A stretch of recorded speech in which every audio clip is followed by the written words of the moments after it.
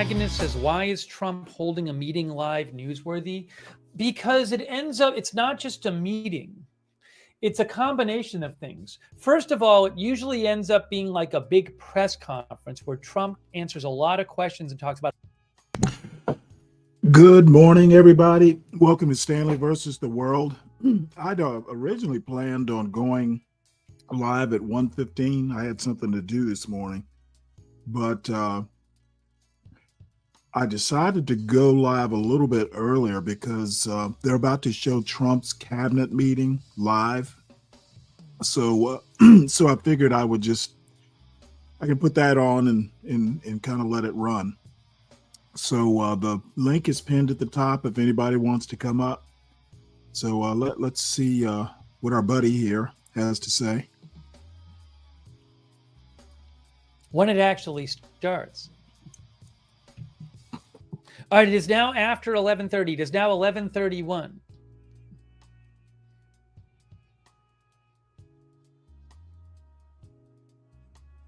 Timber says Trump often gives a history lesson. Crazy Yoda said it is fun to watch.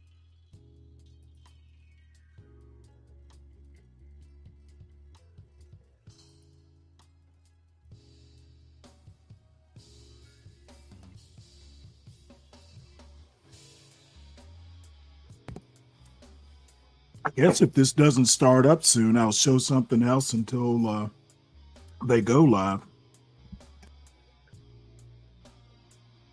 Maybe we'll talk a little more about the Fed governor, Lisa Cook, while we're waiting to hear more. While we're waiting for this to start, we can talk some more about that. Because we talked about that at the start of the broadcast. You can see here. Who is Fed Governor Lisa Cook, and can Trump really fire her? Again, she is one of the 12 people who decides the federal funds rate, the most important interest rate in the U.S. She is one of the 7 Federal Reserve Board of Governors. And Trump last night said he was firing her because he claims there's evidence she lied on mortgage applications in 2021, one or more of them. President Trump said he plans to fire Federal Reserve Governor Lisa Cook, an escalatory move in his campaign to exert more control over the U.S. central bank and its leadership. President Trump has long said, by the way, he wants the Federal Reserve to lower interest rates. So is this a move to try to install someone on this as a governor who he thinks is going to be more likely to lower interest rates? In a letter to Cook that he posted on Truth Social last night, Trump said he would seek to fire her immediately, citing his authority to remove Fed governors for cause. The Trump administration has accused her of committing mortgage fraud in 2021 by declaring 2 properties as her primary residence. The allegation so far has been unproven. Cook said in a statement yesterday, she disputed that Trump had the authority to fire her and said she would not resign. Background: Trump wants the Fed to substantially lower interest rates to boost the economy, but the central bank's Federal Open Market Committee, a 12-person panel that sets monetary policy and is set up to operate independently of the White House, has so far declined to do so. She is on that committee. Firing Cook would help tilt the balance of power among Fed governors and FOMC members in favor of the Trump administration's agenda to lower interest rates. Cook is a prominent economist with 2 bachelor's degrees and a PhD. Cook is an economist serving a 14-year term as member of the Board of Governors of the Federal Reserve System that, according to her Fed biography, her term ends 2038. But if it's a 14-year term, would it end in 2036? Anyways, regardless, she was supposed to be a governor for a while. Cook is the first Black woman to serve on the Federal Reserve Board. She was appointed by President Biden and confirmed by the Senate in 2022 in a party line vote that required Vice President Harris to break a tie. She is a PhD in economics from Cal Berkeley. She has taught at Michigan State and Harvard. She served on the Council of Economic Advisors under President Obama.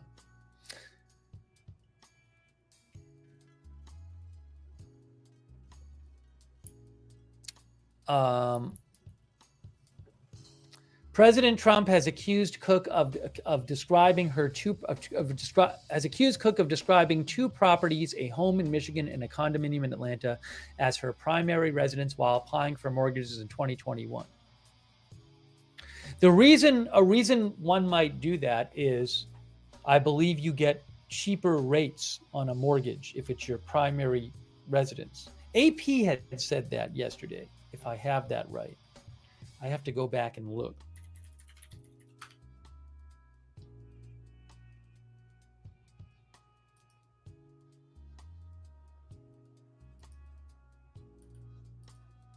Hold on. Isn't that what it is?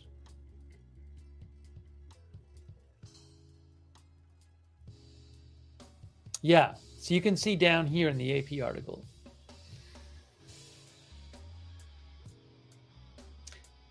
Mortgage rates are often higher on second homes or those purchased to rent. Critics say these allegations are being used by Trump to gain control of the Fed. And Bill Pulte, a Trump appointee who heads the Federal Housing Finance Agency, who made the accusations last week, has raised similar allegations against others who have clashed with the president before, including allegations against Adam Schiff, Democratic senator who led Trump's first impeachment, and allegations against New York Attorney General Letitia James, who sued Trump's company over alleged fraud for falsifying records.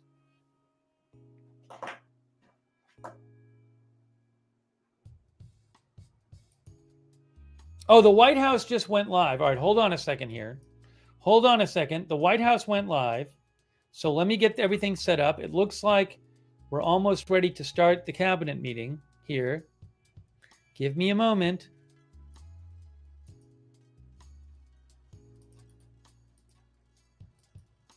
I confirm that the White House has gone live.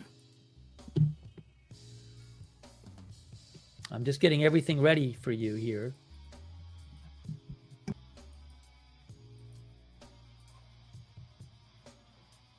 Look at this. Look at this.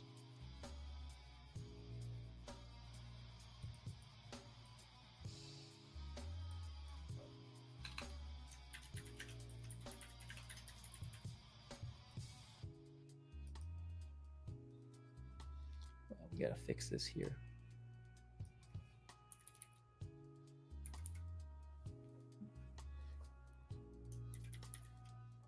Get ready for the cabinet meeting, guys.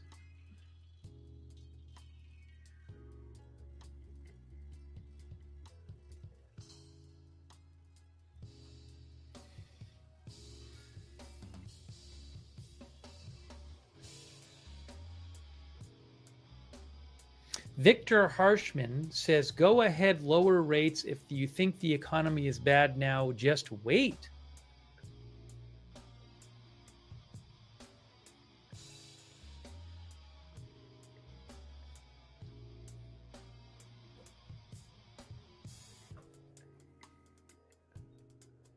Thanks in the chat for mentioning the White House had gone live.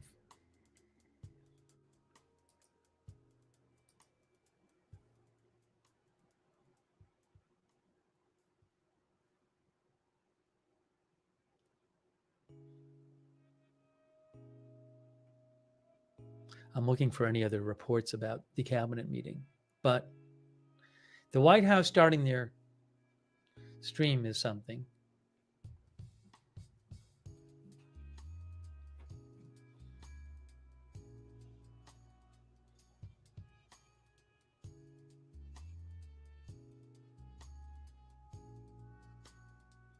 Hey, thanks to Nougat,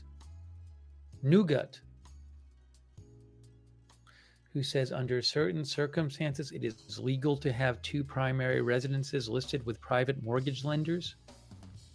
You know, I don't know if Lisa Cook, if her lawsuit is going to be about the merits of about whether she did what Trump said she did? Or is it just going to be that, look, this is not the kind of thing you can fire me over? So I don't know. I'm interested to see.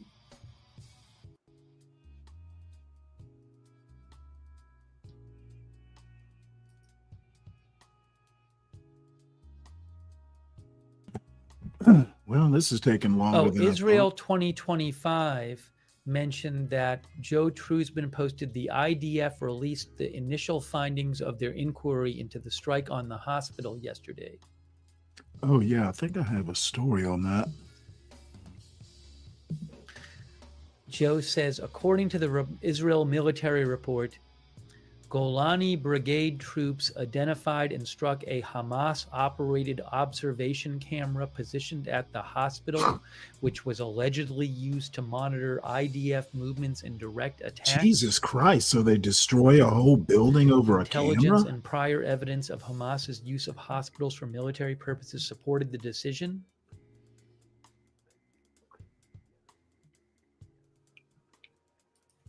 Wow. I had to, maybe we'll talk about that after the cabinet. It's kind of like taking a hammer instead of a scalpel. Yeah, the Israel Defense Forces just posted. I'll post a link to it. It's a whole thing. The IDF just came out and they said they have completed their initial inquiry about this strike on the hospital a couple strikes on a hospital in Gaza yesterday that the Prime Minister's office apologized for. They also say that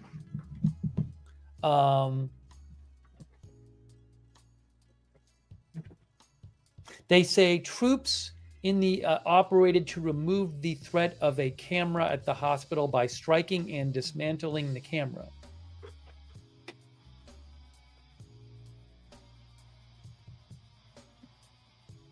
They also said that, I'm just looking at the IDF post here. The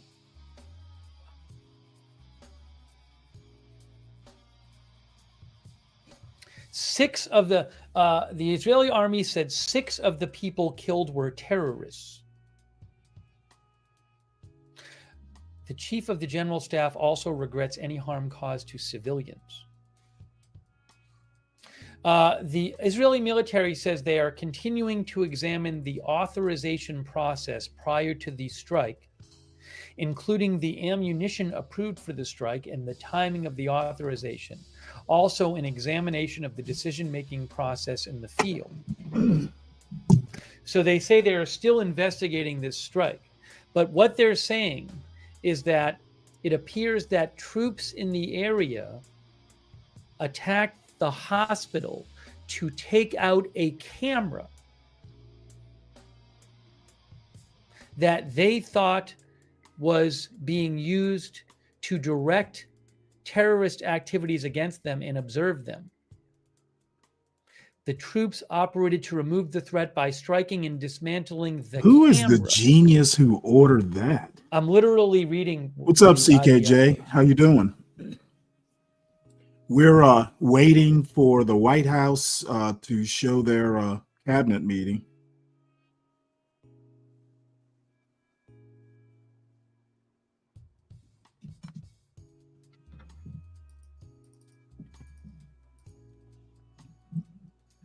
Man, I dropped an earbud yesterday. I don't know why there was a second strike. I cannot find it anywhere.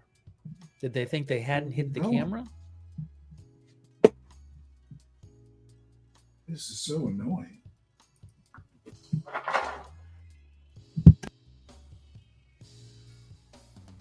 Yeah, literally, this is what the IDF is saying. They're saying that the hospital was hit to destroy this camera there.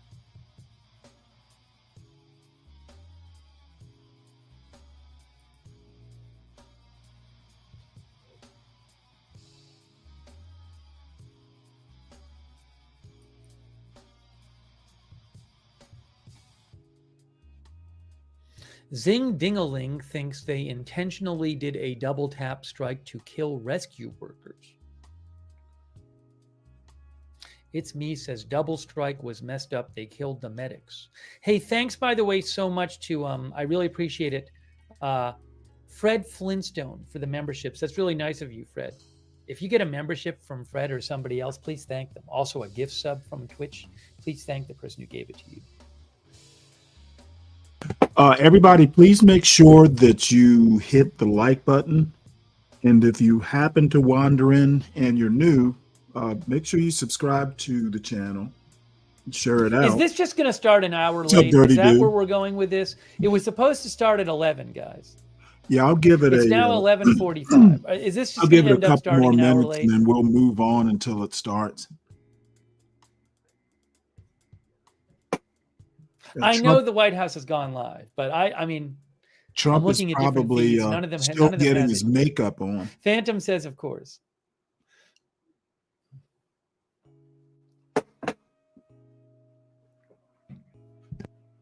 I said before, Uzi, it was terrible. We talked about this we talked about the hospital strike at length earlier in the broadcast. I said I couldn't even show the video of it because I thought it was too graphic. Wow. Who said it's June What's up, Riaz? How Gonzalez you says, doing? who said it was 11 a.m. in the media? Oh, a little source called the Office of Communications for the White House had it scheduled at 11 a.m. on the official White House schedule. That's who said it. I mean, sometimes things don't start on time. That's right. It is free. I wish I could make $5 on every like.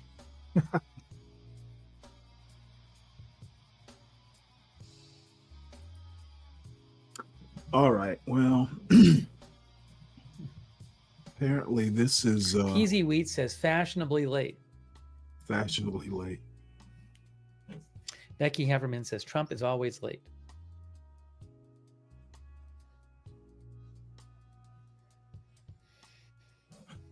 Well, folks, while we're waiting for the White House, excuse me, I'm gonna kind of show you the reason for the title. Ashley Owen said Office of Communication had a miscommunication. Yeah, well, we'll mute him. Let me show you the reason I called the show as I did. This is a little press conference that Trump did yesterday, and he has turned that Oval Office into something that I would never call this a workspace. I don't think he actually does work.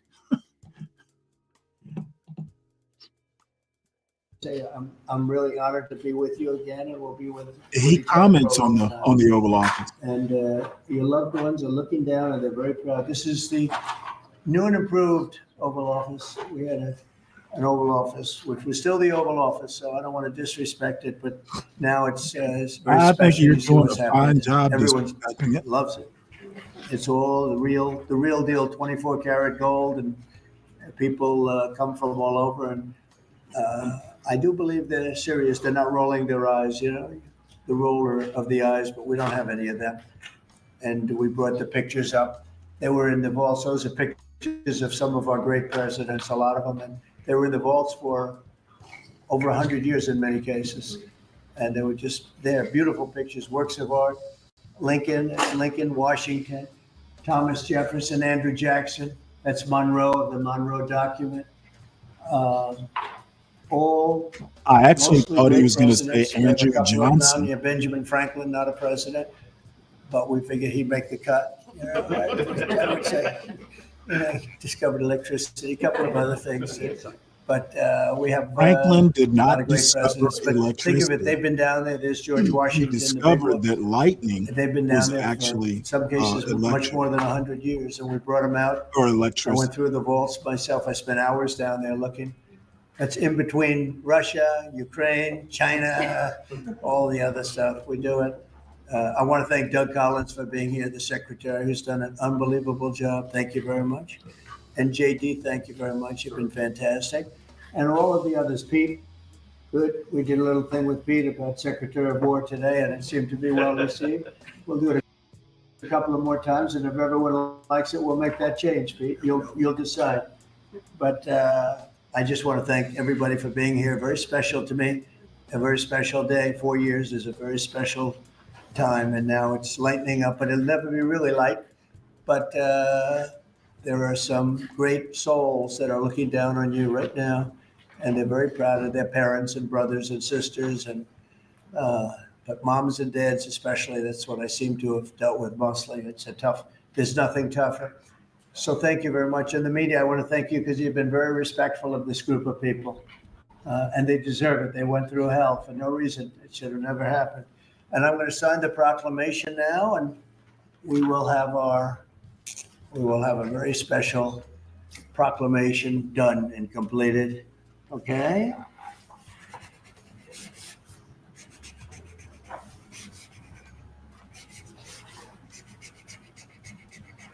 Oh, that's a good one.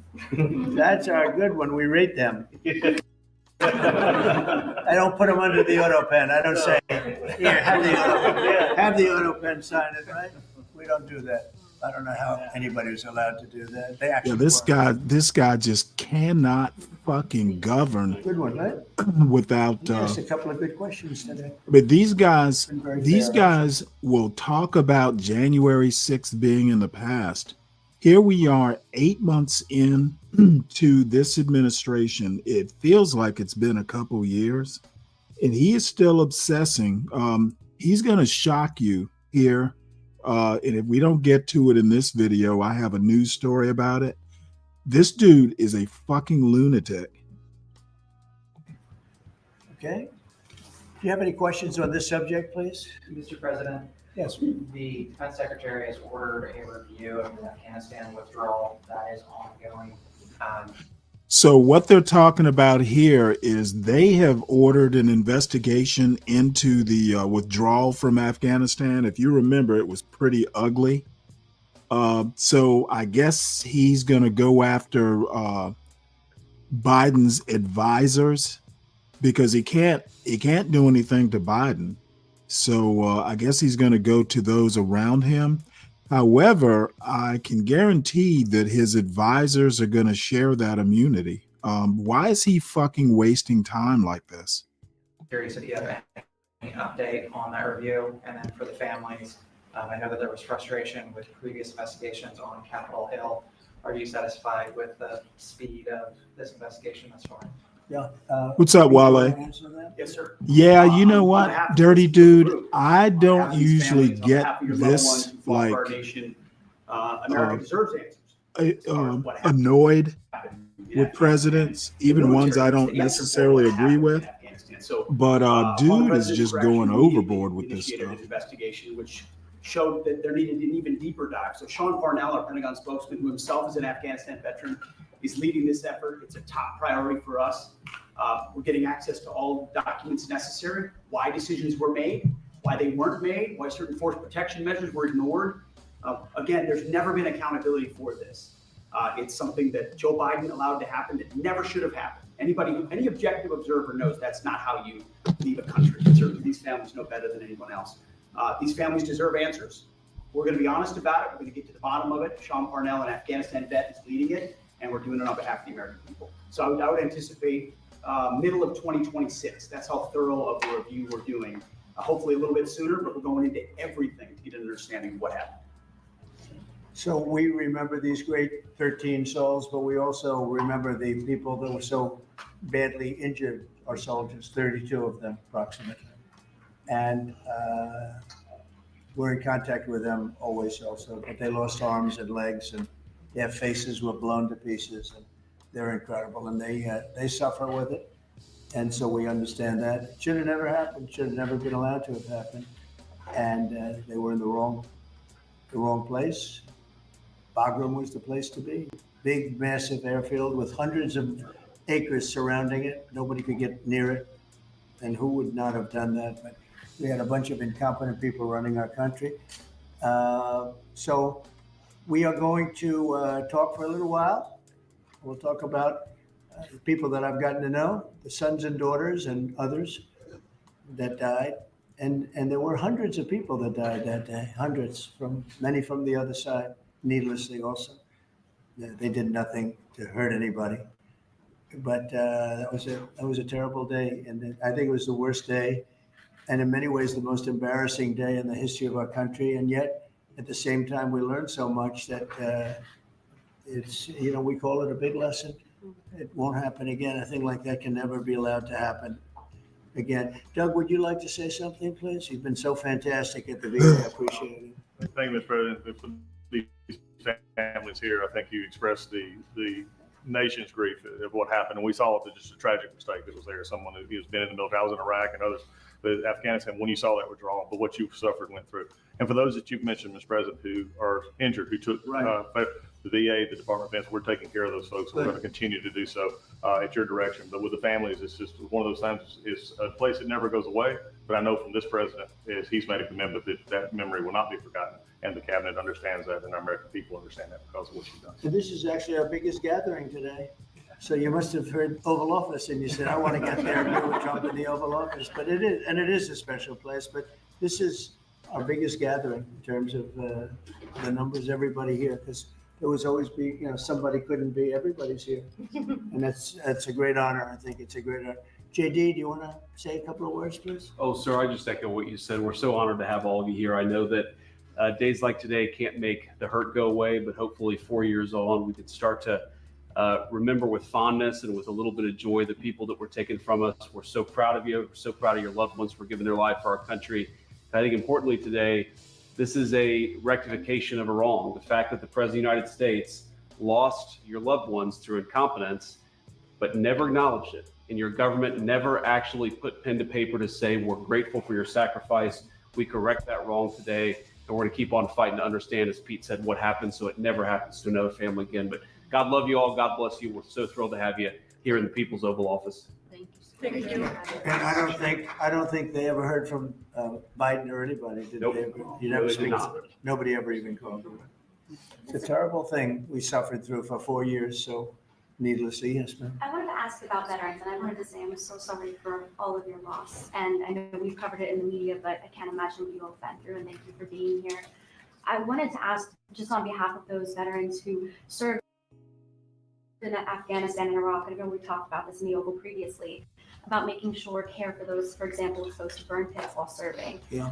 Making sure that they have the care. Are you considering maybe a streamlined service like the World Trade Center healthcare program, and maybe the Veterans Secretary can comment too, but are you considering something like that to make sure, because it seems We're like they're considering a struggling lot to of get things. care. We take care of our vets. Nobody loves our vets more than me, and we take good care of our vets, great care of our vets. Do you want to just say a couple of words about what we're doing, Doug? Yeah, sure, Mr. President. Through the PACT Act, through others with the burn pit, which is something I've been under as well. We're streamlining following the Congress direction, but we're also adding more services. We've included a lot who have applied. We're also streamlining our backlog under President Trump's direction. Also, we took that backlog that was under President Biden was up at over 260,000. We're down now, Mr. President, I get to tell you that under 150,000 in just a little over 6 months. So we're making sure that what was bogged up in a bureaucratic system, we're streamlining it so they get that care quicker, and we're making sure that it is what they need. And then we're also doing that in our hospitals as well, so they get that care quicker, in not only in our hospitals, but in our community as well. That's been the biggest difference. We're about the veteran at VA, not about the bureaucracy, so we are making progress there. And the VA has a 93% approval rating. It was down in the low 40s when we did. So I had pretty close to that in the first term. We had a great first term, and it was pretty close to that. And then they took over, and it went down into the 30s, 20s, and 40s. But it went down at one point to 28 or 29%, which is terrible. They gave away choice and accountability. Choice meaning you have the way to, as a veteran, you can go and you can choose who your doctor is, et cetera, et cetera. They gave that up. And accountability is getting rid of the people that were sadists and really bad people that abused our veterans and really badly abused them. And they got rid of both of them, and we put them back. I couldn't believe when they did it. And anyway, but we're now, you've blown everybody away, Doug, at 93%. So we're 93% approval for our vets. And I like that. So That's You good. said- And on Go the right Department there. of War, have you planned to do that? It requires an act of Congress to rename the Defense Department to Department of We're War. just going to do it. I'm sure Congress will go along if we need that. I don't think we even need that, but if we need that, I'm sure Congress will go along. You know, that was the name when we won World War One, we won World War II, we won everything, and just to me seems like just a much more appropriate. The other is defense is too defensive, and we want to be defensive, but we want to be offensive too if we have to be. So it just sounded to me better, really like a better name. Yeah. Steve, go ahead. Meeting with President Lee of South Korea, did you end up talking about trade, and did you reach any conclusions? Yeah, I think we have a deal done. They had some problems with it, but we stuck to our guns. We are going to, they're going to make the deal that they agreed to make. And he's a very good guy, very good representative for South Korea. It's a very big trade deal. You know, it's the biggest deal they've ever made by far, but it's one of the biggest deals ever made. The biggest deal ever made is the one with the European nations, as you know. The Europe deal is the biggest deal ever made. I think it's the biggest deal ever made, period. And they pay us $950 billion coming into this country and lots of other things. They're going to buy $750 billion worth of our oil and gas, all of the other things. So it's amazing. Our country is doing so well, so strong now. And you saw where the tariffs came in at $4 trillion, $4 trillion. And the CBO, they just announced it. I told them that was going to happen, but they refused to give us credit for it. Now they're giving us credit because the money is flowing in. They just found $31 billion that nobody knew where it came from. And I said, check the tariff shelf. They said, how did you know that's where it came from? Well, we're taking in a lot. Look, we were abused by tariffs for many years. Nobody in this country got it. No president got it till I came along. Nobody got it. We were abused by other countries. We're China. I mean, take a look. That's what they did is essentially what I'm doing, but we're doing it at a better scale. And we're making up for lost time. And we're also making sure a lot of these countries respect us for doing it. They couldn't believe what they got away with. I mean, I told a couple of people, what do you think? He said, one of them, a prime minister, said to me, I can't believe we got away with it so long. Just couldn't believe it. I'll tell you what, Prime Minister Abe, who was great at Japan, who was fortunately assassinated, he used to say, I can't believe we got away with this for so long. You know, they sent millions of cars in and we weren't allowed to send one car. They wouldn't accept one car in Japan, and yet they would send millions and millions of cars into our country. No tax, no nothing. 12th man, talk about whining. All this president does is whine. He is so fucking annoying with this whiny bullshit. Just fucking get the shit done and move on.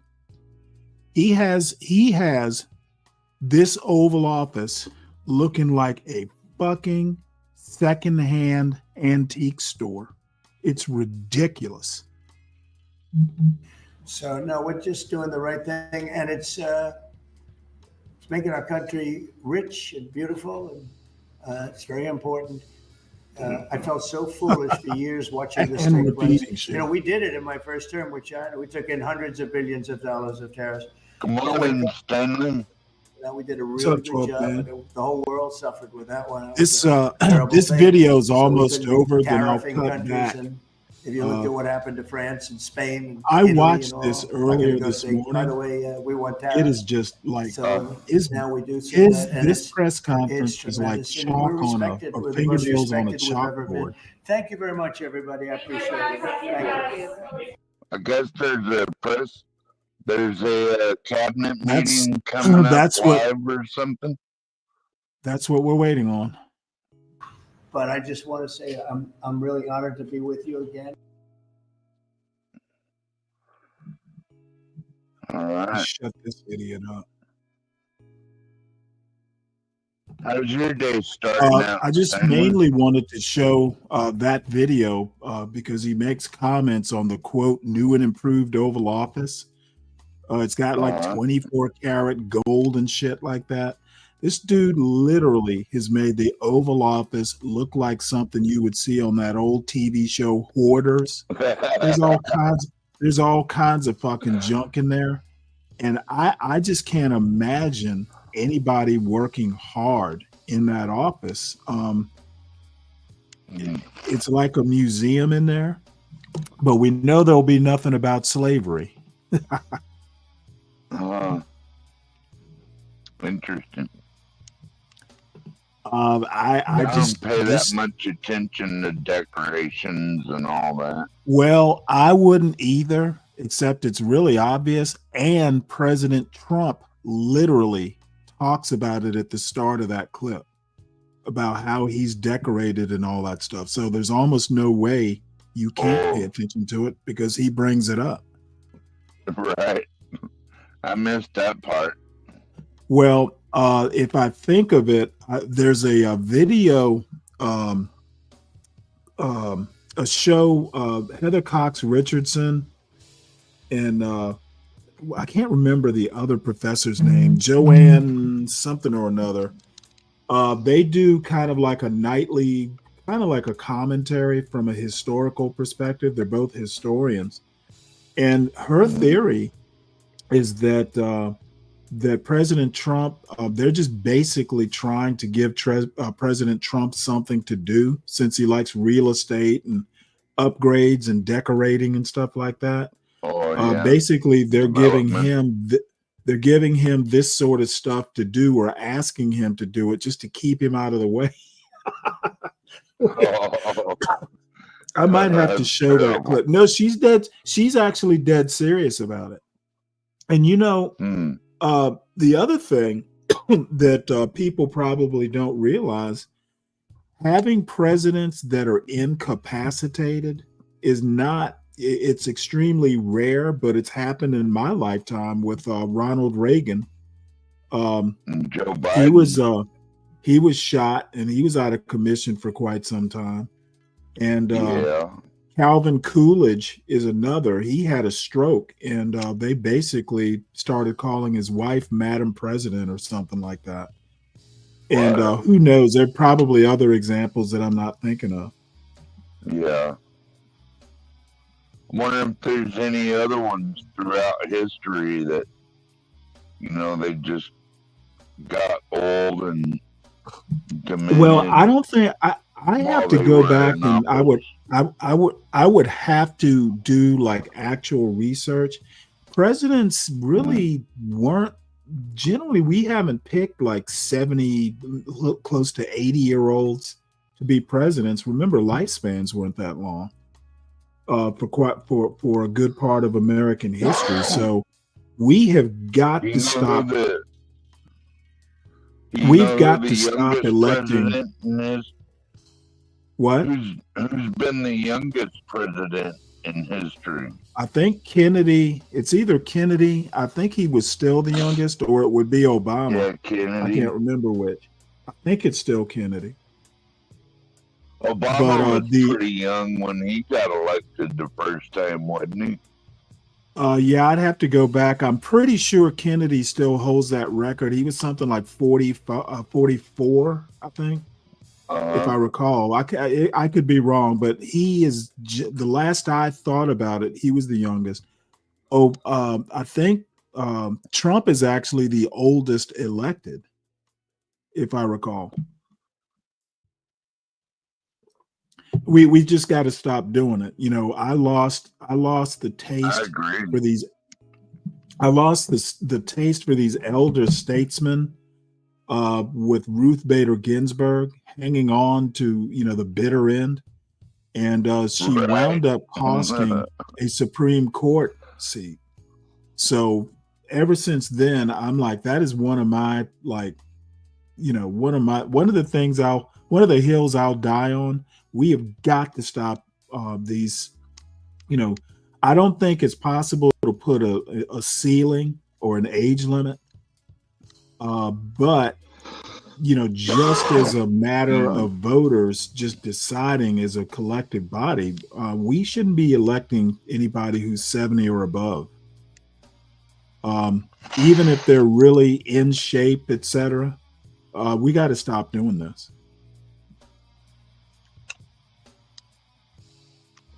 You know, apparently, if you Yeah, have we a young need- wife, they think you're a young man. Well, I think that's been kind of the stigma over the last couple of decades. Is everyone feels like they gotta elect an old, wise white man? Maybe not so Well, the wise, thing is, in one of your the things, opinion.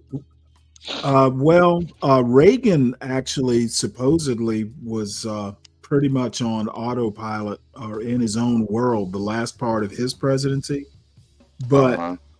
the other pet peeve I have is we need to start, you know, I hope people with military experience start running for president again. This is just my personal opinion, but ever since Clinton, these presidents who have had no military experience, to me, their bearing just sucks. They're slouches. Even Obama, there were some things that a military man would have never done. Even though I didn't particularly have a problem with it, but you know, Yeah. that dark suit that presidents wear is pretty much like a uniform.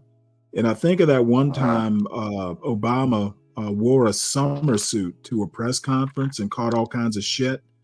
I don't think a military man would have ever done that. Yeah.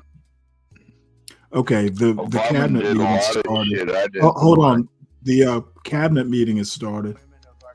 Oh, okay. Okay, and this is my volume is at the You top. go to the other camera angle. Other camera angle.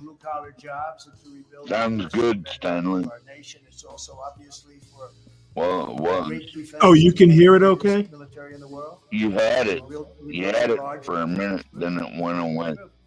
Okay, well, the sound issue is on their side. Celebrate Labor Day when we honor the incredible hardworking. There we men and go. They women of switched our cameras. country, which is doing very They well. switched feeds or something.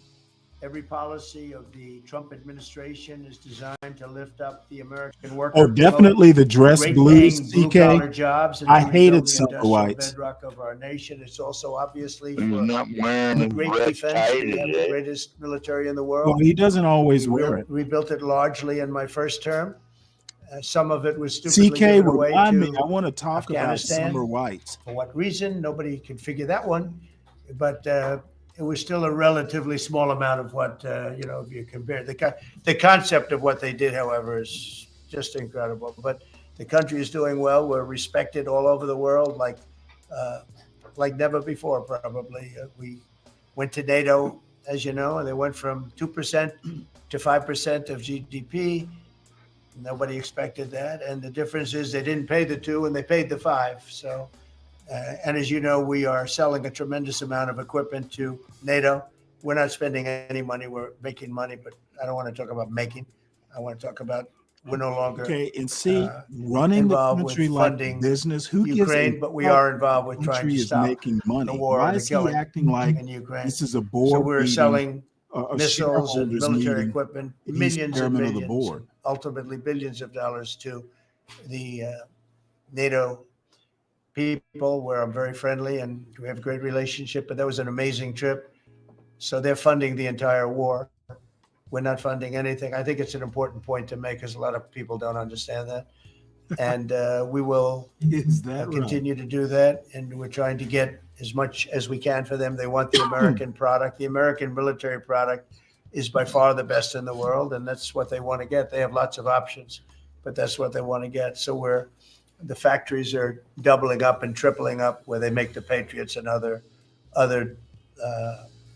really, you could say, defense and offensive weapons.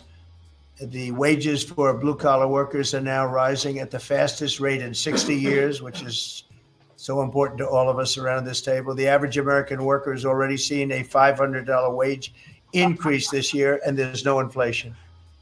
There's There's no been decreases, inflation. tremendous What the decreases. fuck is he talking about? Thanks to Doug and Chris, some of the people, the great job they've done with energy. Thank you very much. And Chris, thank you very much. I see you down close to $60 a barrel, and you'll be breaking that pretty soon. and that has a huge impact. So we have groceries are down. Energy is way down. Energy is way down. It was $4 and $5 for My a gallon groceries of ain't gas. down. Think of that for gasoline, and now it's probably $2.25. There's some places it's $2. It broke $2 at a couple of locations in the South. In places like California where they charge such high taxes, it's higher, but it's still much lower than what it was a year ago. So energy's way down. Groceries are way down. Eggs are way down. Thank you very No, much, they're not. Madam Secretary. You've done a Nope. great job. Appreciate Dude, it. When we I came in, just- the eggs were through this the guy- roof. They were this 4 times guy higher is than they've out of ever been. touch. And my I literally bought groceries yesterday. My jelly beans, for instance, have gone up $1.50 in the last year. This Jelly dude had, beans? that's right. Eggs are still higher than they were. They have come down, but they didn't come down because of some Trump policy. They came down because, chickens breed fast. This guy's just really, the guys like Trump depend on people being stupid and not really knowing shit. And it drives me up the wall. People who actually know shit just know he's full of it. the auto plants are pouring into the what I United States noticed, of America. Stanley? They're coming from Hold Mexico. on one sec. They're Let coming. me deal with this.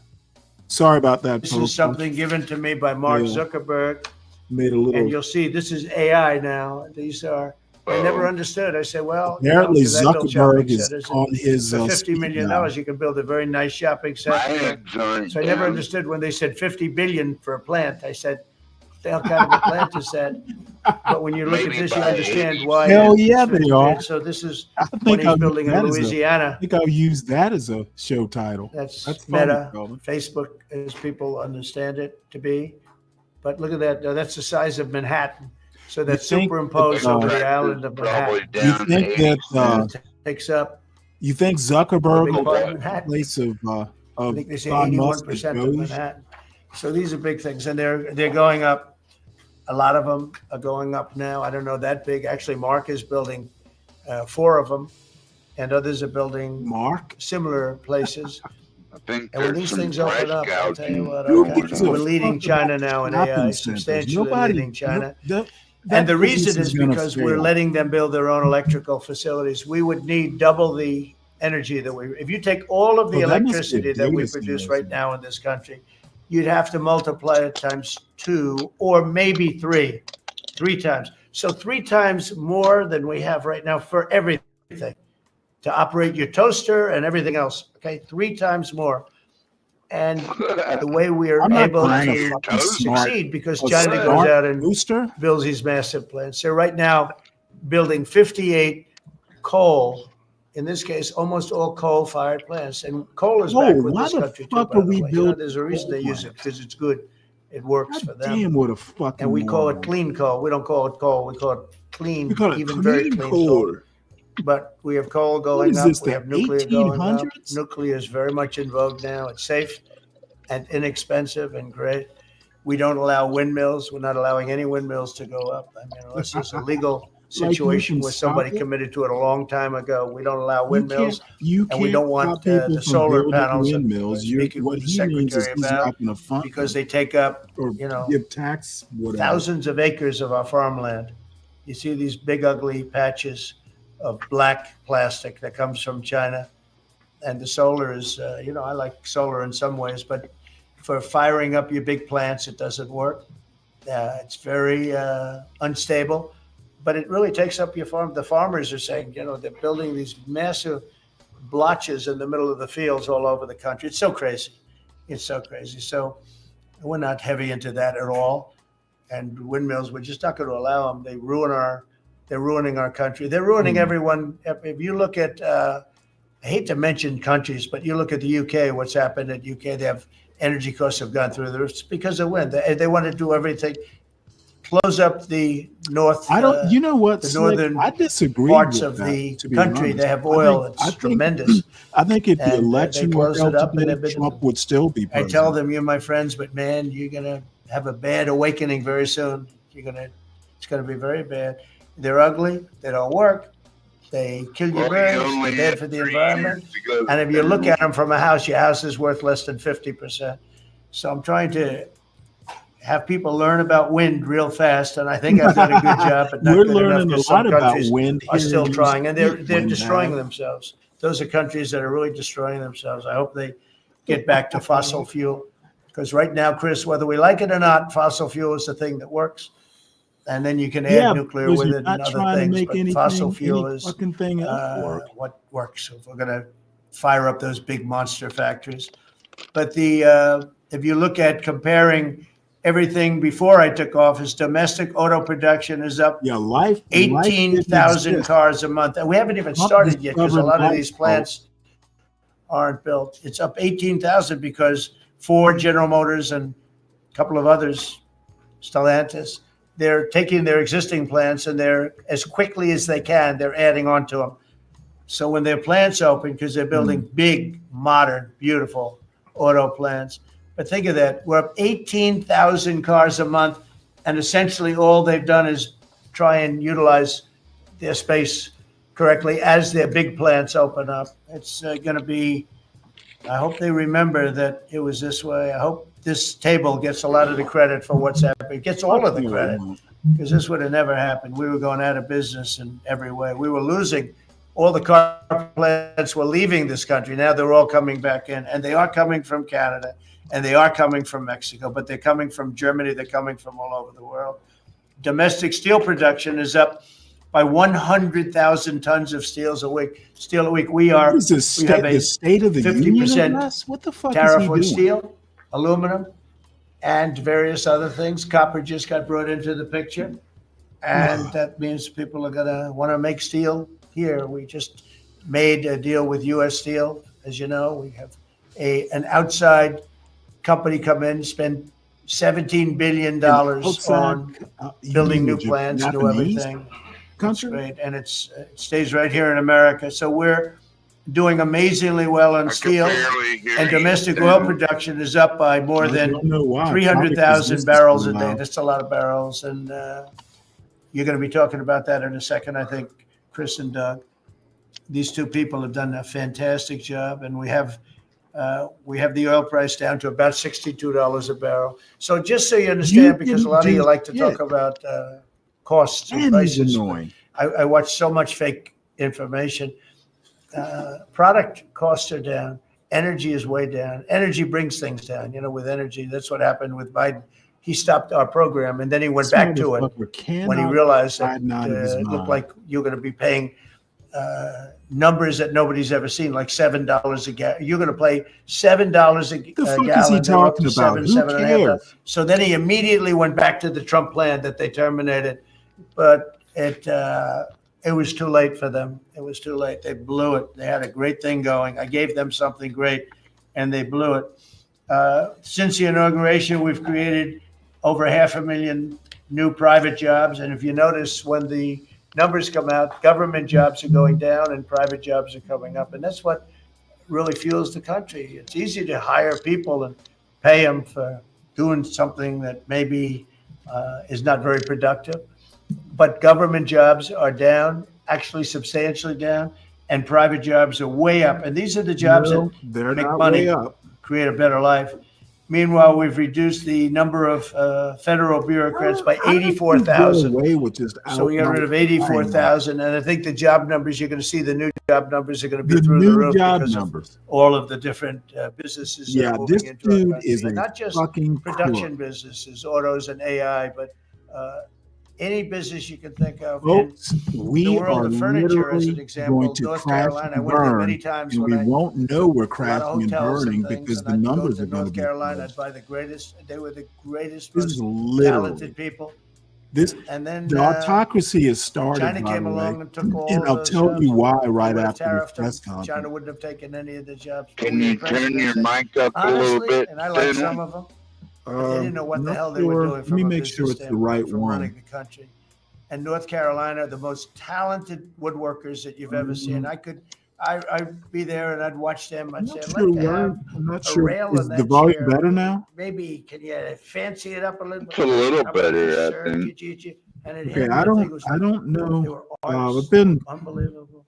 and That business was stolen from us I by moved others, not only from my China, it's by bedroom others. back All of into a my sudden, you're son's ordering your bedroom, furniture from and I've been China. having It was not even close issues to being as because good, his room is but a they lot couldn't compete emptier with it. than If we mine, would have said and there's a little it bit of costs an echo in 100% or here, 200% and tariff, I've been having you wouldn't have trouble lost trying to one get job. the It's so volume sad. just But right. we're going to rebuild North Carolina furniture and other Did you ever places, get South one of Carolina those too, to a studio lesser mics? extent.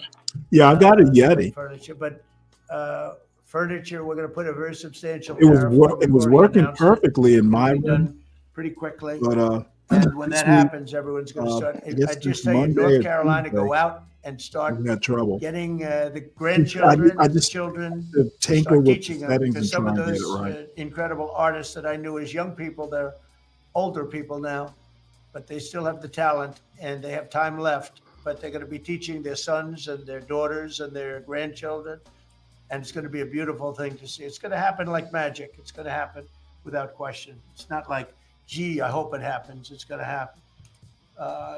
The results of Ford that just Yeah, announced it's going to I don't create get this, 4,000 Slick new Rick. jobs, American jobs. Hyundai, 14,000 jobs. General Motors is moving production of the Chevy Blazer and Equinox from Mexico back to the United States where it belongs. Don't forget, we lost 55% of our auto production over the Okay, I last like the 35 Blazer.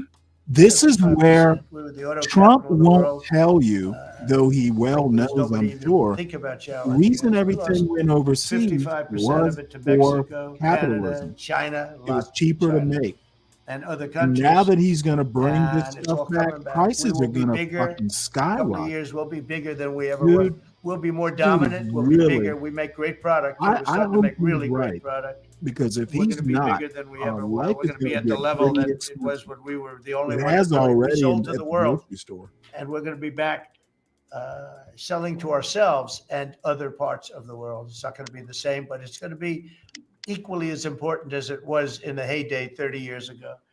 But we lost more than 50% of the automaking capacity. In fact, the unions, the auto unions, as you know, the top guy didn't know me, didn't like me, and now he likes me. He says, "Man, I can't believe what Trump has done." Motherfucker, But the we auto need- workers how voted about for me. let They your understood cabinet better than speak? anybody else. The Teamsters voted for me. Teamsters are great. They all voted for me. No Republican has ever 8 gotten months in, the the support of election the is Teamsters over. or Why the auto the workers. fuck are we And talking now the head about of the auto workers, I mean, it's so amazing. I watch them on television there. They can't even believe what happened. And I told them all what You know was going what? to happen. This haircut, We secured dirty, new market access for American agricultural exports all over slick, the some world. of you older guys, 12 Secretary's man, doing a great job. that Thank you, haircut Bill. looks like something from And the we flock have of negotiated seagulls. historic trade Remember deals that, with the man? United Kingdom, Yeah, China, I Indonesia, remember that, Vietnam, the Philippines, Japan, South Korea, who was here yesterday, and the European Union.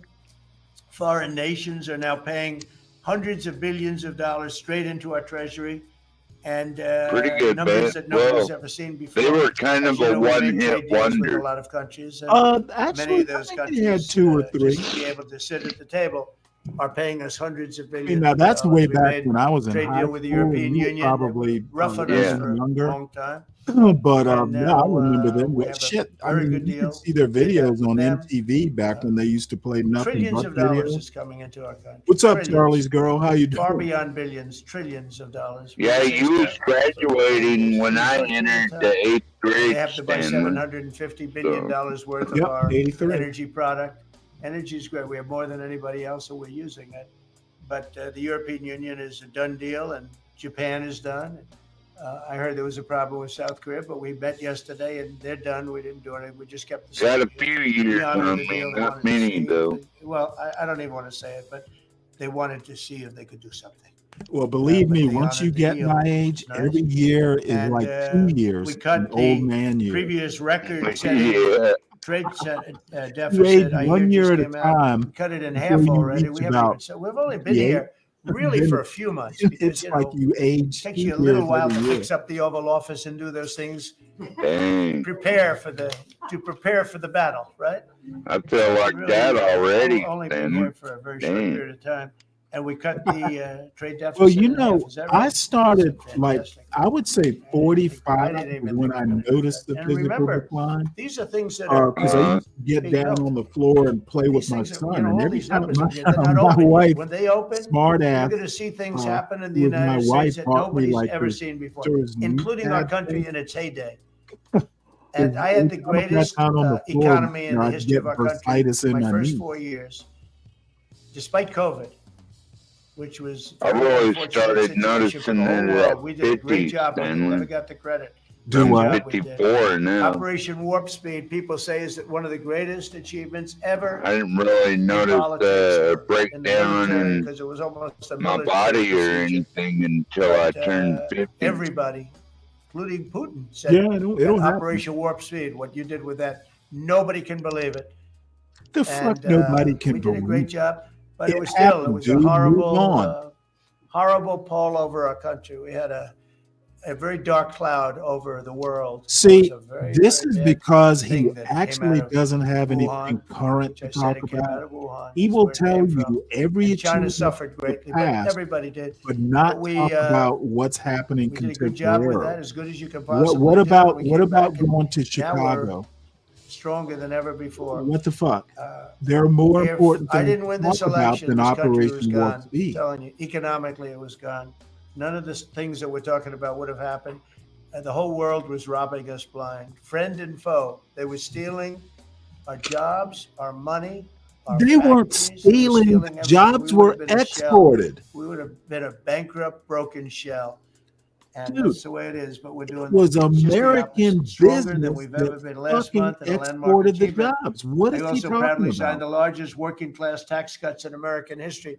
So the Bullshit. bill that I'm not going to use the term "great, big, beautiful." That was good for getting it approved, but it's not good Giving for us a explaining tax to people cut what so it's we all can about. pay higher It's a prices at massive the tax grocery cut for the store? middle class. Thanks. It's a massive Trump. tax cut for jobs, and it's. I mean, think of it: no tax on tips, no tax on social Hey, dirty security. So midnight. seniors, I don't know how you can vote for anybody else. And we won't be think of voting that. And anymore. no tax on overtime.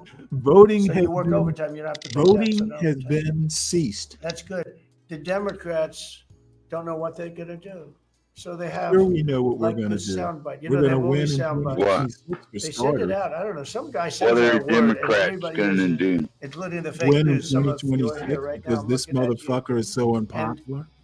It's death. That'll is what we be have. our anchor point. No, it's actually life. It's almost like a newborn. Unless he can life. cheat It's not like he's death. trying That's to do their in soundbite. Texas. The bill is death. Our Democrats bled like Strengthen Social 2.5 Security. million We strengthen voters. Medicare, Medicaid. The Yeah, job we've but done on Social they Security, bled. if the Democrats got in, But believe Social me, Security is over because the they're not country's going to going to vote for fail. Donald There Trump, won't be any and they're Social not going to Security. vote for MAGA in And 2026. I made that pledge to you. We're going to take care of Well, we Social ain't Security, voting for Medicare, MAGA Medicaid. anymore. And we're Stanley. doing Yeah, that we in are. That's over. spades Trump because the is country is Trump becoming is so president, successful and again. And it hasn't been this Mike successful. Johnson and the I think in House the end, in it will particular never have are been his this puppets. successful. I don't think it'll even be close. With They do what's what happening. he tells them to do. Every They pass American is bills seeing that a he tax tells them cut to pass. as a result of the bill. The The average big police beautiful officer bill will keep an is extra going to be a big, $1,000 a beautiful year, at least bomb. in overtime, and the average waiter or waitress will keep nearly $2,000 extra in the fact that they would have had to pay $2,000 tips. extra isn't And I shit. never realized that the When government prices was are going to so go up, strong on Should that. I take it? and they're Waitresses, already waiters up at the would tell me grocery that store. It's $2,000 the government is would a go after mere them. pittance. It was horrible. That's how it all started with me. It Car just was- prices are I'll going to take go it. up. And the biggest Energy thing was, again, the prices are $4 gonna trillion go up. that they found. And We so that was nice. They are should have not announced in the it. shape, I the could have great told them shape that and I don't know. flock of It should be seagulls simple. is having A us. lot of to people believe. didn't understand it. Actually, a lot of good people didn't understand it. But now they're saying, Trump was right. They've never No, seen anything you're like not this. saying Trump is And I don't right. know what it is, Scott. They didn't understand what we were trying to explain to them was going to See, happen. this motherfucker Everybody's only moving back watches to the Fox United News. States because they don't want to pay a tax. If they're not here, they have to pay a tax. And it didn't seem that complicated, but it's working at a level that nobody can imagine. This is working $4 trillion, but That's a big number. It's a number that nobody $4 ever heard of trillion before. to do what? 4 trillion's Where exciting. did it go? That's what I want to know. That's nothing compared to what's happening. 'Cause these places Even if haven't it's to even pay opened down the yet. deficit, Some of which them I would haven't even definitely started approve hiring of, yet. fucking say They're under that. But construction. you know, It's construction he's not jobs, going but to it's pay not down the the deficit. big number, and the big numbers, when they open, they're going to be very successful. As a matter of fact, It's a the big revolution. beautiful bill is We're also going to working add to on the deficit. things to ensure that the And awesome I don't power of believe this $4 artificial trillion. intelligence is used to Trump benefit all isn't good with Americans, numbers. including American workers I and think also people are lying American to children. Trump just so they In don't that get spirit, our fired. wonderful First Lady has just announced a presidential AI challenge. It's going to be a very good challenge, I can tell you. Put her heart into it, which will inspire the next generation to stay on the cutting edge of this vital technology. This is the new internet, Hey, the new you better make computer, sure the it new doesn't get television, the detained. new everything Tell her all to put make sure together she in has one. her This is why when I passport show you her a picture papers like in that, order there, when Charlie I girl. show you We don't, this, this is a we factory don't superimposed over the want her island to of wind up Manhattan. at Alligator And Alcatraz. you have many of them being built right now all over the country, or soon to start. Some of them have started. This one is Well, you and I never have to worry about going to a place like the First Alligator Lady is working very Alcatraz. hard on this. Stanley. It's an important initiative. For now, we And don't. Melania, when she puts her mind to it, nobody could do better. What There's is nobody. up with my microphone? So every young person should go to AI.gov What's that, Stanley? to learn more. AI.gov to learn Hold more. on one sec. And you'll let see me it's a look great at my challenge. I audio think it's settings going to be here. a very modern kind of a challenge. It involves AI, which is very exciting to people. So I want to thank raise a lot of money for children. We're putting America first, and we're going to be putting the America worker first. And you know, the Republican Party I do has not picked up know why 4 this doesn't work million right. new people. 4 million. The Democrats have lost 2.5 million. Other than that, they're extremely happy. No, they're very depressed. They're very depressed, and their new box that they fall into is Republicans crime. gained 2.5 million. Democrats One of the shows this morning I was watching, I thought he was very good. voters. He's a Democrat consultant, That's a fact. and he was screaming, "No, no, don't let him do this to you. Don't let." How it's is another this? trap. Does this sound better? It's another trap. What he's talking about, like Yeah, Does this sound you better? sound all right, then. they said, Yeah, that's 80, better. 20. No, it's A little bit. 97.3. Okay. It's I had 97.3. it. Like I don't know. I transgender don't for sound too everybody. hot, do I?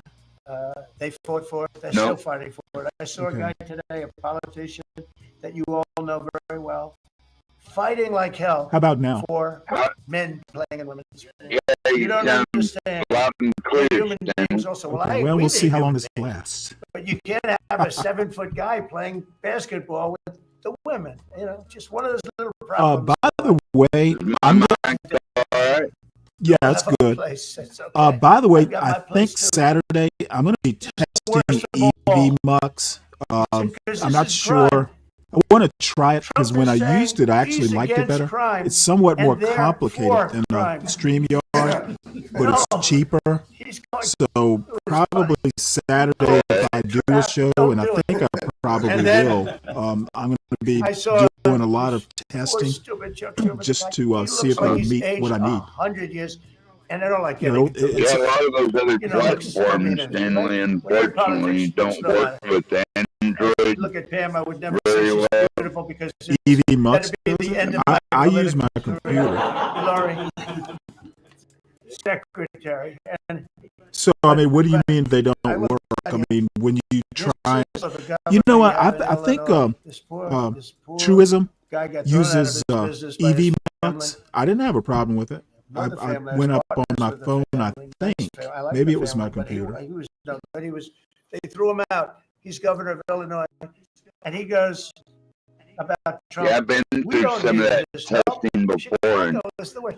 StreamYard always Are comes really out on top. crime in D.C. Really? was the worst it Well, ever we'll was. see. You know, they make I mean, up John Galt stories. used it. Crime in Used DC EV Mux, was and the the only worst reason we ever didn't in go history. with it is And the now, standard over the last platform was 13 because it was days, hard for HB hard. to use in a We've truck. taken so many. There are many left, but we've taken so Otherwise, we many would have gone over with it. 1,000. I watched. I actually glad to had help you out with some of the testing and all that, Stanley. Okay. Well, I actually have it set up and I have a show ready to go live, but I don't want to do it till Saturday, which is a little bit more of a But I met him, and I didn't realize it was non-news on day. camera. Did you see they caught him on camera? I was at a game, I don't know, like the Army Navy game or something. Calvin, And I met my him mic is in the hallway. still kind of And as usual, dirty. You do your job very well. One of these You say great there's still cameramen interference? had it on tape. Sounds But I met fine, this gentleman, I Stanley. never met Don't him before. listen to them. Sir, Okay, you're doing a great thank you. job. You're doing an unbelievable job. Thank you very Yeah, CK, Then he goes I on think television, you're right says, about "Oh, that. Trump is a dictator. AI is going A to lot be of the new people are- bubble. So the line is that I'm a dictator, Static? but I stop crime. So a lot of 12 people man say, who's on if that's the panel case, says, I'd rather have a anybody else in the dictator." chat, do I But I'm sound not a dictator. I staticky? just try to If I stop do, crime. then I need to turn And, down the volume a bit. You would Which think I can do that for my Illinois mic. would have Is such this a any problem better? with crime, such a bad governor. I He should turned be down the calling me. actual should volume be on my saying- mic. You sound good You said for like a half hour, Exactly. Stanley. Okay. It's Well, Stanley? yeah, but the people in the You know, audience are having a slightly different experience. not as bad as Huh. Illinois, but Oh, well, they're not on StreamYard. California, you would have Right. not had the Olympics had I not That sent makes in the sense. troops, sent in the National Guard. They did a fantastic job. Roger that, We have Calvin. the Olympics, we have the World Cup coming. Flippy? I got them in my first term, and I was really sad because I said, "Oh, This is boy, so I annoying. got them." And I won't Maybe be I ought to just president. move back into my And bedroom. little things happen. Thank you, God. Thank you. Little things happen. I get to think of it. I But got your house, you You can can ask move John. whatever room you want.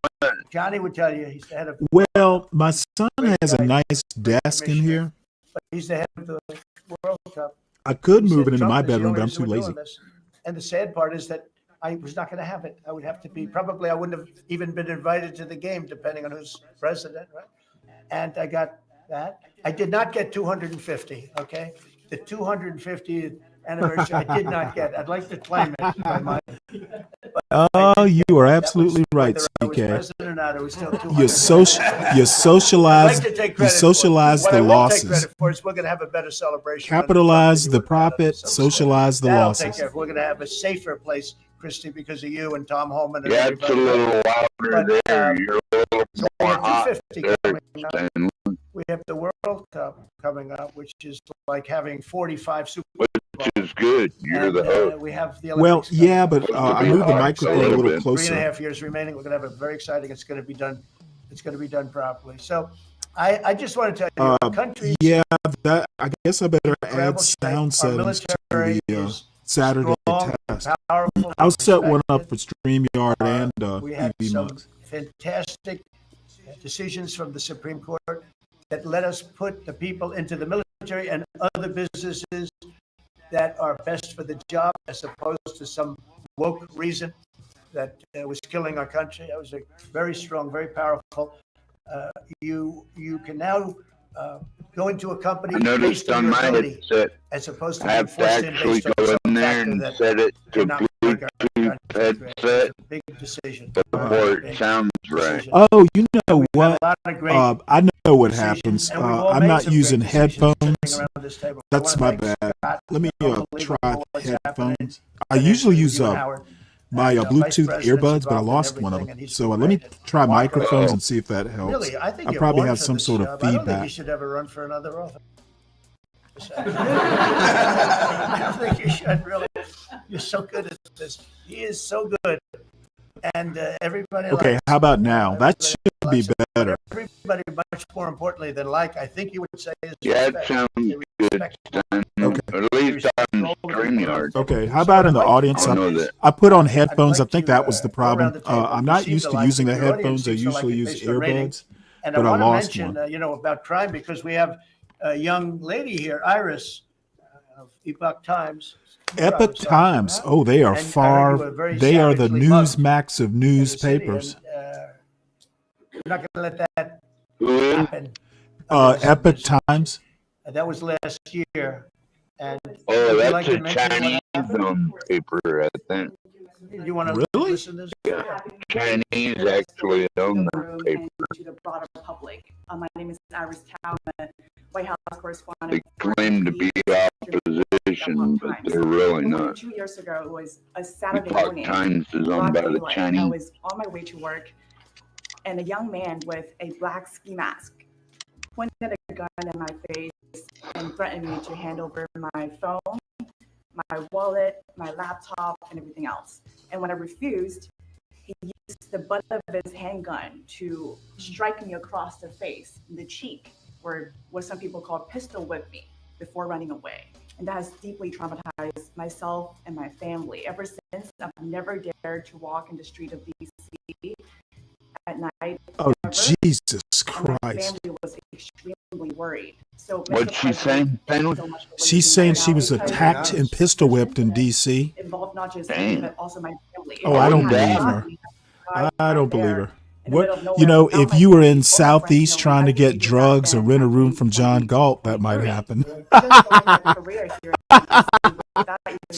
But now I'm very blessed to have this opportunity. It was probably John Galt who pistol whipped her. These are animals that don't know what the hell. They Come on, Stanley. Pull the trigger to him. You know Johnny like that, I'm man. sure he's done it. So how did you? And you did refuse to give it, which would probably maybe. What's some up, would say Lupin? that was How you not the doing? right decision, right? But you refused. But I understand that. So, And the pistol whipper's name was John Galt. It's really amazing that you weren't shot. I'm very blessed, and that's why. Come on, Stanley. You're just making shit up, man. That's exactly what I'm doing. I am amusing myself. Also to Mr. President, thank you for allowing me to be safer. You're terrible. My parents, my parents, and now my. What's my up, baby on the Richard? way. Thank you so much. And there are other reporters and We're gonna nickname you Terrible that Stanley. have also been. Hey, you know what? And not But see, violently. the thing is I freely admit I twist people's words And I'm mainly for my own amusement. right now. I twist their words. 12 days. I bend their meaning. People are telling me they're going I out to dinner just make now. up ridiculous I tall haven't- tales. I told, sir, my friend, but I have a lot of friends that are going out to dinner all the time now in DC. No, they're not. They Have weren't you doing heard it about 12 the? days ago. Okay, They would see, never even think. One of my friends went out let's let him 5 lie. times. It was 4 times the last time I told. Now it's 5 times. He said, "I love going out to dinner, and restaurants are starting to open again." A lot No, of no, clubs, no, no. you know, The they- business has nobody been wants to go down. to a restaurant. It's so Nobody wants to funny. get to a You know, restaurant the or white even people in. sit in the restaurant. Did y'all? But you see You a know big what? Let me. difference now, don't When this is done, let me talk about it because I talked about it the other day. So some of you, it'll be a repeat. Right outside. But I looked at the demographics of DC on black blackdemographics.com. DC is not as black as people think it is. Those are not, politically correct troops. We don't have politically correct anymore. Yeah, we do. Tough Yeah, we guys, do. We tough have people. we Including if some tough you women. lie for MAGA, We have tough that people, is the and new when you look at politically them, correct. I tell you, You they showed fool. one scene where a bunch of Nicaragua guys or whatever, Oh, motherfucker. MS-13, maybe MSDNC. Okay, because to me, they're worse. See, this is a fucking authoritarian comparing the DNC to terrorists. Real scum. What a fucking Real idiot. dishonest people. But anyway, they went into this gang. I think it was Nicaragua, Well, Venezuela. Stanley, I don't And, see this as any they weren't nice different to from this. Joe Biden using The the gang was calling FBI to us, go yes, sir, yes, sir. after Get out of here. Get innocent the hell out of here. people You're no good. Get that out of here. happened to be there on Yes, sir. January Yes, sir. 6th, Yes. but These are people that beat up. not even nowhere near And they the call them Okay, I don't give a shit They- were there they crimes were there crimes committed on January 6th? There's no games. I said, you don't have to. Well, take the word definitely for it. so. But Okay, well then if you why happen didn't you go to after okay, the listen people to who what I'm wasn't even saying, part please. of that? Some Listen guy to or what some I'm woman saying. sometimes. There were a lot of people who were Screaming questioned and from let one go. by this to If you and were they told there, you you're a cannot fucking do anything, suspect. And they start Yeah, screaming. they held If you were there, citizens. you were a suspect, You and there were spit plenty of people who were and questioned they're and totally let go. authorized to do that. All of They them. put all You're still family great And there in are other stories here, hostage but Who they gives don't a have to fuck? tell. for 3 Some hours people in their Hey, don't home who tell. cares? Don't. Who cares? handcuffed There the was a little kids dude. and If you want everything. me, Not a jungle if you anymore. want me to And do it's gonna get whataboutisms, so what good about the that, American citizens that are safest, detained for 3 hours capital. in It'll MacArthur be one of the Park safest when places in our ICE nation, decided anywhere. to And right now, check it's one of the most everybody's unsafe ID? places. There's But literally now, an 12 American 12 citizen days ago, lawyer it was who was the held for most 3 unsafe hours. So place in our nation. cry me a And river, they have to stop issuing but she was let free. false crime But numbers she was because, detained and I heard inconvenienced. the mayor, and I It like the mayor. happens She's fine. apparently a I lot don't these care if I days. like her or not. If she did her job, I wish she Well, did it shouldn't a horrible happen person very did her job. often. I think we She's probably can nice. both I guess. agree It on shouldn't that. happen at all. I want her to do a job. It shouldn't. The It issue shouldn't falls happen. She had. She said I think crime she is had down, ID, before we got, now they can say crime is down. Crime is very much down. but she looked what Hispanic. And what they you know did was what? they She was issued in notices MacArthur Park. vested 30 She was an American It's citizen. the worst. She was actually It's the she worst. was Much worse. And they gave a phone native numbers, born. and then they She fired the wasn't man who naturalized even. didn't She was want to write born the here. phone numbers. He got fired. And I guess that whole Yeah. situation is under investigation. That's Because too it's a bad. very important thing. Well, man. I mean, it if they're gonna happens, give these but the phone thing numbers, is it's a it false- happens it's in a every false administration. feeling that Shit, you it do crime, you happens have at to the do local something law about it. You can't enforcement go around saying, oh, Washington D.C. If it's level. not.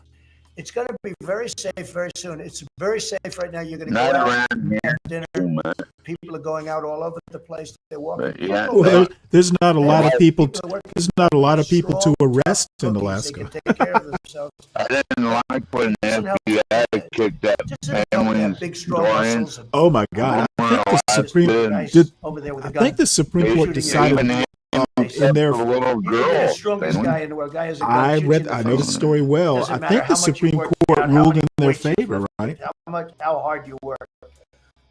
And I don't know if it ever so went we have that tough Oh yeah, times yeah, with it these did. As a guys. matter of fact, I'll find the willing to case if go I to can remember the Chicago. name of it. Big trouble, but we have. a Oh no, no. government Well, no, it that happened is in Atlanta. That's what I thought you were huge talking problem. about. Oh, okay, that's the one you're Baltimore, talking Russ Moore was telling me he wants. Yeah, I I want to know. walk with you. Denying it Well, I said, I want to walk with you too about. someday. I know it First, happened. you got to clean Right. up Well, your I mean, crime, because I'm not It look, happened here I'm not local walking in Baltimore Yeah. right now. by the There's another FBI. candidate for We're all president between supposed to him and trust Newsom. now. Some real beauties, I'll tell you. But if we didn't go Well, into like Los you Angeles, said, you wouldn't have the Olympics, statistically, in it's my not going to opinion. happen to you. But you know You what? wouldn't have the Olympics. It's not a statistic We when went it in, actually and the happens sheriff, to you. The boss Right. said, thank God they're here. You could see his tape. He said, we were not able to control what was happening. That was the sheriff. And he said it loud and clear.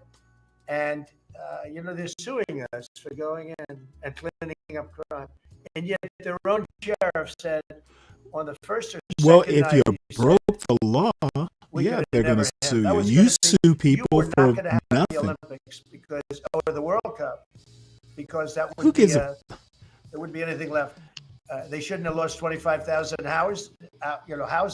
The water was turned off from the Pacific Northwest, and I was after them in my first administration. Turn on the water, turn it on. Nobody could have believed this could have happened, but they had no water in the fire hydrants. They had no water in the sprinkler systems that people put up in their ceilings. There was no water. And Let me. we have tremendous amounts of This water. is They a send it- very targeted point he's making. Karen Bass has literally turned around her political fortunes because Donald Trump, what he did, calling in the Marines and the National Guard into Los Angeles, and her reputation got remade when she kicked ICE out of MacArthur Park. They literally had no. They literally, like the army. These fools couldn't even get it right. Like the ICE showed up. Supposedly the army or the National Guard or the Marines, I can't remember, one of the two was supposed to coordinate with ICE, and they missed each other by like 2 hours. You're only telling part of the story, Stanley. I'm telling the part that suits my interest. The part is they should not have been in MacArthur Park. They had no reason to be there. There was no, and the army was supposed to secure the perimeter. Somehow or another, they couldn't coordinate the time, so I showed up, and the National Guard, they just missed each other. And I'm like, how on earth could that possibly happen, except there was no competent leadership on either side? Like, hey, you when you deploy the ICE, whoever's in charge of the ICE operation should be calling the National Guard commander and going, hey, we're going in, 0+ whatever, those old World War II movies when they're going out to bomb something and they synchronize their watches. That's what they should have been doing. So the side of the story is MacArthur Park is not a federal building. Why they were there is problematic. Now, technically, the National Guard was supposed to be protecting the perimeter while the feds, ICE, went in. But MacArthur Park's not a fucking federal building, and under no circumstance, no, hold on. Under no circumstances should Americans be interfered with, inconvenienced, or detained when you're looking for people without, a reason to be here. I'm like y'all want zero crime? Well, zero Americans should be inconvenienced. Detaining an American is too fucking much, in my opinion. So the problem is with ICE in the leadership, and the leadership incompetence goes all the way up to Trump. Trump is fucking incompetent, and he's dumb. And there's nothing worse than a dummy who is cruel. He amounts to a high school bully. So you can have your piece before we move on, but this is not a channel that is pro-Trump, not by any means. There are better Republicans than Trump that could be there. I like to think of myself as a good Republican. Well, you're not running for office anytime soon, I'm sure. Dirty Dude says he's curious to hear what part I'm leaving out.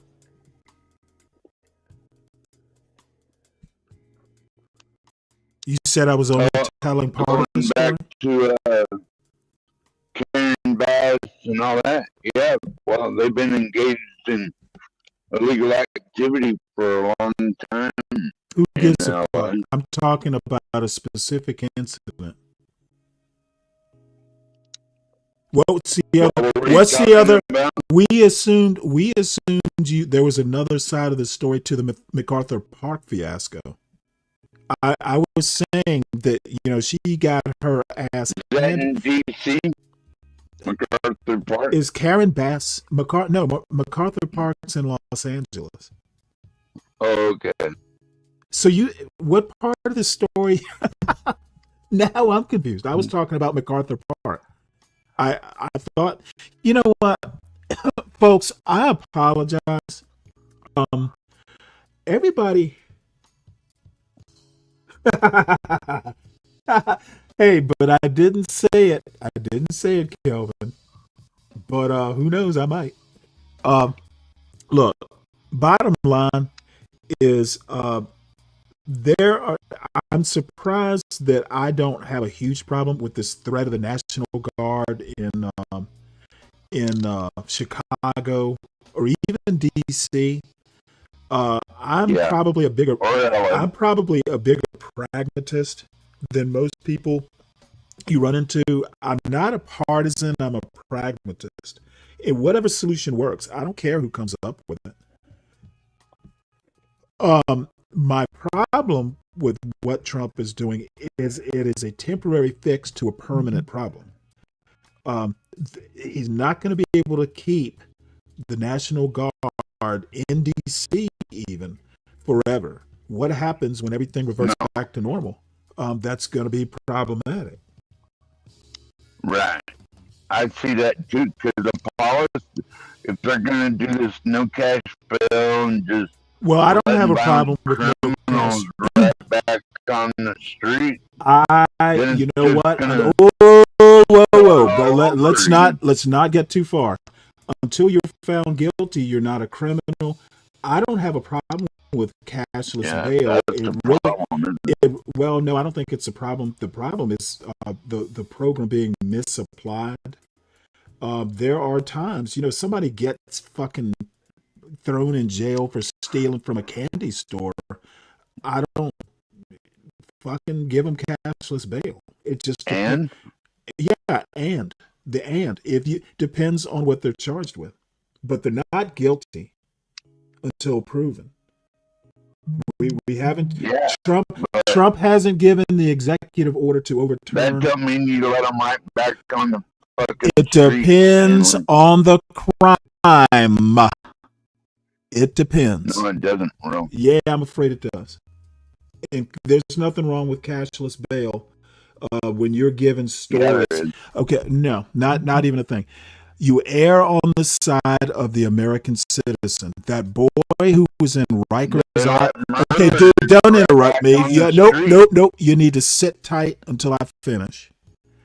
That boy who was held in Rikers Island because he could not afford bail for months. And then when he finally got out, he committed suicide because it was just too much. Err on the side of protecting the citizen. I don't give a fuck about the mistakes. Bottom line is you're innocent until proven guilty, and cashless bail is in that spirit. I don't care who doesn't like it. Hold on one sec here. Just give me 1 sec here. Uh, if you commit something like murder, Okay, you're and then not. you get out You're on innocent. cashless bail, Innocent Stanley, until proven guilty. Innocent until proven guilty. 100% of the time. no, you need to be Oh, kept hello. locked up. Nah. Hey, is Hello my there. audio okay? Yeah. Who's this? So I'm just I stumbled across the stream with the open link, so I just figured it would be okay for me to join in the discussion. Yeah, if you want. Can you flash your camera on right quick?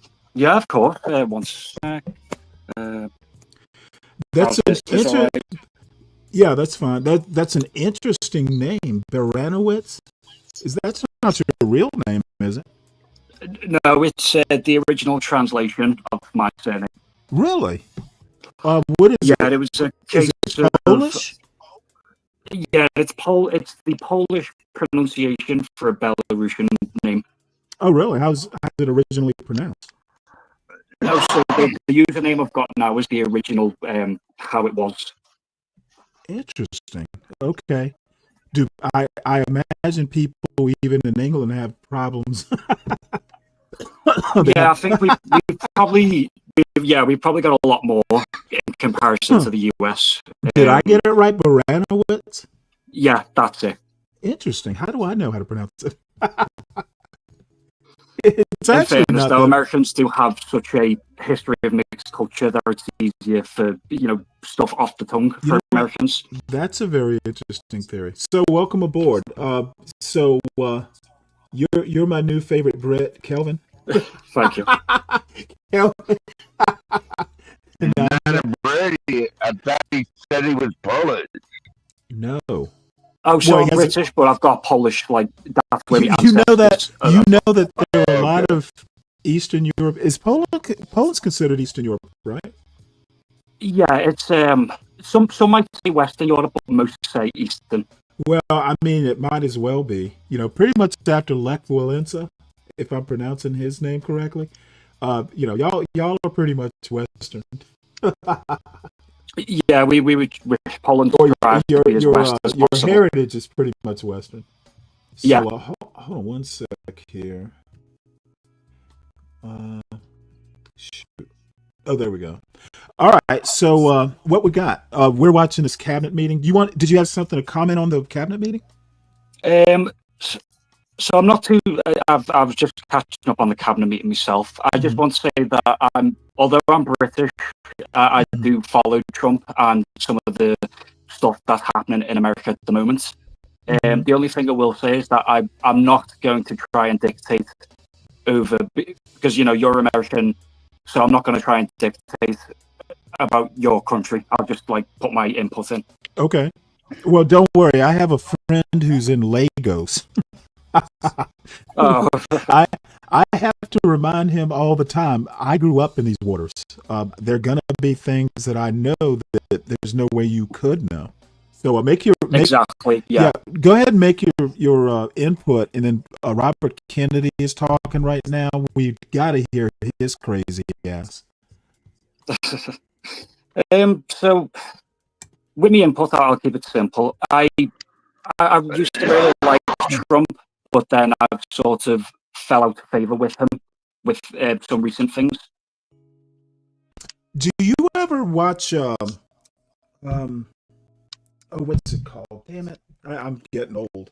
Damn it. What's the name of this podcast? It's really taking. Is it Howard Stern? No. It's two British dudes. Both of them are like former comedians. And I'll think of the name of it in a minute. Oh, is it Lotus Eaters? No. It's trigonometry. Have you ever heard of it? Oh, yeah, I know that one. Yeah, well, they're still Trump fans. I haven't watched them in a while, but I think they're still pretty much Trump fans. Are you a Tory or are you Labor in your Neither. politics? If interesting. Okay. Well, welcome aboard. Make sure you subscribe. Thank you. I will do. But I want to hear Robert Kennedy. This dude is crazy. Yeah, turn him on, Stanley. He's the only one. Agreed. I love his voice, though. First time access to their personal data, which they own, which these companies Gotten better. without permission. You're going to be able to see by next year. Yeah, he stopped taking vaccines. It's going to save lives. It is going to fuel an infusion of technology into that space where people can access those records. They can compare their diet. Oh, Jesus God. You can do that. You can do that before. You pass this during your first Robert term, Kennedy's such a hard character to follow. He says good things, but then says bad things. enforce it. Would you believe he's a lawyer? HHS, under your leadership and my leadership, I know, I didn't even know. enforcement actions Yeah. that Harvard were the trained. entire 4 years of the Biden administration. So we're going to have I mean, I that guess it's kind of a family transparency. I'm working with tradition. NDOT on Oh, yeah, true. forcing medical schools. And the MCATs, the people who administer the MCATs, the people who do accreditation, to put nutrition into medical school education. Right now, 25% of the doctors in this country do not feel competent to give nutrition. That's why they advice. hire 70% of nutritionists. diabetes Jesus cases God, can this be dude's a reversed dolt. or ended if you just change people's diets.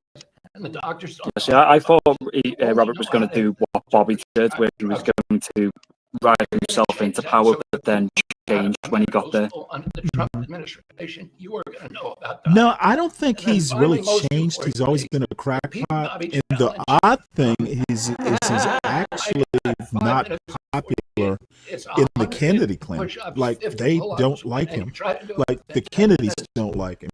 I got 5 minutes and 48 seconds. Kennedys are mostly Democrats, so Well, there's he that. was a former 25, the Democrat. Cabinet leader. He might still be a Democrat. Yeah, because at least with the former Kennedys, they all had one thing that was a hardline principle that they wouldn't move on. 15 seconds. Right. I'm waiting for reports from the rest of the cabinet. The only exemptions currently existing is if you can hit a 50th administer. Where's Tom? Now here he is fucking sucking up to Trump talking about Bedminster, his golf club in New Jersey. Who gives a fuck? Bobby, autism, if I could just, I don't want to go too long because we have a lot of people, but the autism is such a Bullshit. That motherfucker's autistic. in our country and some other countries, but mostly our country. I wish Trump were autistic. He'd talk We will less. have announcements Yeah, as true. promised in September. We're finding interventions, certain interventions now. You're not finding shit. You've only been in office 8 months. And we're going to be able to address Jesus those in God. September. Because There's something wrong when you see You know the numbers. who else have that versus haircut 7 kind of looks years like ago. Stanley? And Is those numbers Vanilla don't Ice, change, numbers level. Ice Oh, in baby. 1970, Oh Dun, dun, no! dun, dun, dun, dun, Wait, dun. hold. you know, Whose Ice, haircut? Ice baby. in You mean Wisconsin, Trump? up to 900,000 children, and they were looking Yeah, for like what Vanilla it Ice. looked Really? like. His haircut. I'm gonna have to They go back were and look at very, that very old video. precise about it, and they found I thought he had a a crew cut. incident rate of 0.7, in other words, less than one That for every that 10,000 made children. Vanilla Ice Today, famous almost again with all the ice stuff going on. it's probably Ice Ice Oh, Baby okay. got So, oh, okay. So this hit is the the. top hits again. Oh, I didn't know that. Every 19 That's children in such a America shame. has autism, one in every 25 boys. So it's gone from Ice, less Ice than one in Baby. 1970. I'm sure there's a. I'm sure there's a Spanish version of it. Numbers. So there has I to be did see, something like, artificially when going Trump was inaugurated and first getting into drug office, I war, did see some of the and I know stuff you're surrounding working Robert very strongly Kennedy, on and I he hope you seemed, come out with that as soon as he was still a possible. crackpot, So but he had one in some good 10,000, ideas, but now it just seems he's now gone off it's the 1 deep in end. 31 or 34 or Well, 12 I if it's a boy. think Can you imagine you've that? got to kind of 1 in be right 12. on the postcards That's from the the boy. edge, See sort how of, many sort people of not even believe way that that with could be. Trump. And that was 1 in And 10,000 it's kind of not so odd long ago. because this I've is been like hearing maybe some years ago now and during get his worse first and worse. administration. Dude, you know, during his political rallies, he would call people like local officials or, you know, the state's congressmen up to talk. And it was kind of a rule of thumb that, hey, you know what? Number one, you can't talk too long because Trump will be annoyed. And while you're talking, you need to constantly go. Like today, or yesterday, there was a meeting in the Oval Office, and both Doug Collins, who's the Veterans Administration Secretary, and Pete Hegseth, who's Department of Defense, he's the Defense Secretary, they both kept saying, well, you know, by the president's direction. Okay, you can't say I decided. It's got to be I was directed to. Like everything is coming from Trump. It was so sycophantic that it really, it's really like emasculating, to be honest. So this is Linda McMahon, who's the education secretary and former like co-owner or something of WWE. Yeah, I want to hear from her. I like She- Linda. She's speaking right now. With a Toyota or another company that is coming in public-private partnerships. And they're learning on the job so that when they graduate from high school, they're ready to go into the workforce. Because we know with all of these wonderful jobs that are coming back into the country through AI, through just our normal jobs, we need electricians, HVAC operators, etc. If we don't have this training, we're not going to have the workforce we need for all these wonderful jobs. So governors are really excited about this prospect. I've been now to several states and visited community colleges and tech schools with governors, and they're just all on board for getting this done. I think All Trump is hearing right now is blah blah blah blah blah blah blah blah blah blah. We're just kind of focusing on that for today. So I was going to say, voting people in business voted into power is like a double-edged sword. They could either do really It well or is. really poorly. Educate our children again. Yeah, there's a point that I've touched on that, you know, economists don't necessarily make good businessmen. And businessmen don't necessarily make good economists. Economists study systems. Businessmen run businesses. You know, businesses You are know part. what's Okay, funny? I need you to hold your thought Okay. there. My bad, Stanley. Businesses are basically, it's almost like an auto race, like a auto racer. You know, the engineer who built the race car, you would think would be a good driver, but not necessarily. And the actual driver who knows how to use the car might be a good engineer, but the two are kind of separate, similar but separate. Yeah. And having a businessman as a president, I don't see it as any advantage.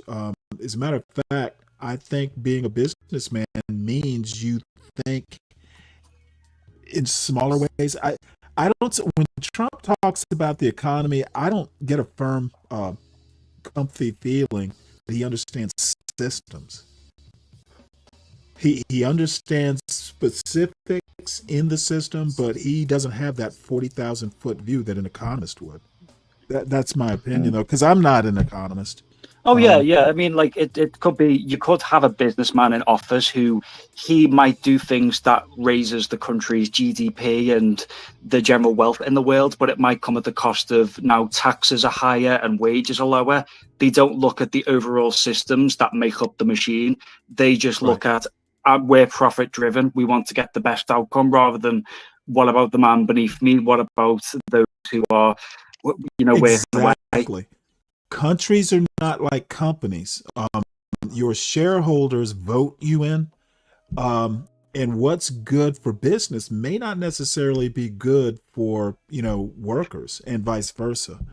You got to strike that balance. And I just look, MAGA is faux populism.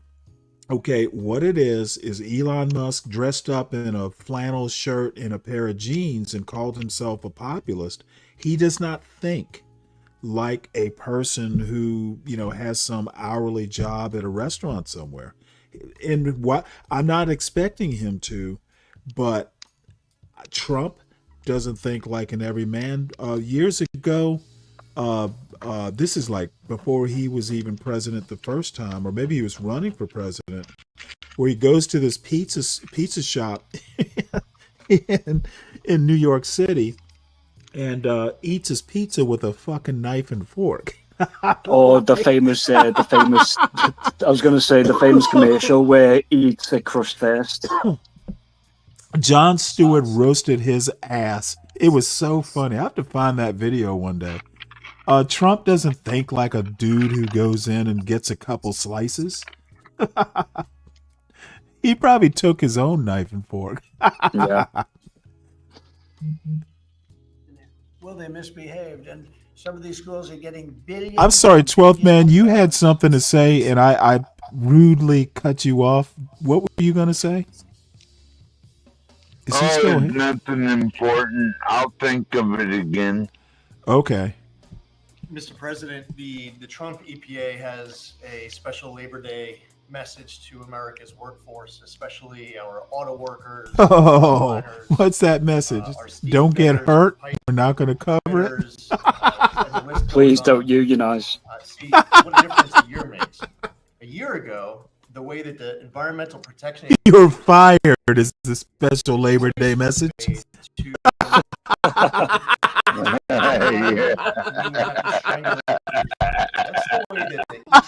Happy Labor Day.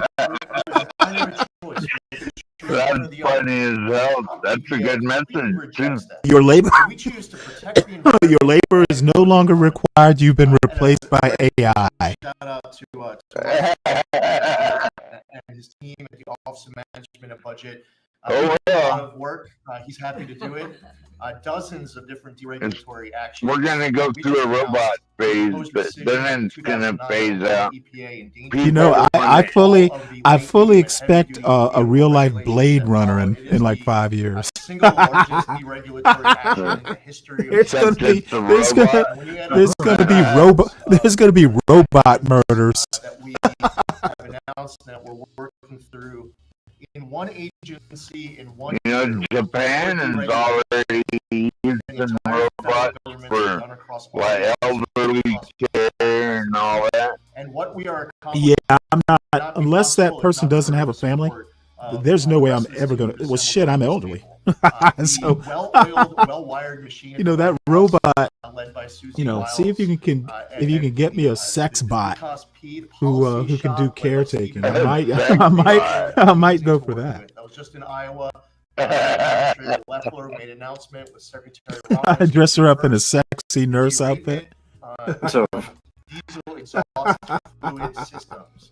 Mr. President, you said you wanted water. If we went the full robot route as well, it would just, if we did that, it would just eventually end up as like socialism because money is not a factor anymore. To stop that. Yeah, I could see that, but I think the humans are going to rebel.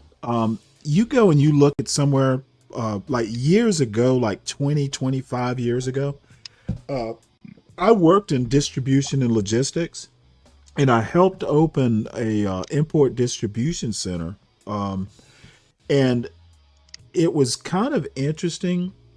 It was beautiful in concept. It never quite worked the way it was designed to, because you just had to have an army of technicians.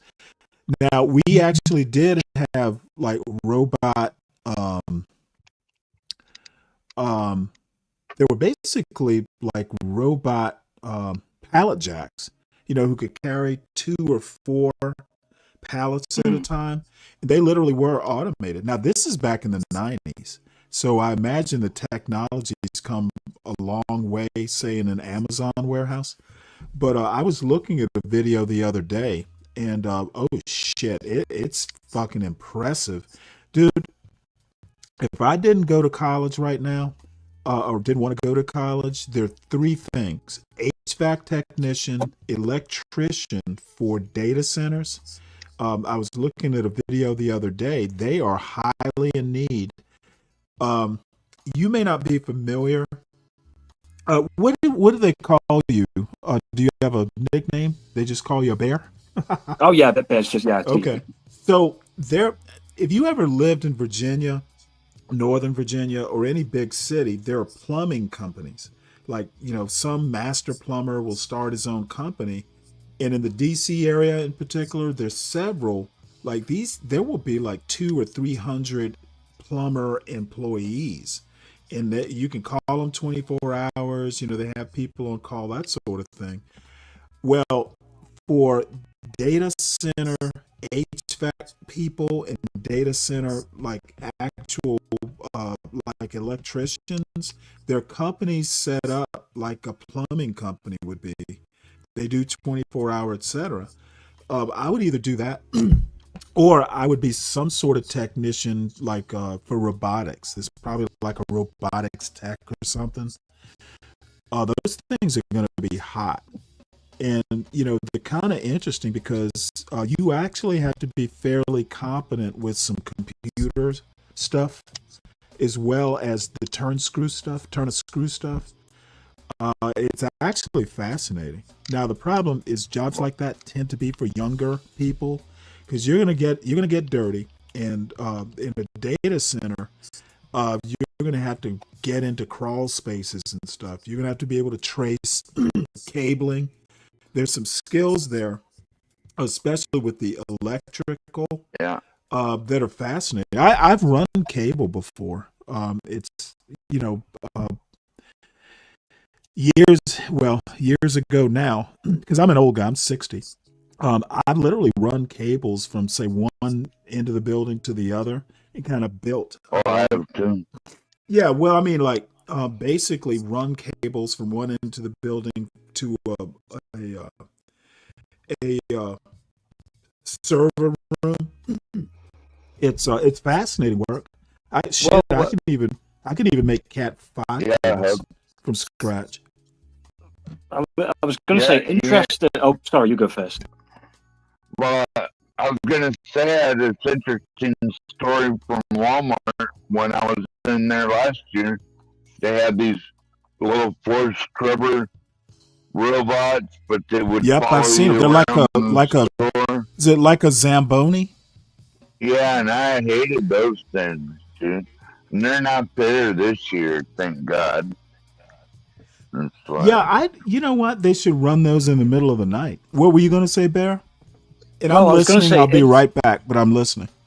No, it's all right. Interestingly enough, when you were saying about like with the data centers and all that new potential work coming up, there has been chatter that they're starting to advance nuclear energy technology because of how much power these like centers and all the new technology coming in now. They're now thinking about doing nuclear power and stuff. So that could be like a new avenue you get into, because they're going to have to build new nuclear power stations and hire all these people.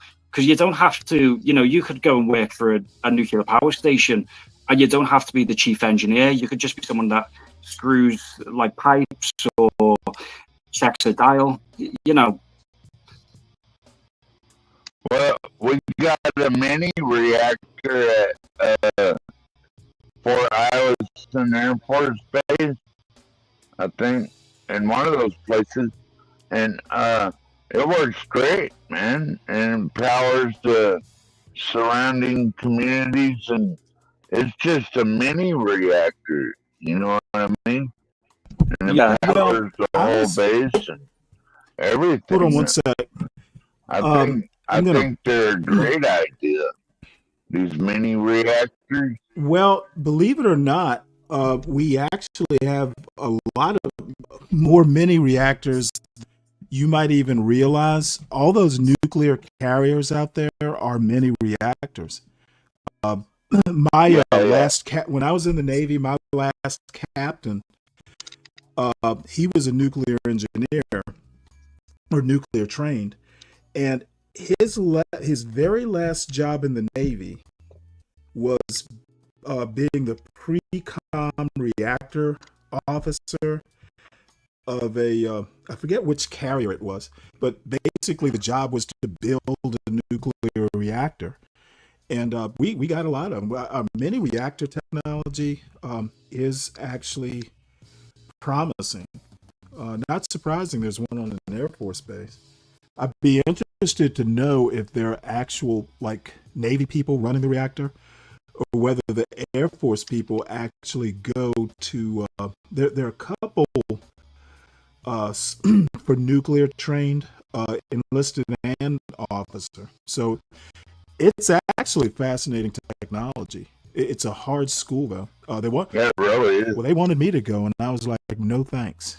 Bottom line is, you're pretty much always going to be stuck in engineering, and life of a Navy, like a shipboard engineer, is just well, I did it the last 6-8 months I was in the Navy. It's kind of a life of misery. Especially if you're on a submarine, that I can imagine that is just. Oh my Lord! I was just gonna say nuclear submarine. You don't want to get on. Dude, those men. The enlisted on those subs down there forever. Well, you know what? That's actually not the hard part. The enlisted guys hot rack, meaning they share a bunk, and they tend to do like 12 on, 12 off, or 6 on, 6 off. So Stanley, while you're on watch, yeah. Tulsi Gabbard is speaking. Can we listen to her, please? If you insist. I'm surprised she's still there. ODNI saving taxpayers over $700 million a year. We will continue focusing on our core mission in keeping the American people safe, and appreciate your leadership and your focus on this most. See, you gotta keep praising the king. Information. I think they called them burn bags. They're supposed to be burned, and they didn't get burned, having to do with how corrupt. Oh, I have a Navy story about burn bags you'll love. When will that all come out? Mr. President, I will be the first to brief you once we have that information collected. But you're right, we are finding documents literally tucked away in the back of safes and random offices, in these bags and in other areas, which again speaks to. Okay, when she's done, I lived in that ComSec communication security world when I was in the Navy for most of my time in the Navy. I have stories. Yeah, imagine so. Really immeasurable. No. Fuck her. I'll let her talk at my. You better be giving praise to the channel host. She is talking by my direction. American families than you, sir. Thank you for the largest tax cut in American history for working families. The average family of 4 is going to save about $10,000. Now, who's this woman? Pay more a year, and what we're seeing is an increase. I'm not sure she. I know Tulsi Gabbard's looking at her ass. Small businesses. There's no bigger beneficiary than Main Street. She's suspect everywhere. 99% of all businesses in this country. I've See, it's why I'm in the middle with Trump. I like some stuff he does, but I don't like other things he does. Was with our great vice Yeah, president, I mean, a lot of the good things he does, the few, the means that he wants to achieve these things are just like, you know, cracking down on illegals in America. I would honestly say England, and I guess Britain, has, in my opinion, a worse problem. Oh yeah, Britain has a bigger problem than the US. You know. Yeah, I have a friend who is ethnically Bengali, and he keeps up with India and Britain and Canada. Now that you solve for inflation, for the taxes, And you know, I hear stories about the what do they call those gangs? They're not groomer gangs, are they? Oh yeah, if it's with the Asian males, it's the grooming gangs. Yeah. That's why I say y'all have a huge problem. I guarantee you by the end of the year, President Trump is going to be sending ICE agents over there. I hope he does. I hope he does. Oh, that's Kelly Loeffler. Kelly Loeffler, her husband owns the Atlanta Hawks, and forget what the female team is, the WNBA team. She ran for senator of Georgia, and she did an interim term, but she lost the election to be senator. And I know this because I live in Georgia. She's not well liked in Georgia, oddly enough. Well, in the UK, they have their own immigration problems, and we're not sending our law enforcement over there to. Why not? If they need help, they're our bestie. Not really. I would welcome an American invasion because no, it wouldn't be an US invasion. Constitution. It would be like sending. It would be like sending troops to Chicago. Starmer just needs to request. And you committed when you ran for president to make America safe again. I am in the middle about like with the US deploying troops, and she's at the head of the table. We've got 3 months in a row now. And she at the head of the table. Aliens coming into this country, and I want to thank Pete and the Department of Defense for all of their Or help. that They're Tulsi down Gabbard. with us still. Are they sharing? That border secure. No, it's not. I don't know who that is. Arrested and brought to justice hundreds of thousands of. Oh, that's Christy Noam. That's right.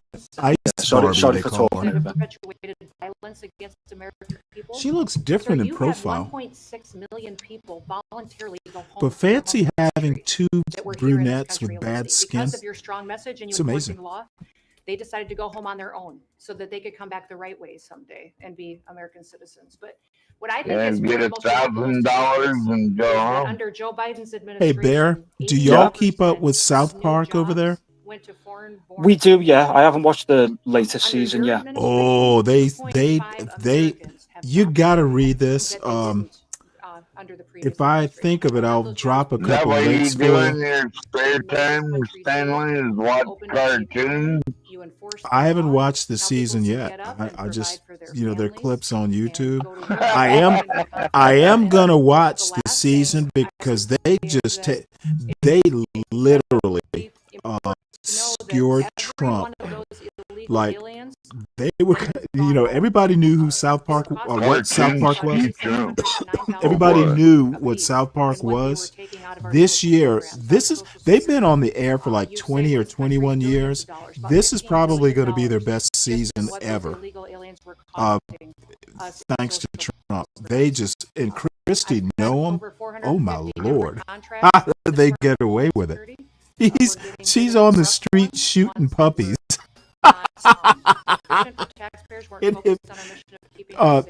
You might not get the joke, but she had to put down a dog, she said it was untrainable, and a puppy, an older puppy, and she put it in her biography, and it just caused such an uproar. She had to go back. Hold on one second. She had to go back and edit the "I kill puppies" part out.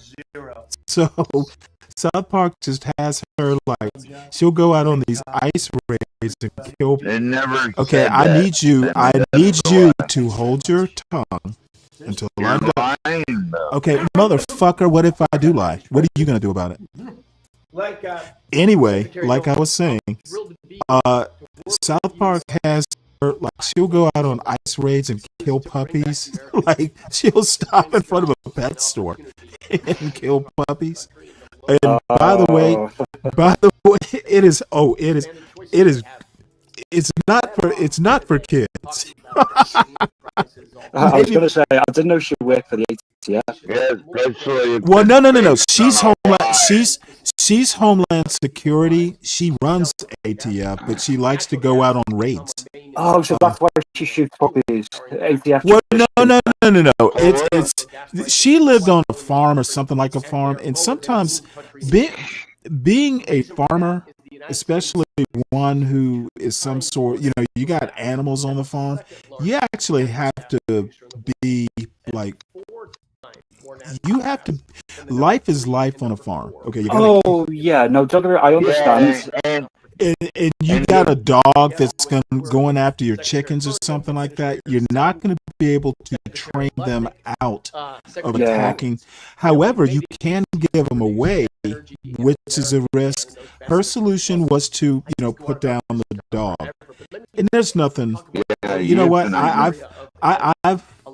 My brother-in-law runs a husky rescue, and he's had to put down dogs. I remember one night, turns out this dog had cancer, and we thought the dog had rabies or something. It was just like really acting erratic. So we took it to an emergency vet. This is Winchester, Virginia. And turns out the dog had lung cancer or something like that, which is really weird. But the vet offered to put the dog down, and my brother-in-law gets emotional over his dogs. So he just said, "No, I'm going to do it myself." And there's a rest to the story, but in the end, he would have rather do it himself than have the dog put down by a stranger. And that's probably something like Christy Noam, However, it's not something you necessarily want to put into an autobiography or a memoir if you're running for higher office. Oh yeah. I wasn't trying to say like she was wrong for doing it. I was just making a little joke. I think she was wrong for doing it. You try maybe giving it to a friend. You don't put. I have a thing for dogs, and it's got to be the last resort.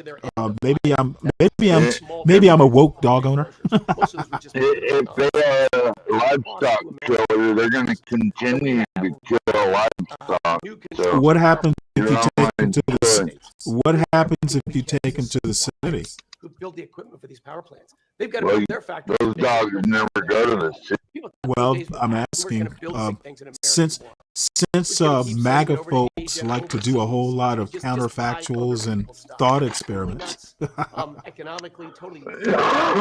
There is actually I was going to say, there's a really good anecdote of when Chernobyl happened, there was teams sent out that had to go down and put all the dogs down because of they weren't sick or anything. It was just the carrying radiation, and they could go around and bring it with them.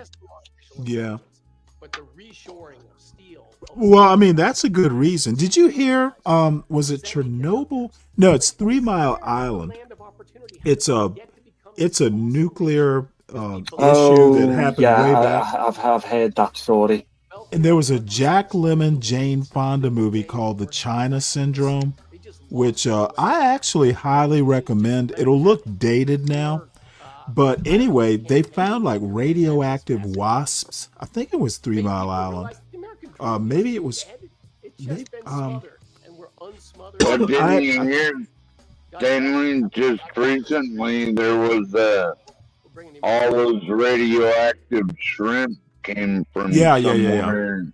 Well, they came from somewhere, Laos or somewhere in the Far East. So yeah, I did hear it was cesium 60 something, 64, something like that. talk to each other. Ooh, who often, is this and the cutie? workforce, the skilled workforce, the education factor, retirees. It's been so important because they all touch the Department of Labor. Yeah, I was going to say I have seen that Oh, film, Department the of 3 Labor. Mile Island one. All haven't stopped by the Department of Labor. Well, yeah, Mr. it's President, I invite you to see your big, beautiful face on a yeah, but banner it in front happened of the like Department of Labor back in the because you are 70s. really the It was a champion long of time ago. the American I don't think yeah. they quite along with the reached American flag and meltdown, President Roosevelt, but I could be because we wrong. do It, business dude, and I work was a together, and I'm kid. so honored Like to I wasn't unveil even that in high school. yesterday. I was going to say, you've also got, do you know the story of the Demon Corps where they were experimenting after World War II? No. So it was like this core that was just pure radiation, and what was stopping it going radioactive was this little screwdriver in between the 2 lids. Oh yeah, Um, that's Jimmy Carter. Yeah, I heard about yeah, that. Yeah. Oh, that was scary. You know what? That's why people don't. Jimmy, I never knew it until like maybe 6 months ago after he died. And by the way, I live in Georgia, and I happen to be going from Savannah back. I live outside of Atlanta, and we caught the tail end of the funeral procession. There were a bunch of cars and the hearse and all that.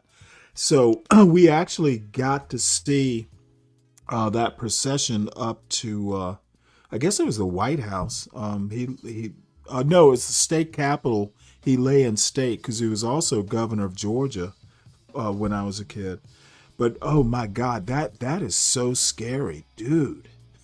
Like the radiation was so bad that you could only go down there long enough to turn the screw. oh no, Like a literally, little bit. yeah, I was going to say, a guy knocked it by accident and he was exposed for 4 seconds. He died a week later. Oh my God, really? Yeah. I didn't hear that part. See, people don't know Jimmy Carter was the flag lieutenant of Hyman Rickover.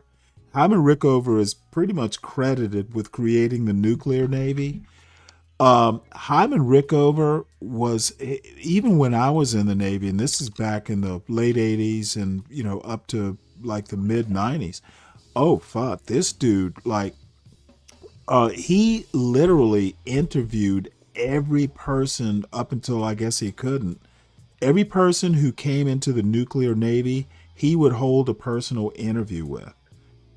And or it might be a group, but one of the things, like the story I heard, is if you sat down to dinner and you seasoned your food before you tasted it, you were automatically gone. Which I think is actually kind of brilliant. You test stuff before you take corrective action. But no, this Oh, dude, yeah, they do that on aircraft carriers as well, where it's like, do they? there'll be times where you have to distill water with jet fuel, and if you can't get around the taste of it, you're gone. Really? Yeah, well, yeah, if What? you've ever been around jet fuel, like my last ship was a destroyer, and we took on aviation fuel because the gas turbine engines, ships use aviation fuel, U.S. non-nuclear U.S. ships. Now, not all of them. Some of them are diesel, but like the most advanced gas turbine engine powered ships use aviation fuel, av fuel, or I think that's what we called it. But anyway, yeah, once you start pumping that aboard, you can smell it throughout the ship, and it is a harsh smell. So funny enough, the last time I can think of, because my last job in the Navy was an engineering job, more because they needed a headbanger. I never deployed as an engineer. We were coming up for a major inspection, and I went down there to, get our affairs in order because I had a reputation. My whole life, in the Navy, we call it a topsider. I did communication security. I stood topside watches. Most of the time, like my last year in the Navy, I didn't even stand watches because I was kind of like a troubleshooter. Yeah, it happens sometimes when you were like a senior lieutenant. I've been on the ship a couple years. I pretty much outrank all the junior officers, and I can go toe to toe, with some of the senior officers because I have a reputation. And anyway, the av fuel thing, yeah, I can understand why. That shit, and it is so flammable. I think people don't really understand that, you can throw a match in a bucket of gasoline and it'll be fine. It's the vapors that are explosive. So this is my girl, Pam Bondi. I actually do find her incredibly attractive. And she's my age. That's even better. Except she's married. So it'll never happen. She's married. Knock it off, then. I didn't say anything untoward. I said she's attractive. Designated voter if you're out on our waterways, whether it's the Potomac or the Gulf of America. I was going to say, when you were saying about the carriers and that, it's because America, as they are very, very quick to learn about any problems and mistakes and fix them very quickly. Yep. Look, the Navy is awesome. I got to be an officer in the Navy, so I was kind of lucky. She's still speaking, Stanley. I don't give a fuck. She's probably not. This I do, but I can look at her. I'm not a fan of what she says. It would be a whole lot of be silent and let me look at you. And by the way, she is actually kind of smart, but Trump has just transformed her into someone from the dark side. She was the prosecutor that brought the case against George Zimmerman and the Trayvon Martin. She might have been Florida AG, Attorney General. Yeah, and she was Florida AG. So, she used to be a Jedi, and now she's a Sith Lord. I was going to say, sorry if I keep sidetracking the conversation. I don't care. I'm not that interested anymore. It's all right, but I mean, if you want to ask anything about me, whether it's with Trump or other politics, feel free. Well, I actually am interested in the view, because I would say of all the countries outside of, say, Canada, they might as well be America. I had a friend of mine who had a poster that said, basically Canada is America's hat. Yeah. Which I thought was hilarious. But no, England's, where do we come from? So, but the politics is just so different, and the immigration issues are, in my opinion, just from what I hear, much more severe. England itself and the British Isles in general are not huge. In America, there's a lot of millions of acres that people don't. Oh yeah, live on. Could fit the entire country of the UK into Texas. Yeah, exactly. So this is my thing.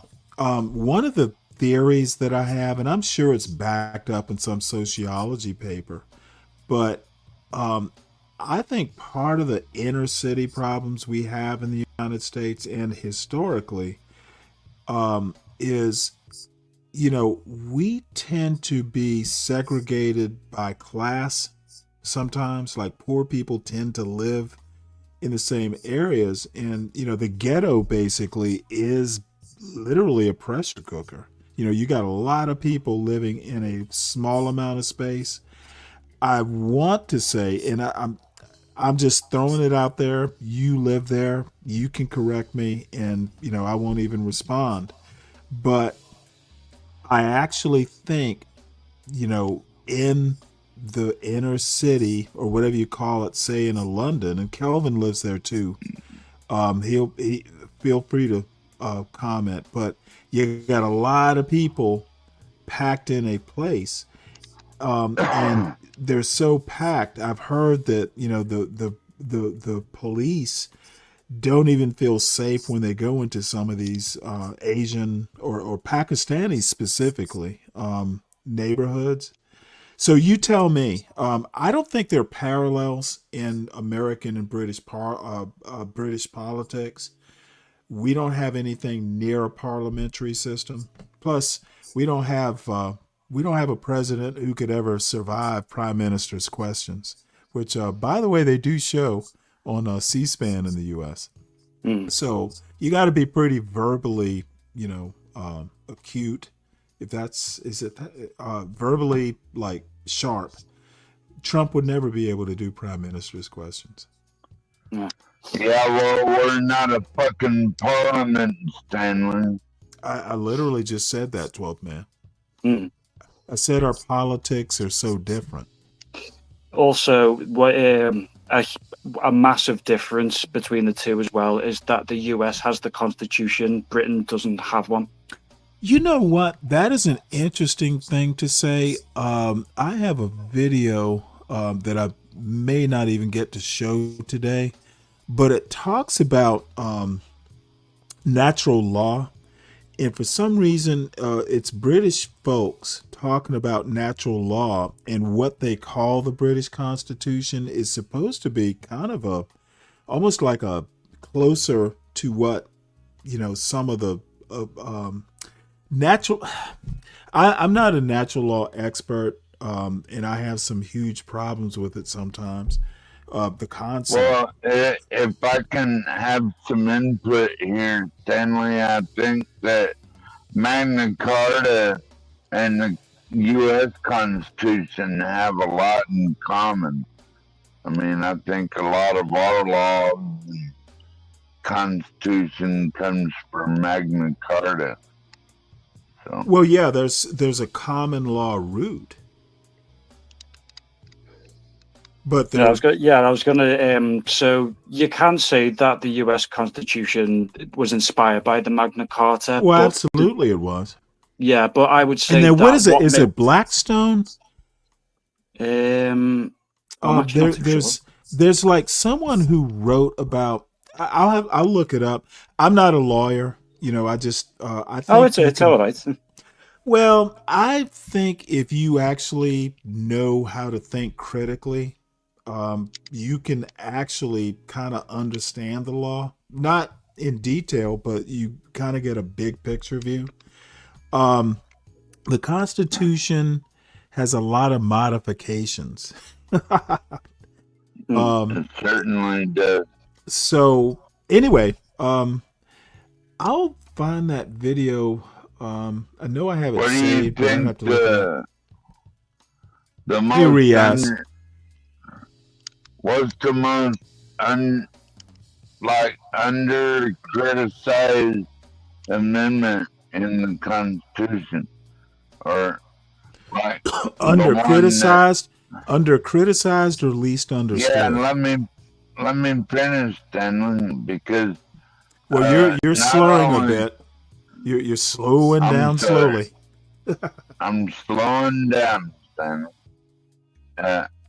But the one that says you're just allowed to live free no matter what. You mean the First Amendment? Or the Second I can't Amendment? think. Where's the one that says you're allowed to live free? Well, it's in the Declaration of Independence. Oh, okay. Well, the Declaration of Independence is not the Constitution. That's true, but it's still a founding document. It is. The Constitution, and I think sometimes the Federalist Papers. But I was going to say the least understood would be the Ninth Amendment, which never gets cited because it talks about rights. It basically says there's some rights that, may be determined to exist that aren't necessarily listed in this Constitution. Oh, yeah. Yeah. The Ninth Amendment is literally has been ignored forever. I've read something. I actually have, I've thought about the Ninth Amendment, but I've forgotten it all. We need that Ninth Amendment sometimes in my opinion, now, again, I don't have any legal training, but I think it's underutilized. We depend a lot on the 14th Amendment, the due process sort of stuff. I think that Ninth Amendment one of these days is going to be hopefully used more. We can create rights. Rights, I like natural rights. I'm not sure that they exist more than the right to live and the right not to. There are probably 2 or 3 natural rights, maybe 4. Rights are given by the government, and people seem to think that all this stuff is God-given. You know what? If the state says you committed a capital crime, God isn't going to save you. So, and I'm not going to get too deep into it because it'll be, mildly blasphemous. But I think that there are a lot of things that need to be dealt with. And this turn towards populism is problematic. And there's a right populism and there's a left populism. And America has never been like really fully embraced. It's never really fully embraced. It's anti-intellectual. There are whole books written about this, how, we hate eggheads. And, it is what it is. Now, who is this young lady? Yeah, because I know when it comes to the Constitution, a lot of people, they focus on the first 5, which is like freedom of speech, owning guns, freedom of religion, self-incrimination. But we do look Well, past a lot of the I other. would say the first. Well, you know what? I think you're right. But I also have to say, literally, there are books that will basically say the Civil War was the dividing line. I've heard historians say, post-Civil War was a second republic, because the 13th, 14th, and 15th Amendments were kind of like a huge pivot point.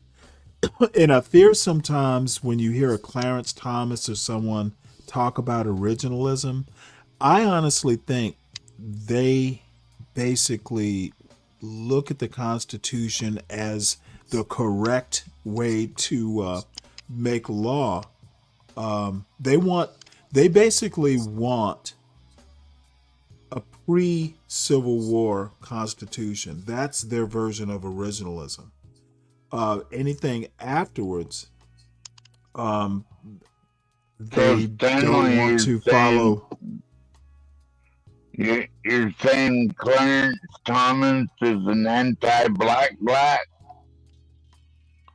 Did I say that? No, I said I think his version of originalism, because he and Scalia, were kind of close.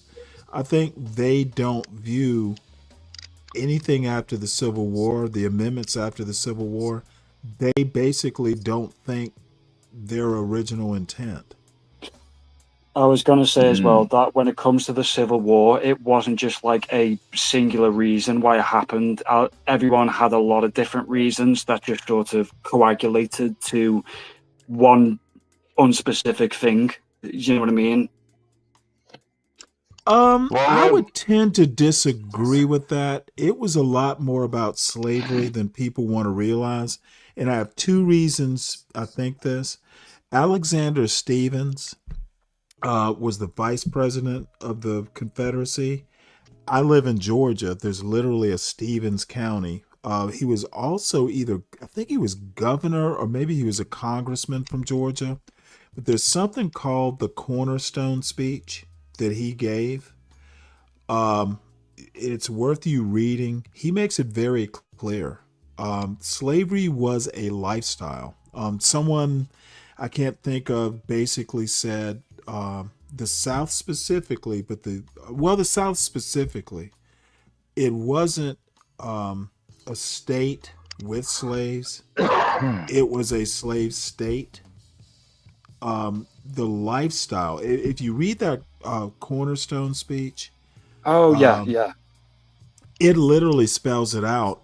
Literally, slavery was in the Confederate Constitution. They were bold enough to actually say slavery. The first, the actual Constitution, or the winning Constitution, didn't have enough balls to say slavery. Well, And Stanley, if you'll recall, Jefferson wanted to talk about slavery specifically to blame King George III. It was struck down because they didn't want to be saucy, I guess. So there's quite a persons of servitude, or whatever the term is, versus slaves. It was intentional. How do you justify founding you hide that this government, this society, this constitution is bedrock. Slavery is a bedrock. And I do have a video at some point. Who knows? I may get around to showing it. But people want to brush off slavery like everybody had it. America was very unique. Literally, we became financially independent, to use a term, because of, the product, what was reaped from slavery. So this BS about, slavery is a thing of the past, it literally is still a thing. Faulkner said the past isn't dead, it still isn't past. Oh yeah. Also, the southern. I was going to say the southern states during the Civil War, they were reliant on slavery, but they also thought it was like a big economic thing, and they were trying to sell slaves to other countries, and a lot of them were like, "No." Oh shoot! You could mortgage slaves. They were literally property. That's the other thing that's very different. Now, we're going to say North America and Brazil because, in my opinion, slavery in the Caribbean, even in pre-America, slavery existed, if I recall, even before Jamestown. So it still exists in Africa today, Stanley. Who cares? There's still slavery. Yeah. However, it doesn't happen in America.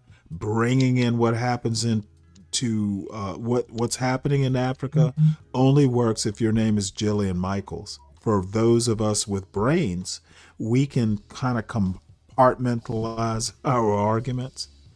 I care, but I'm not talking about Africa. I'm talking about U.S. history.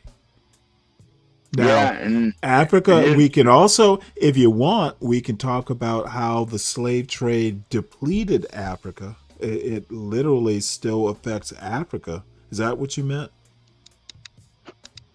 No, I was talking more about, like, they were the ones selling their own people. So what? They were slavery. they were selling, who was buying? They were selling, who was buying. Markets have two sides. They're sellers and buyers. Do you think if Europeans weren't buying slaves that they'd be able to be sold? So you want reparations or what, Stanley? Have we advanced the argument that far, 12th man? Yeah, let's advance it that far. No, let's not. We have a guest. Yeah, I was going to say that is a big leap, 12th man. So anyway, I don't even want to get that bogged down in slavery. America still suffers the consequences, and I won't even call it an America or an original sin. It's just how it was. And just a warning, I'm a history buff. and really didn't start getting that much into history to this degree probably until I was maybe 45, maybe 50. But there is I'm particularly interested in America's founding up until the Civil War. And I'm also particularly interested in Reconstruction and how it wound up. Basically, Slavery by Another Name is the name of a book. Well, let's So talk about it, Stanley. I want to keep it kind of light, if possible.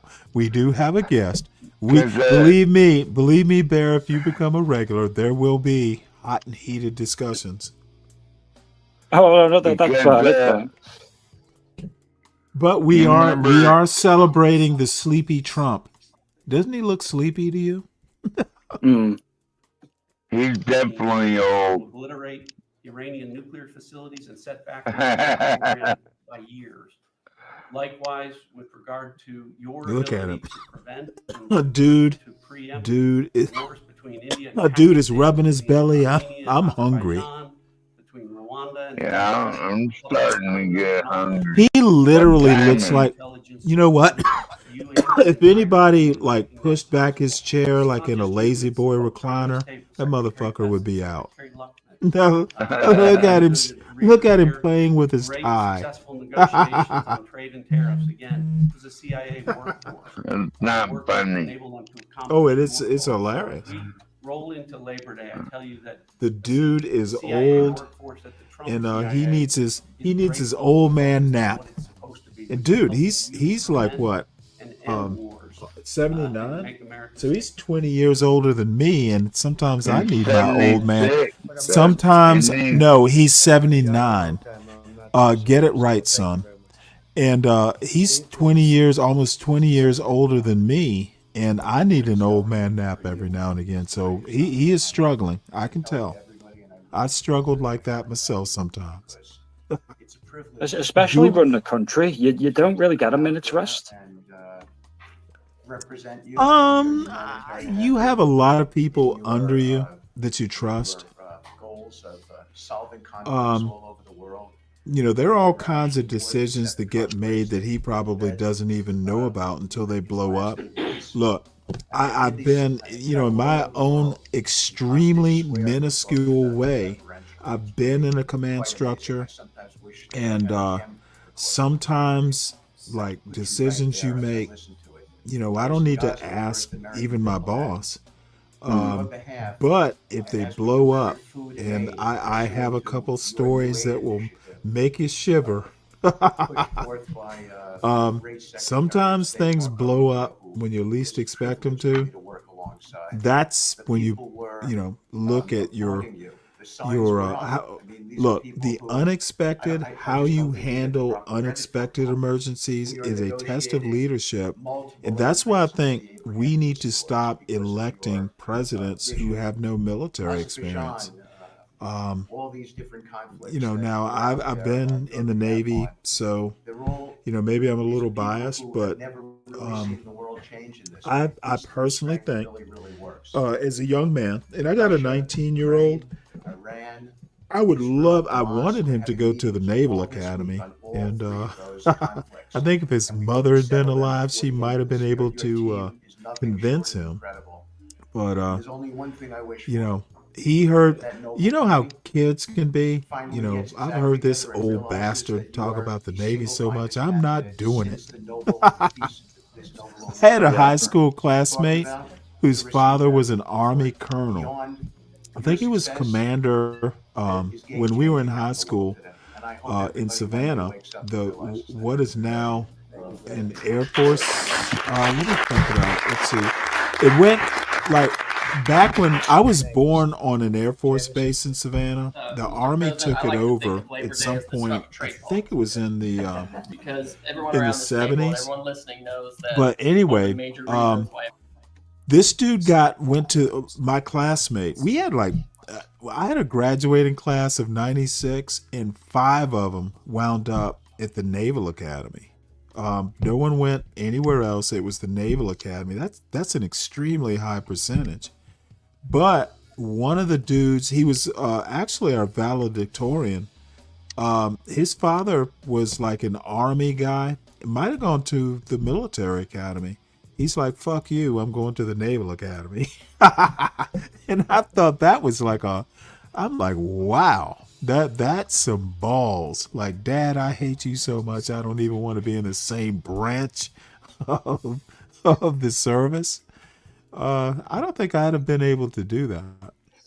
But Do anyway, you know what? I was going to say, I think it's a bit of a generational thing as well, where, you know, older generations, they were very hyped to go into the army, and as time's gone on, that's dissipated a little bit. yeah, I mean, there's really, because if I recall, it used to be if you graduated from an academy, you were considered regular Navy or regular Army or regular Air Force. I think that's changed.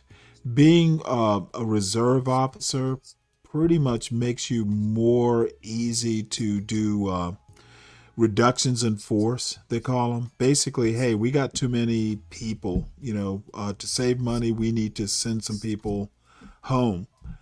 And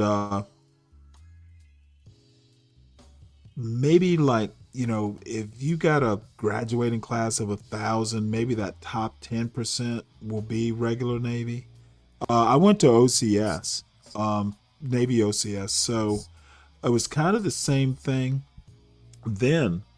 But what I'm saying is, I know I could have got my son into the Naval Academy because he had the grades, he had the activities, and I literally, a guy I was in 01, like a boot, like we were basically 01s is like, people fresh out of college as officers.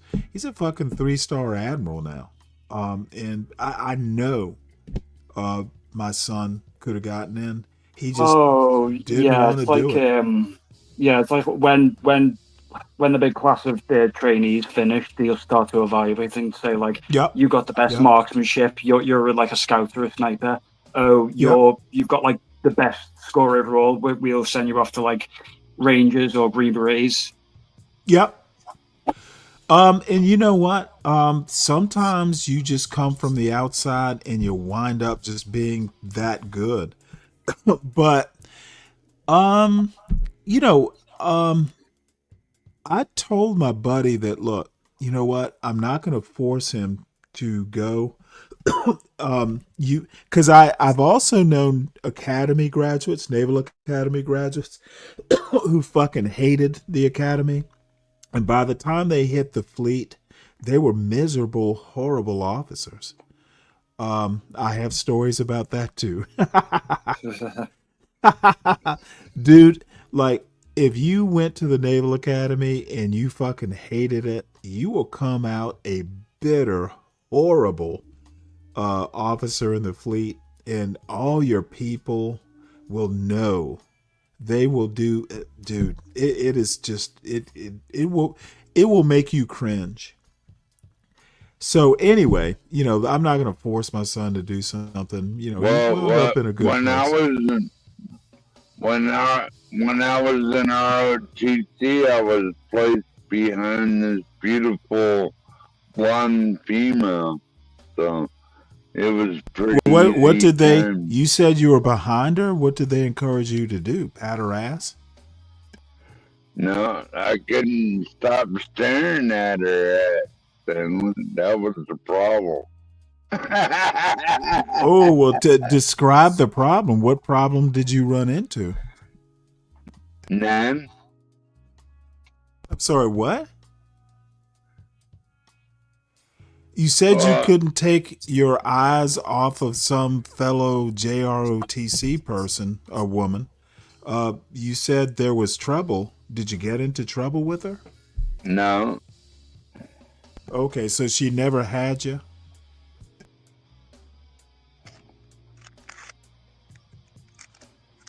Well, all I'm saying is she had a nice ass. Okay, well, I'm not sure what to say. I was going to say, have you seen the series Generation Kill? I have not. Is it British or American? American. Honestly, I literally don't even have cable. Most of the stuff I see is either on YouTube. I have Amazon, so I even have Netflix, which I've been wanting to get rid of for years, but my son uses it sometimes. I ought to make him pay for it now that I think about it. But well, shit, he's 19. He'll be okay. But no, tell us about it. It might be on Amazon. So it's like a American TV series about, I think it was the first Gulf War. It's Oh, I was like in the first Gulf War. I caught the tail end of it. Oh, really? Oh yeah, I'm old. Oh. Obviously, you'll appreciate it then. But it's not like an action-packed thing. It's just about like the day-to-day life of soldiers and commanders and officers. Mm-hmm. Yeah, I was Navy. Stanley is a Gulf War veteran. Let him tell you Yeah, about it. no. I caught the tail end. Now, I will tell you one thing that was so cool. I told you I was in communication security. That like, we Yeah. put into. So sometimes I couldn't even go that far from the ship, and I have a story about that too, but I won't tell it now. But look, bottom line is I actually had a weird choice. I had in my possession when I was this was my first deployment. I literally had the on paper the order to go in. Like literally, this says commence. I can't remember the exact verbiage, but it was basically the start of the first Gulf War. It was like, something like, yep, we're, go do it. And I started to keep that fucker because it's, gonna be a historical document, and I burned it. And no one would have known, but God damn it, I would have. And You burned it? well, that's what you do with top secret. Isn't that treason? No, you destroy like every month. There's a whole thing where you take sometimes like there's certain types of security stuff because back in the day, you remember punch cards? Like you could stick a punch card into a computer and that's how you programmed them. Mm. So in the early 90s, we had some shit that was like 1950s, 1960s technology, and you literally had ways of encrypting stuff, and you would use tape. It's almost like, it's almost like, well, it's like a punch card. You stick a little cardboard thing, and it kind of tells the computer how to interpret. Now the thing is it's got to be end to end, so everybody in the fleet has to have the same way of telling their machines how to communicate. Anyway, but those things only last for 30 days, and it will literally tell you. We had code books. There are all kinds of things, but they literally generally last for like 30 days. And they're authorized ways of disposing of that stuff once that 30 days is up. If you have a crosscut shredder, which isn't like the normal shredder you get at Walmart, where it creates ribbons of paper, it has to be crosscut. So you basically make confetti. Like, it is unreadable. There's no way you're gonna fucking Also, together. when you got those types of orders, it was printed from a special paper that, when lighted, it would just go up in a second. Yes, and the thing is, now on deployment, you get like 4 times more message traffic than you get when you're in port. So you're authorized to use a burn barrel, like like out in the country. So you just need to make sure everything gets burned to ash. And I have a story about that. Oh, Yeah, I dude, mean, like, I was going to say that there is a lot that Americans do to be covert. Where, for example, Americans on deployment, if they're on a special mission, before they go oh, out, yeah. they'll get told the color of the day is green. So if they need to get in contact with someone, they would ask, "What's the color of the day?" Mm-hmm. Yep. Oh, shoot. Oh, yeah. But the bottom line is, you look, it literally said top secret at the top, and there's no fucking way I'm bringing that home. See, the problem with people like me, I never get away with anything, and I'm not a good liar. So, dude, I just burned it. That's good enough. What's up, Mella? Who's a fellow Gulf War veteran? Yes. Hey, Mella. Hi, everyone. I'm a Gulf War veteran with top secret security clearance because my AFSC is Aircraft Armament Systems Specialist. So I was privy to a lot of, let's just say, things that destroyed villages of men, women, and children that I participated in. But anyway, the point is, when it comes to documents, this is why I came up to the panel, Stanley. I was just going to say that quick. Is my audio bleeding through? Because your mic's a little I loud. And I hear don't you want it to. clearly. Do you hear me? I can hear you. It's just from on my end, you're a bit loud, and I don't want the stream to echo. Oh, I will turn it down. Well, just she's not too loud on my end, so it might be. It might just be me. Sorry. Not mine either, Stanley. Yeah, you're fine. Fine. Hopefully, I'm all right. Oh yeah, that's better. Yeah. The top secret. That statement brought back memories. I never really took my top secret security clearance seriously. When I look back on being in the Air Force, it was a blur because of how intense I would suppose it had been.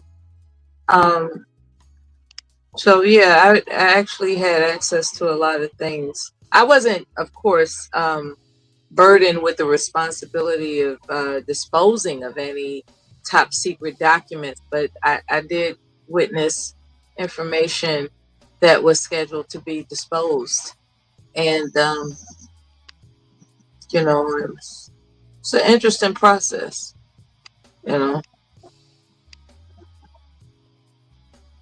There's sophisticated equipment to dispose of top secret documents. So that's what brought me up here. Well, I think one of the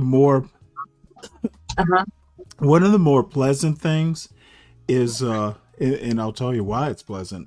Every now and again, you have to destroy obsolete equipment. So, like actual electronic stuff, and there are authorized methods of getting rid of it. And one of them is That's what they did in Vietnam, Stanley. They just dumped everything into the ocean. Well, can't quite do that. What you do, and I used to love it because my sailors, could get some frustration out.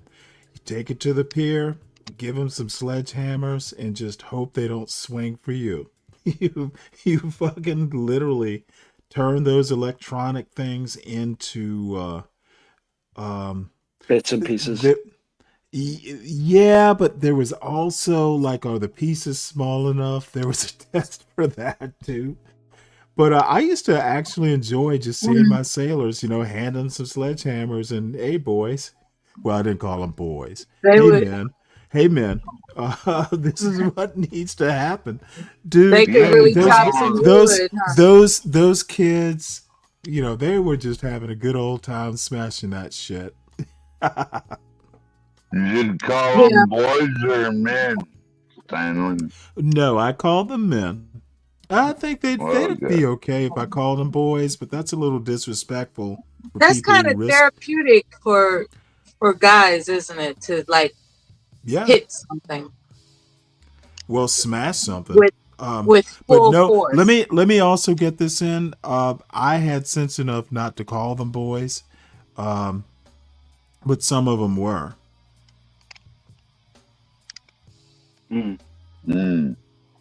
No, 18, Oh, dude, 19. that's why I'm in my comfort zone, dude.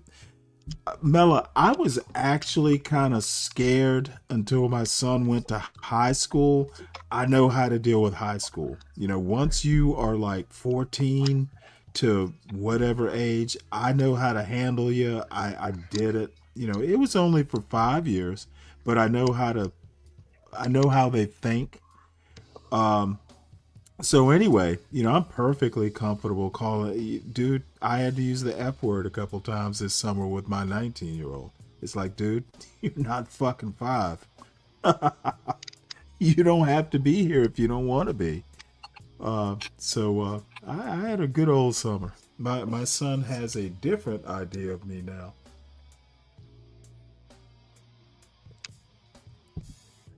So Barry, you were gonna say something?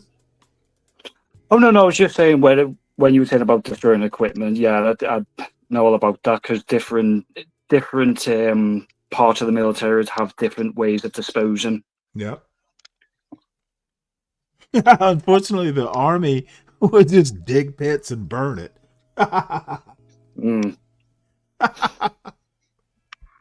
Yeah, I noticed We have we to had a in the Air Force. We have to refurbish. Oh, really? We rarely destroy. We refurbish because they're well made in the first place. You know, the only Interesting. thing that has to be done is maintenance in terms of degreasing things. Well, these And weren't reassembling. these weren't mechanical. These were electronic. I'm talking about the electronics as well. Like Well, how do sometimes you we have to refurbish resolder. circuit board? We have to Interesting. resolder. Yeah, we'd have to resolder things, but it was all about refurbishing. It was not to my knowledge. Okay, and I'm talking about my own career field. In my career field, it was about maintenance. It wasn't about just disposal. So because we're talking about launchers, missiles, and all the the electronics that allows the airplane to do what it does. So it's about they spend a lot of money on that stuff. So it was about Hey, maintenance. Mela. Yes. Hey, Right, but Mela. I'm talking about a different type of communications. I'm talking like I'm glad communications. Hold on a second. I'm talking communication suites. Like, all a Radio Shack does is, process incoming They're and not outgoing even traffic. It wasn't okay. Oh, yeah, that's different. Don't That's know why different. you're talking, 12th man. Yeah, so I because know Radio what you're Shack talking about. doesn't I exist. understand what you're talking about. We're talking like a whole, like, I don't know, like a big old room it's almost like, have you ever been in a server room, Mela? Like a data center? That's kind of what it Yeah, was. So I yeah. mean, there, It had to be yeah, replaced, and what well, no, and the you've just the destroyed obsolete now. stuff had to be destroyed. Yeah. Right. And some of this stuff, like why we still had it. Is that Pete Hegseth? Stanley? Yeah, it's Pete Hexa. You can wait. Yeah, You can what's wait. he saying? You will wait. Bottom line is, my equipment What's he sometimes saying? I'm surprised there were no test tubes. So that's it. Now you want to see your greasy haired boy? Let's hear what he's got to say. You can tell that. Oh look, look at Trump. Jesus Christ, it's like, Grandpa, I'm making motherfucker. I'm sorry, what? Where's the please in that request? Please. Dude, we got guests in the house. I expect you to act better. Well, I'm wondering what Pete Hegseth You know had what? to It's say. not going to be anything earth-shattering. Pete Hegseth probably thinks he's going to be like a president one day. That will never happen. Yeah, J.D. Vance is the next president. No, it's probably Marco Rubio. Those is changing, going back to basics. This guy's Drill shoulders are instructors, amazing. instructors again, sir. So from the minute of the tactical of standards to the strategic of beaching Look at this bombers, fucker. We're focused on what Plus, matters. he's a combat veteran. Which is on track. Who gives a to deliver fuck? strategically for the American He's a people. moron. Munitions and the deputy secretary making sure our stockpiles are overflowing. That's our job. I'm honored to be a part of it, sir. Thank you for your leadership. I'm honored, sir. I'm honored, sir. You We'll think make you'll that kiss decision, Trump right? on the cheek? You've been great. Thank you very much. That motherfucker He's is gonna about get. he's about close to doing that. Yeah. No, I'm That honestly Marco, thinking Pete Hegseth. I don't think that Pete Marco Hegseth will last. Rubio. I don't think Pete Hegseth will last the year. Marco Rubio is literally the What smartest are they person in that. laughing at? Who knows? Marco Rubio is literally the smartest man in that room. Well, he's talking now. Let him talk. And there's just a few Motherfucker, you don't control this show, and I don't give a fuck what you want. For the first time It's in what the I modern want era, that we are counts. truly on offense Let me be the against left organized cartels version of that are Trump. pumping poison, killer poison, into our cities, and that's a team effort. It's Christie's team, it's Pete's team, it's Pam's team, and It's a obviously under your popularity leadership. contest And by the way, we're in getting the incredible cabinet. economic, international cooperation. Countries just in Christie. the last week: Ecuador, Paraguay, Guyana, Trinidad, today Argentina, all joining us or trying to be helpful in advancing this. And this just, one thing is we're going to stop drugs from coming in, and we're having record seizures. But another thing is I got a drug international story to talk coalition about. against the scourge on the international stage. Can do. I was just going to say, Marco, where you were saying about Rubio before, I do kind of like him, and he does focus on some No, I issues don't. that. I think he's just the best of the worst. Oh yeah, true. And I don't think he's MAGA, to be honest. I actually think he's smart. Like intellectual, like he can learn shit. He can process information. And he has the good sense to keep out of the news. You don't really hear that much, at least in the American newspapers, about Marco Rubio. He is not into being splashy. And that's part of what I admire about him.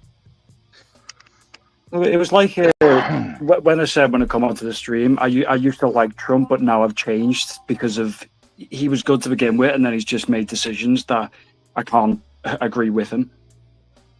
Well, it's funny. That friend I was telling you about in Lagos, he started out as a total Trump head, and I used to just mock him constantly. Now here we are, probably known him, probably 6-7 years. He is totally anti-Trump now. And it's I've kind of watched him. Now he's not a leftist. He is just anti-Trump. He's very religious. So, he'll never be, the kind of leftist. Marco Rubio got elected during the 2010 Tea Party, Stanley.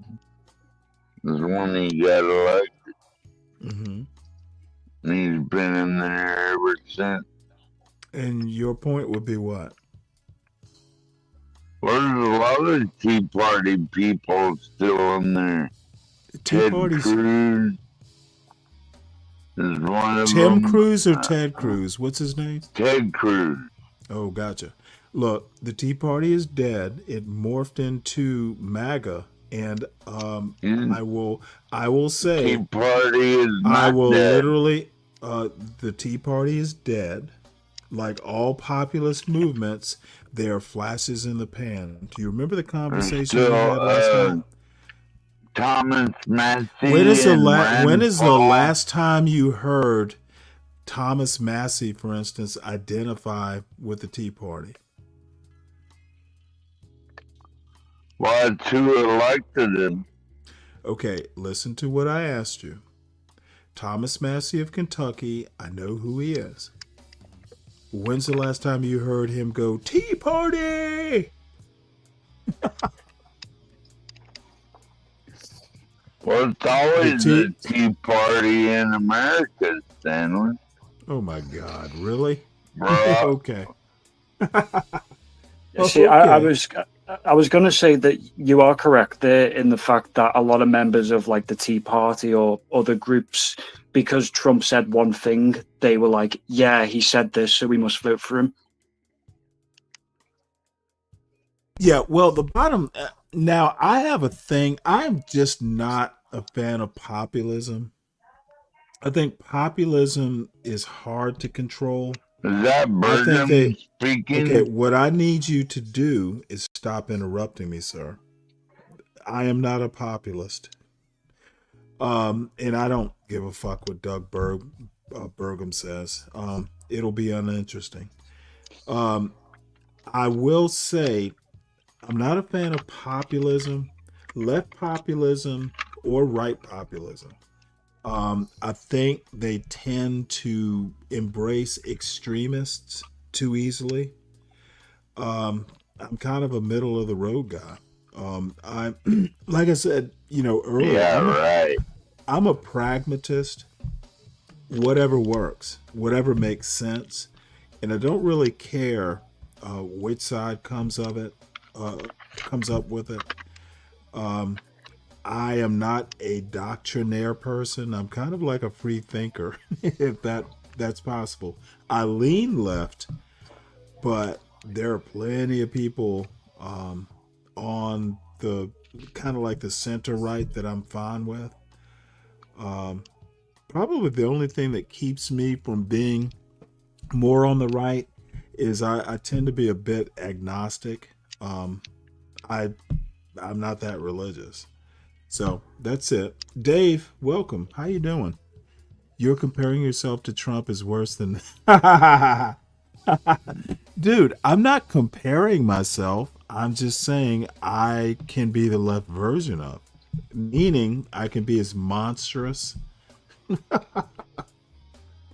Comparing. Dude, I don't compare myself with that flock of seagull old man. So let's start. Trump is bobbing his head. Apparently the monsters have shaken him awake. It's a democracy here, but also the Statue of Liberty and the Golden Gate. This is a great group, but on behalf of all law enforcement, we say thank you. We say thank you. Chris Wright was talking Thank about you, Mr. electricity. I wanna close President. that. Is he going to do a little wiggle on top of a grate? Remaining is, Happy solving Iran's birthday, nuclear, thing, that was Mr. an existential threat. President. China beating us in the AI arms race, that's an existential threat. We finally have a president who talks about it. You talked about it in your opening Look, you remarks. have to praise signed him executive orders. You constantly. understand that They're afraid. essentially we These saved hundreds motherfuckers of are years ago, people afraid of started saying him. that knowledge is power. But now, for the first time in history, we can take a electricity and we can convert it into intelligence. So it's flipped. It's no longer knowledge What? is power. Power is also knowledge. And while we're ahead The on the fuck is? technology, Wait, we're you way take behind electricity China and turn it into Where'd knowledge? Malaga? and your strong position to support Away from you, affordable, apparently. reliable energy using our nation's resources, including those across the Department of Interior, bringing back coal mining, bringing back mining. I like that Marco Rubio all is the the only industries one, that at killed least in in this this picture, not wearing an American flag And pin. with your leadership, we have a chance to not Is that only his way of defiance? Oh, you like that? So thank you, Mr. Yep. Thank you very much. And we're leading that. The only one that isn't wearing an American flag. I'm glad you pointed that out. They have one person that says. Yeah, I do it, and noticed. that's it. But essentially, we have one person that says. You don't like we the give American that flag, and the job they've Stanley? done has been amazing. I don't like Thank putting you again, Lee, pinholes in my that very regard is so expensive suit. important. The rapidity, just as fast as them, because it's a question of a week. I think it's a versus good way day, to and that's ruin not a gonna good make suit. difference, but you've done Oh, yeah, fantastically, definitely. And Doug and Chris, amazing job. By wearing So we've done this for American a while flag. now. I a don't think pin. you've ever seen anything like it. Now, if you make a And, coat of an American you know, I think flag, Sean that's was right. another thing. These But guys that are holding these sticking up, if you ever American try flag holding your hand out pins for into 2 a hours, very that's a expensive long suit time. will This is ruin pretty it short, eventually if You've you been doing keep that a doing long it. time, I guess. Congratulations. Are you getting tired? Are you getting tired? When Look at was these the guys. last time They you look put like they have on no a problem. It's suit? amazing, actually. I think they would have beat you My guys. mother's funeral. Oh, sorry to hear. And I didn't put an American flag in the lapel.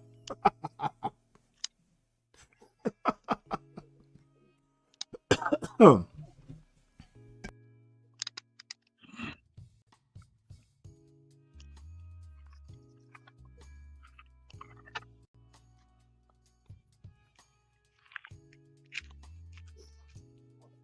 I'm going to say as well that you can disagree with him not wearing the flag, but he's got like a right to not wear it as well.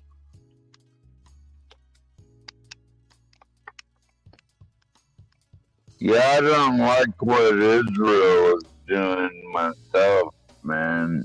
All that famine and By the child way, death. I wore black sneakers with the suit because I'm an old man. My mother would understand. So, we got a bunch of news stories here, which I'm actually not that interested in all of a sudden. But there are a couple. I want to talk about the demographics of DC. Everyone keeps calling DC Chocolate City. Let's see here. Why are you not working? Whatever. So anyway, the most interesting thing I found is the demographics right here. 40% black, 40% identify as black or racialized black, 37% racialized white. It's not that chocolate. And then, blacks tend to be, according to this, and this is census data if I recall, if you take Asians and other, blacks are a majority, minority, something like that. So it's not that chocolate is my point. So again, another fiction that because people don't really like care. They will literally take something they heard 20 years ago and still think it exists. Oh, did 12th Man leave? Probably needed another beer. Also, as well, when you say about those stats, they think, oh, this like the city of DC, just that place when they're not taking into account now the funny entire thing DC. about DC is the District of Columbia. If I recall, might be wrong, but I'm pretty sure I'm right. There is no city and county. It is District of Columbia. It's all DC. It's kind of a weird thing. So DC, Washington, DC, all of it. There is no outside of the city. If you go outside the city, you're literally in a different state. So it's not, it doesn't have a county. Washington, DC is all of Washington is District of Columbia and vice versa. Now, I could be wrong, but I think they're inseparable. You'd have to go back and look at the history of it. It's a federal city event, essentially. But Not to mention, it was also a safe haven for a lot of like escaped slaves and free men. Yep. However, it existed, but there's something I want to find here. Look, I'm just gonna kind of free flow here. I've been drinking some beer myself, so I'm kind of in free thought mode. Don't feel like being limited by news stories, which I do have. I actually plan out these shows. I actually take the news stories and I go from Trump to administration to foreign to local, etc. and I'm going to show this because it's kind of local to me. And then I'm going to show a couple things afterwards that kind of, my frame of mind. So, Oh yeah, let's bring see. up anything you want. I'm happy to discuss whatever. Well, cool. Yeah, because That I was is on a awesome. stream. I was on a stream the other day when it was I think it was the 80th anniversary of Hiroshima and Nagasaki. I had a good stream about that. Okay. Well, this is local to Atlanta, and I'm good. How's your philosophy? How good are you at Some stories are- philosophical arguments? It depends on what the argument is. Good. Nope, that's the right answer. So this is local to Atlanta. Livonia is I can't remember which county, but it's in the Atlanta metro. I live in Exurb, by the way. I live maybe 40 minutes, depending on traffic. But we don't get no city folk here. Some stories are difficult to tell, especially when they touch on alleged intimidation and racial profiling. Well, the world remembers the tragedy of Trayvon Now, this Martin, happened a young few days boy ago, shot and by killed the while way. walking through a neighborhood carrying nothing more than a bag of Skittles. Tonight, 7 News Detroit anchor Carolyn Clifford is digging into a dispute between a retired police detective from Detroit and a Livonia resident after an encounter inside a condo complex left both men pointing fingers. Marcellus Ball spent 35 years with the Detroit Police Department, retiring as a detective, honored at the White House. But earlier this year, while searching for a condo in Livonia, he says he faced something he never expected. Get out of my face. This is a private I know what it is.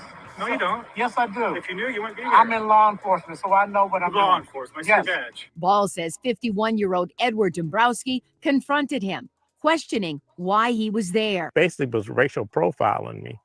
And he was telling me, what was I doing over here? You don't live here. We don't want you here. Get out of here.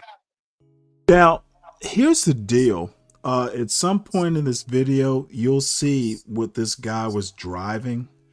It wasn't like a beater.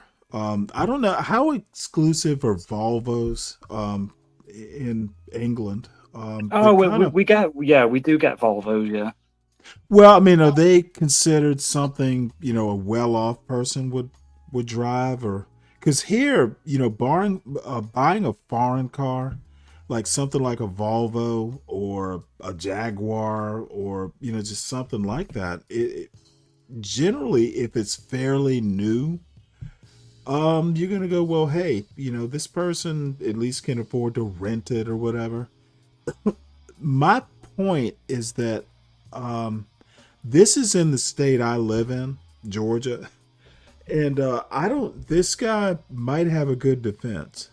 This motherfucker, this is literally Atlanta, Georgia. If there's a chocolate city, it's gonna be Atlanta, not DC so much. And this dude is just you'll see where this goes. He says he was off his meds.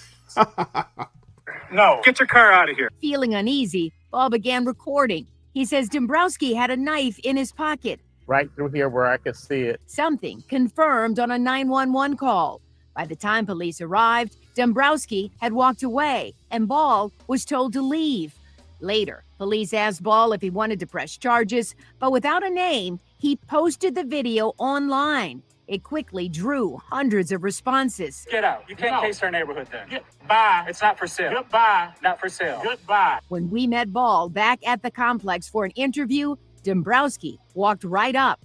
When we asked Dombrowski why he confronted Ball, his answer pointed to suspicion. Why would you feel so hostile towards someone like Marcellus Ball pulling up into your condo complex? Well, Marcellus didn't have a very cogent story to offer me about his presence here with his Volvo. Dombrowski admits he always carries a knife, but denies showing it to Ball. Still, he acknowledges confronting others before, including an African-American food delivery driver. Well, as a matter of fact, yeah, one of the delivery people came through. His name was Ezekiel. Ezekiel? Yeah, of African-American descent. Mm-hmm. And you Okay. confronted him? Yeah, I did. It was at 2 in the morning. And you have an association, right? Mm-hmm. The association, are Now, they why the okay with fuck you was this confronting him? moron They're up absolutely at 2 in the morning? blindsided by Marcellus. We reached out to the Villas Condo Association. By email, they told us Dombrowski has no authority to confront anyone. The Wayne County prosecutor charged him with disorderly person and disturbing the peace. We were there for his first court appearance. That is a misdemeanor punishable by anything from probation and fines and costs to a maximum of 93 days incarceration, or 90 days incarceration, I apologize, and or a $500 fine. His court-appointed attorney said he was suffering from a mental illness, was off his medication, and undergoing anger management. That's when Livonia's 16-court district judge Paul Bernier fired back. If this is true, anger didn't provoke you to go up to that man and say the things you did and try to keep him out of your neighborhood. That wasn't anger, that was racism. For Ball, justice is simple. Yeah. Has justice been served yet? It's on the way. It's justice is a process, and this is just part of the process. The judge set a court date, and we'll see what happens after then. Yeah, there is. This is like ridiculous. And to be honest, it's gonna kind of be weird to hear this from me. I wouldn't have even done the news story. I'm like, fuck y'all. I'm just gonna move as far away as I can from this sort of stuff. Because I'm not a press person, which is odd because I'm doing a YouTube show. But no, I'm uninterested in purchasing a property in this neighborhood. Y'all fucked up. You know this dude. Ugh, yuck. Yeah, see, the judge was right when he said if you have anger issues and you were off your medication, you wouldn't have simply just walked up to the guy. If something was clearly wrong with you, you would have ran at the guy and started hitting him. Exact, dude. Okay, you do know how to think critically. Good for you. Welcome aboard this shit, dude. Now you laugh. Do you know how rare that is? It's literally. There are people on this channel who just spout shit out. Like, dude, you might wanna think before you speak next time. And I'm literally gonna say, and most of the folks who can think critically tend to be older, like 40 plus. I'm guessing you're 40 plus. I'm 26. Motherfucker. Oh shit.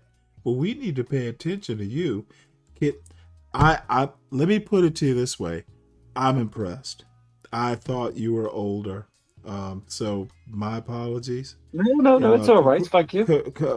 God damn it. Congratulations. You know how to think. Were you in the military? No, I tried to join, but wasn't successful. Well, this is what I wanted to watch. I was just going to say, I need to hop off the stream now, but I'd just like to say thank you for having me. It's been a pleasure, and hopefully join again soon. I tend to do it earlier. I tend to do it in the morning, but probably I may be able to do it usually about 6:45 tomorrow, but it's going to be later towards the weekend because I have some stuff to do. But I try to do it daily. Sunday I try not to, though something's on my mind. I don't want to do Saturday, but you know what? Saturday is the best day because everybody tends to be off of work.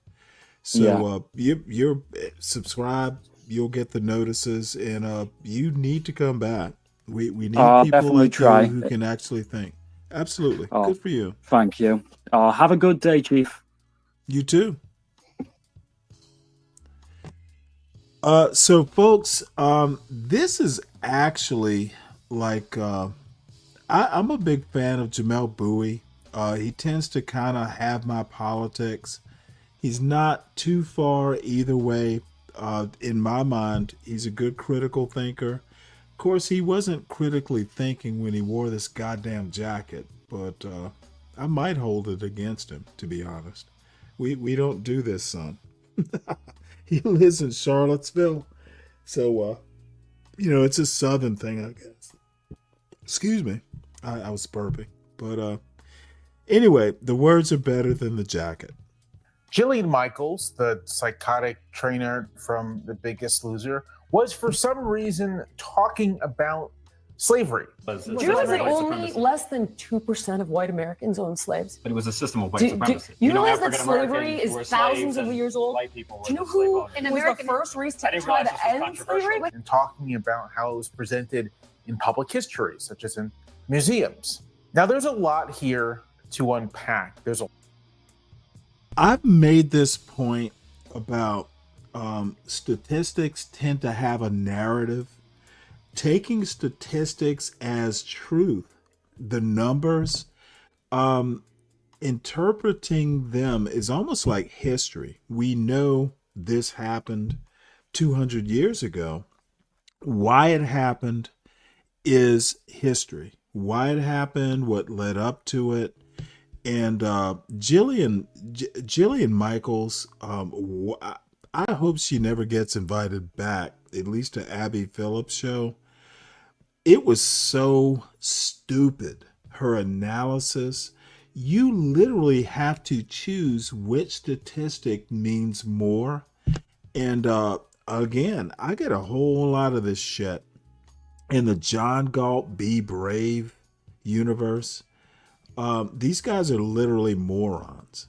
70% of what? What does the 70% mean? You literally have to build a cogent narrative based on the stats. Now, the problem with Be Brave is this motherfucker literally, like every time, you know what? I'm not going to be that way. Be Brave isn't right. He's not even like why people, to me, it's not even entertainment. The dude is a traitor to his race and a failure of white skin. So I'll be mean. And John Galt, there's still a little bit of a thread of, I'm not done with him yet, but I'll need to be more entertaining.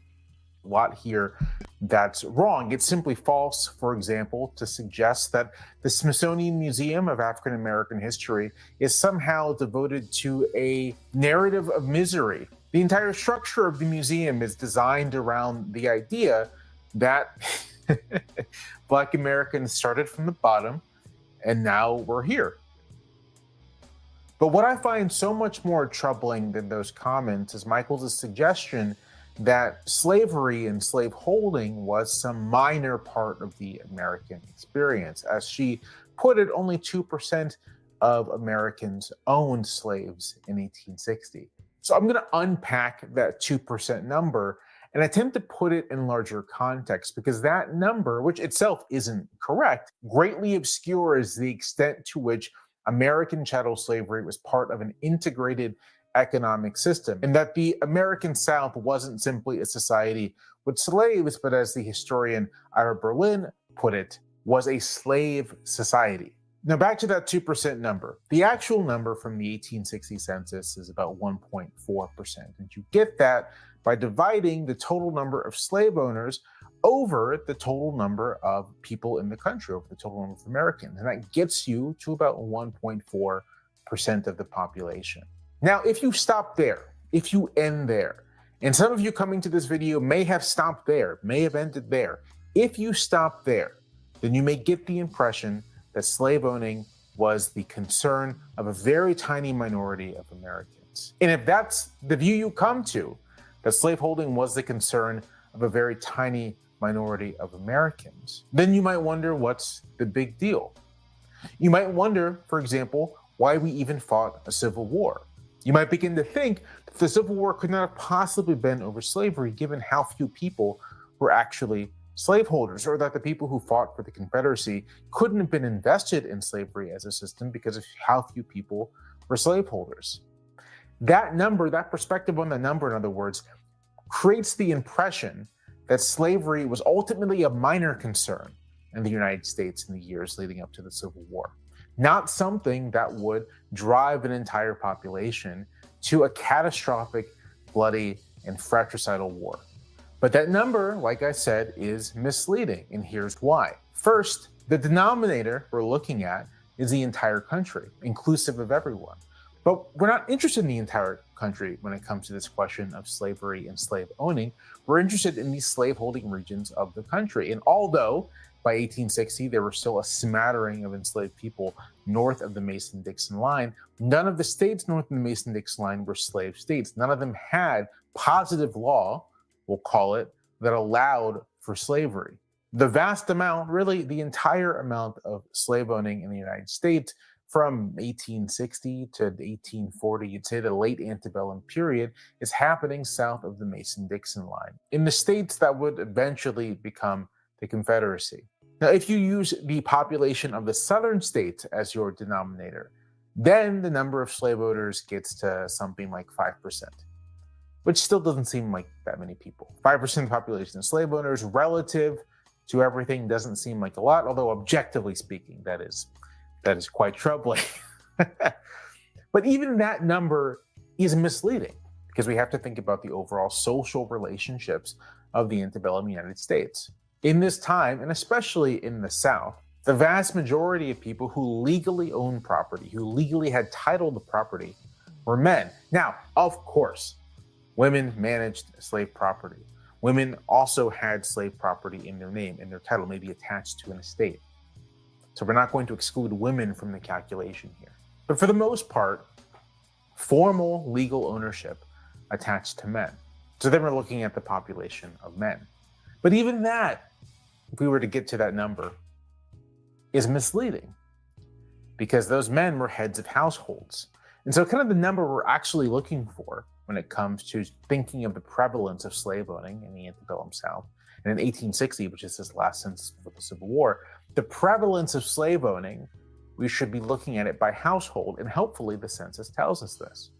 It tells us that depending on the state in the South, somewhere from 20% of households in the least slave-dense places like Arkansas to 50% of households in the most slave-dense places like Mississippi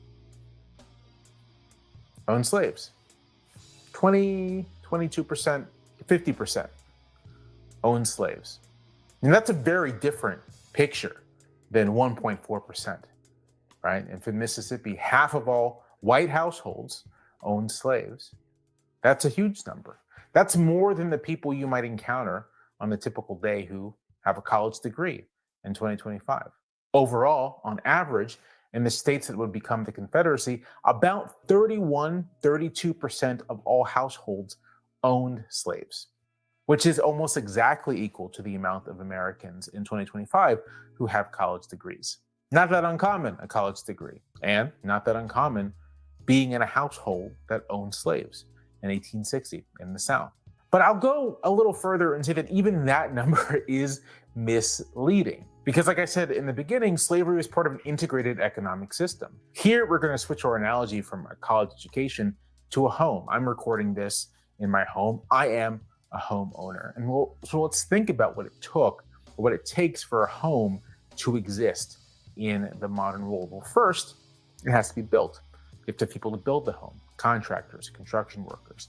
Well, someone has to purchase the land, first of all, and then purchase the materials, and they have the contractors, they have the construction workers, they go through and produce the thing. That's one part of the home building economy, simply the people buying the land, buying the raw materials, and constructing the thing. And of course, the raw materials have to be produced as well. So you have the other part of the home building economy, the home owning economy, that involves those companies engaged in making items used in home building, producing lumber, producing tools. All of that goes into it. Once the home is constructed, it has to be inspected, of course. And I neglected to mention that prior to ground even being broken on building a home, you have to get permits and such. So that here you have the layer of the government is part of this transaction now. And whoever is selling the home may begin to furnish it. They might put appliances in. So now we're thinking about the companies engaged in the production of appliances for homes, stoves, washing machines, dishwashers, all that stuff. The home is sold to a buyer. I'm not the first buyer of this home. It's sold to a buyer, whoever that person is. They work with lawyers and people with the government to figure out the ownership situation. They buy items to furnish the home. They call an inspector in to inspect the home. They get insurance on the home. And of course, to even purchase the home, unless they are sitting on a large stack of cash, they probably had to get a mortgage. And that's because homes are also part of the financial market. Mortgages are part of the financial market. They're bought, sold, and traded on markets. We could go further with this, but the point is that simply owning a home engages you in a whole set of overlapping economic relationships. And the same was true of slavery. Even after the closing of the international trade in 1808, you still have slave trading. You have slave trading along the coast of the United States from places like Baltimore, Maryland, and Norfolk, Virginia, all the way down to New Orleans, stops in Savannah, Georgia, perhaps, stops in Charleston, South Carolina, Mobile, Alabama. A whole coastal trade going around what is at that point the only coastal area of the United States. Now, the traders involved in transporting enslaved people from port to port have to purchase the ships. And so there is the shipbuilding component of this. The shipbuilding economy of antebellum United States is producing ships for this coast-wide trade. You have to crew the ships, of course, with people who work on the ships. You have to buy insurance on the ship as well as insurance on the enslaved people. And this gets us to the part of the slave economy that isn't quite discussed as much, which is the financial aspect of it. There were insurance markets for enslaved people. Enslaved people were actually securitized and sold on markets in the same way that mortgages are today. They were simultaneously a form of labor. They did labor, skilled and unskilled, and they were also a form of capital to be leveraged to obtain liquid assets. In any case, you have your insured ship, your insured enslaved people. That's part of this economy. You have the traders. The traders come into port. There are dealers, buyers, all sorts of people who manage these transactions. That's part of this slave economy as well. You have the people responsible for basically jailing enslaved people while they're pending sale. They're part of the economy as well. You have the people responsible for, once an enslaved person has been sold, transporting them to their new destination. It's part of the economy as well. Some of those people were themselves the buyers. Some of those people were just performing a service. These relationships also exist for what's called the internal trade, not on the coast, but over land, where you have people who are renting out carts and horses and all kinds of materials necessary for transporting enslaved people from point A to point B. Now, once these enslaved people are at their destinations, and here is where the point of clarification, although most enslaved people in this period are living on large plantations, the typical slave owner owned just a handful of people.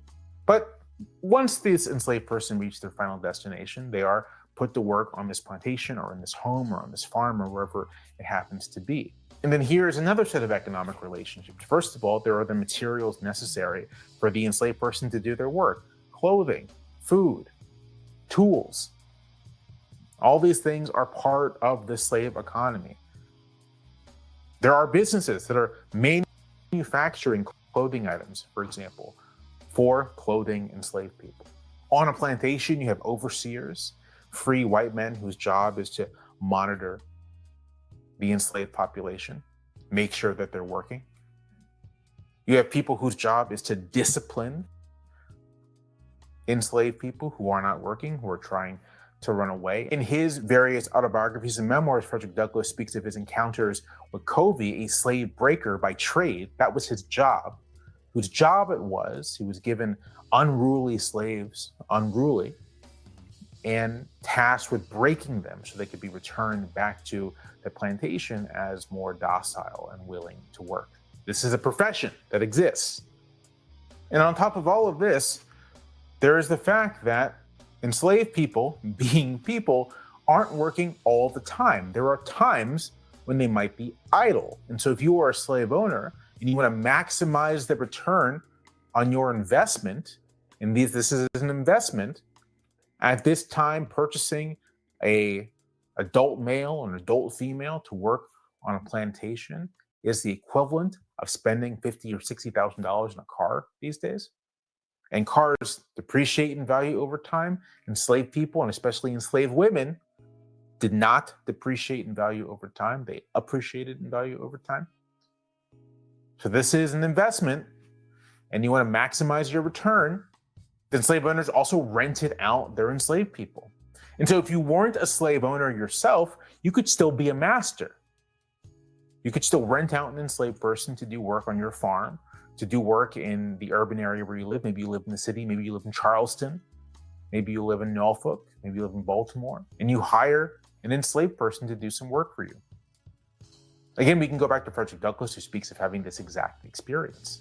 And so that 1.4% number, which makes everything seem so minor, even that 1/3 number, 31% of households on average who have enslaved people, which makes it seem common, doesn't capture how pervasive this is, how much the system enveloped political, social, and economic relations. Only a small percentage of Americans in the antebellum South were slave owners, yes, but a large portion of the entire population in the antebellum South could be slave masters, were slave masters. In the homes, wives, mistresses acted as masters.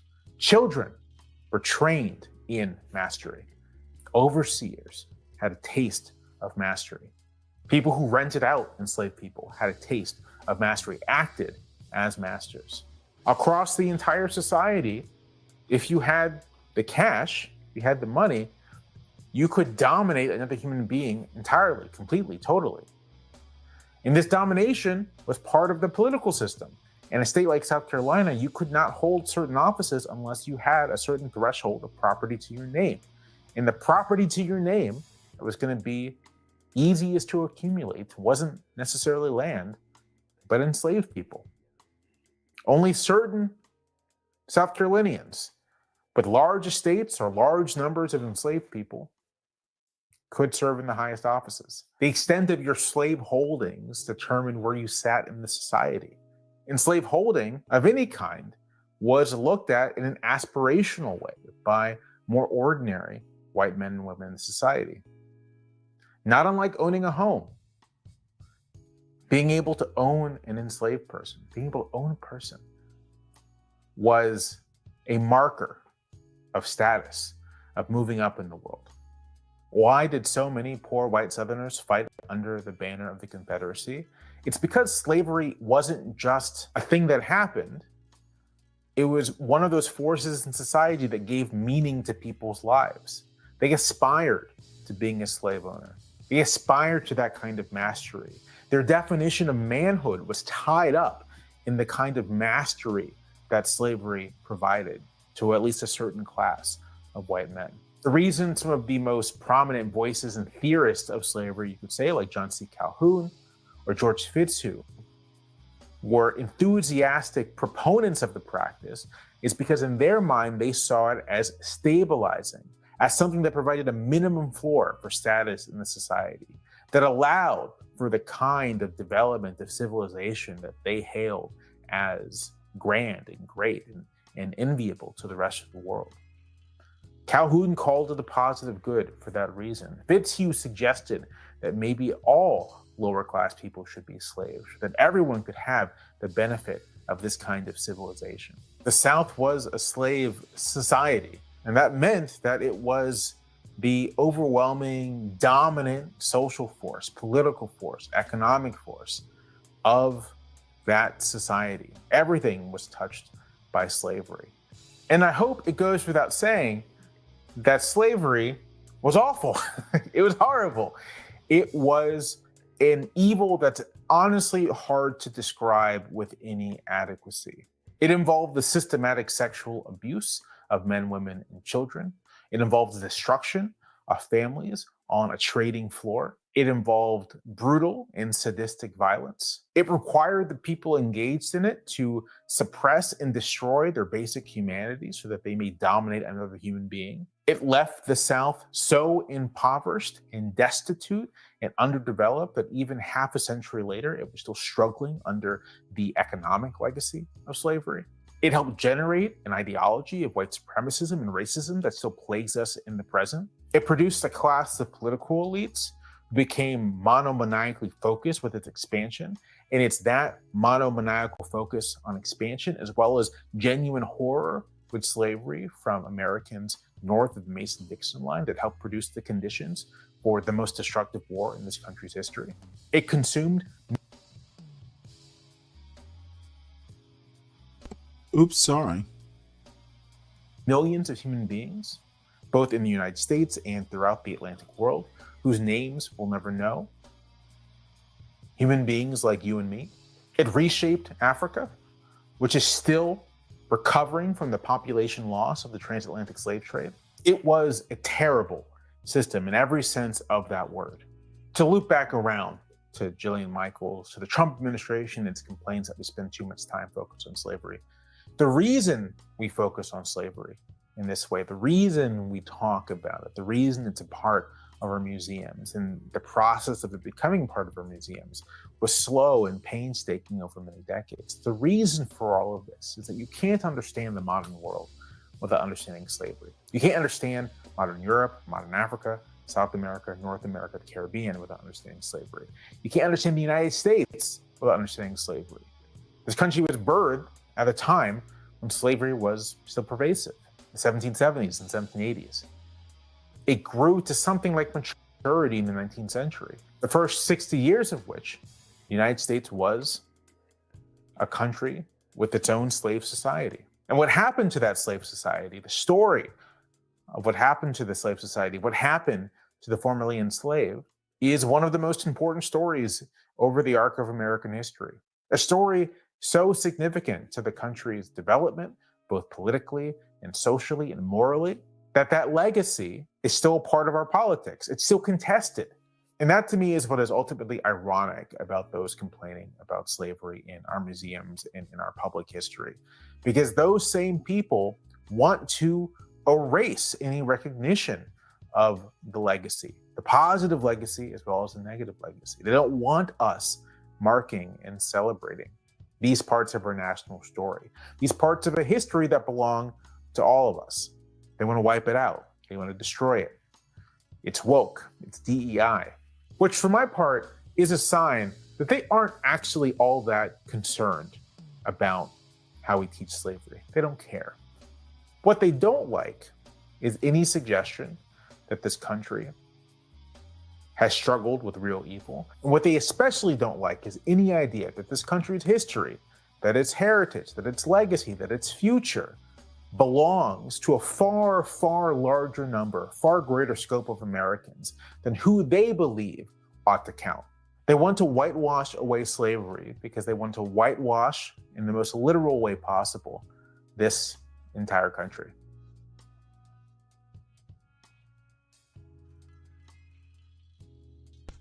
And last news story is this. Now, oops. Hold on one sec here. This is awfully interesting. Trump floats changing Defense Department to Department of War. So I thought this was an anti-war president. No new wars. Really? Changing defense to war.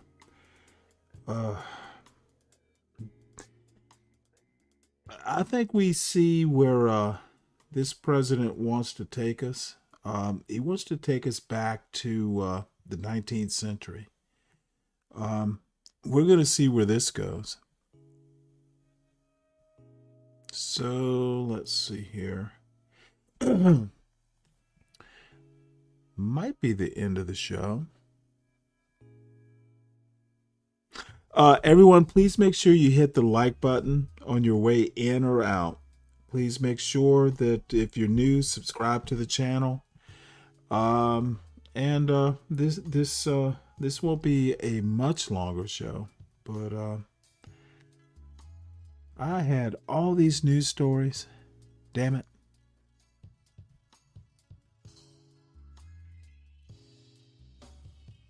And where are we going to go from here? Let's do this. Forces are not with them. And we'll find out why right now. Continuing from the 1945 book Black Metropolis by Dr. St. Clair Drake and Horace Caton. Order. In the face of this wide range of alternative interests, religion ceases to be the focus of lower class life. What were the alternatives? Entertainment, gambling, nightlife, politics, racial activism, etc. So people had more options than just religion. So for some, religion became secondary or even irrelevant. The vast majority organized their behavior around good timing, fixing their attention on the cheaper forms of commercial recreation and gearing the rhythm of their daily life to the policy drawings. Some cling to the church as a subsidiary center of interest, just like we had discussed. And the reason this is addressed here is because this is the end of the section describing Black lower class church culture. So it's transitioning into other competing options for them. Others drop their church connections entirely and become completely secularized, except for fleeting moments of reverie or remorse. Secularized meaning disconnected from religion, for whoever didn't know. I define words a lot because I don't know who knows what, and I don't know who exactly is listening. So I try to clear up some of these words that would have been fuzzy to me back in the day, just in case someone else doesn't know them. Now, I assume a lot of you do, but I know at least there are some that don't. So again, others became disconnected from religion and may have had moments of nostalgic memories or a feeling of guilt because they had left. But it's fleeting and not prolonged enough to make them act on it. Within the lower class are some individuals, however, who assume a pattern of serious secular interest. These are of four main types. 1. Participation in racial movements. 2. Identification with the communist movement. 3. Participation in trade union activities. 4. Striving to get ahead in the traditional fashion of saving money, acquiring a middle-class consumption pattern, trying to get more education, and participating in ward politics. The getting ahead option is the one we're addressing. Here we go. Lower-class sinners sometimes refer scornfully to the philosophy of take the world and give me Jesus, which means that material possessions weren't necessary as long as Jesus was in their heart. The people who mocked that thinking looked at that saying as a way to justify staying poor. And they may have responded by saying, you keep Jesus, I'll take the world because Jesus doesn't pay the bills. But even some church people also adopt a pattern of trying to emerge from lower class status or to provide an opportunity for their children to do so. Numerous lower class persons have become sensitized to the middle class way of life as they see it portrayed in the movies and periodicals, or as they observe it in white homes where they work, or among higher status Negroes. What's the middle class way of life? Here it meant comfort, stability, and respectability. And for the lower class, it symbolized an upward goal to reach. Sometimes a family has one partner, usually the wife, who is sensitized toward the middle class. The wife because she primarily takes care of the children in the household, which made her more likely to see the contrast between her family struggle and the stability she saw elsewhere and to press for something better. In other cases, both partners are middle-class individuals who have taken a social fall, a few steps back down into the pit. The conflict within a family where one parent is oriented toward middle-class behavior patterns can sometimes result in considerable strain. There is, for instance, the case of Mrs. C, whose husband, a common laborer on the WPA and a native of Chicago, had just made a derogatory remark about her Southern origin. Yes, I'm from Mobile and proud of it. I live better there than you will ever live in Chicago. My people are what we call good livers. They've got a car and a home. What have you got? She's talking to her husband. A raggedy bicycle and a WPA job. Oh, snaps. I have to do without everything so I won't be sleeping outdoors and starving to death. Do you buy me any clothes? Did you send me home to visit? If I didn't have a child, I'd go back there to stay. This stuff is wild, but it's reality, even way back in the 1930s. Excuse me, mister, but this big bastard gets on my nerves, always making fun of me. He's been in Chicago all his life, and what's he got? A $55 a month job, and he's too lazy to keep that. Is it a mystery how many women ended up how they did today? Not when you know this history. This sounds like it was just documented yesterday. Now, on the other hand, she's got a right to be upset. She fired back on her husband after he teased her. And apparently he wasn't ambitious, which is something that women expect from men. This is why it's hard to put the full blame on the woman or the man if we're looking to be honest. Yes, I'm gonna leave him. I was planning to move so I can bring my girl up in a better environment. I'll take her home before I'll let her grow up among these trifling, no-good people. These people are the lowest I ever heard of. Some of them are too lazy to put on shoes. And do you think my daughter is not going to have a chance to associate with better children or people like that? There are many such families within the lower class who wish to see their children get ahead. Another mother commented, I hate the fact that I am unable to keep my daughter in high school. I am willing right now to work my fingers to the bone if I could get work to do to be able to put my daughter back in school and to be able to give her some of the things she would like to have in this world. These are the people that I root for. The ones who really want to better their situation. Sometimes there are uncontrollable situations that prevent that from happening. Emerging too from within the lower class are those young people who, because of their contact with the middle class world, at school, in the larger churches, social agencies, or community houses, and through their reading of the Negro press and a general awareness of successful Negroes, have psychologically repudiated their lower class status. They had eaten from the tree of knowledge of good and evil. They became aware of the middle class world and could clearly see the contrast between it and their own lower class status. That awareness made it impossible for them to remain content. So they rejected the life they were born into. Some of these are able, by getting jobs of their own, joining social clubs, or moving away from their families, to begin mobility out of lower class status. Why did they have to move? Because lower class environments create pressure to remain a lower class person. It's reinforced everywhere. The way they talk, the way they think, the way they live. That environment makes it nearly impossible to become anything else. To change, they had to escape that entire world because that was the most promising way to become someone different. One lower class woman whose daughter has middle class aspirations indicated the influence which a mobility-minded child can have on a lower.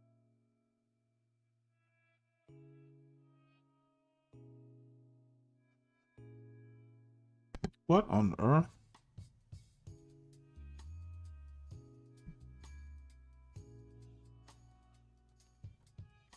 Oh, sorry, folks. You know what? Did I not do this? What on earth?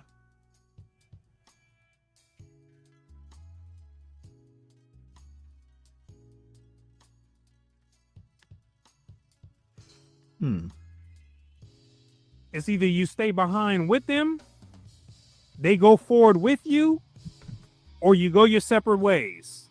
One high school girl revealed the content of these dreams of getting ahead. I was going to high school up until last September. I had to drop out because of financial distress. I have had 2 jobs since I've been out of school. I've worked as a maid and also have done a little factory work. Right now, my main concern is where I can get a job. I would like to get away from that maid and nurse girl type of job, but I would consider anything at present. I sit down and think of the pretty talks that I could buy if I could get a decent job. For younger people, getting ahead usually means staying in school beyond the grades and then securing a non-menial job and moving out of definitely lower class areas. They got to get out of the area. And it's a shame that this has to be the case, but these are the rules of the game. Girls particularly seem sensitive to the respectability of their surroundings, and this is a serious matter if they want to make a good match. Girls with a mobility drive have to fight an almost physical battle against the lower class world. Why? Because of all the pressure. It's all around, and it acts like bowling lane bumpers. If you try to go out of the lane, the social pressure bumps people back on course to make them conform to the environmental standards. The way people think and behave are the lane bumpers.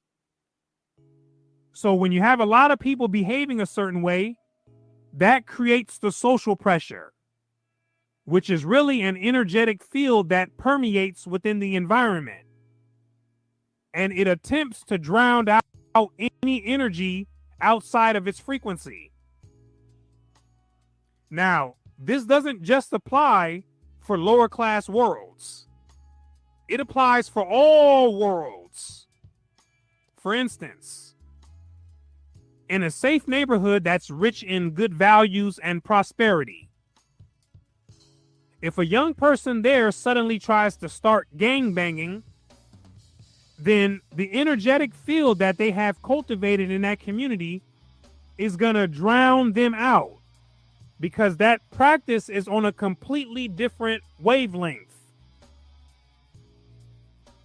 To the point where if they really wanted to be gang members, they would have to move to an environment that supports that energy.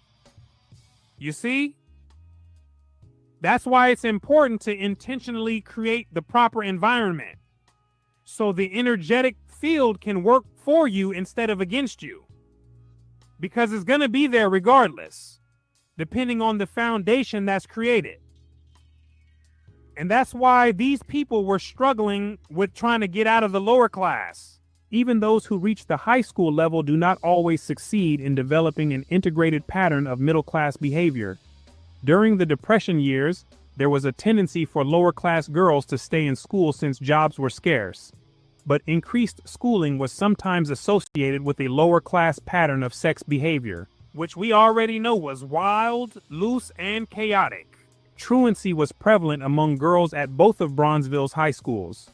One very articulate girl of a lower class family, who likes school and hopes to be somebody, described the activities of many of these truants. Wait, they take money from men to get themselves stockings and a little lunch money. Lots of those girls meet men after school and go to rooms with them. They tell me I'm crazy and don't know what I'm missing. That's the pressure. That's the environment trying to get stragglers to conform. And only the very strong-willed can dodge the trap. After I got 16 years old and began to see so much happen to girls, I just made up a solid mind I will never do a thing like that. It almost got her.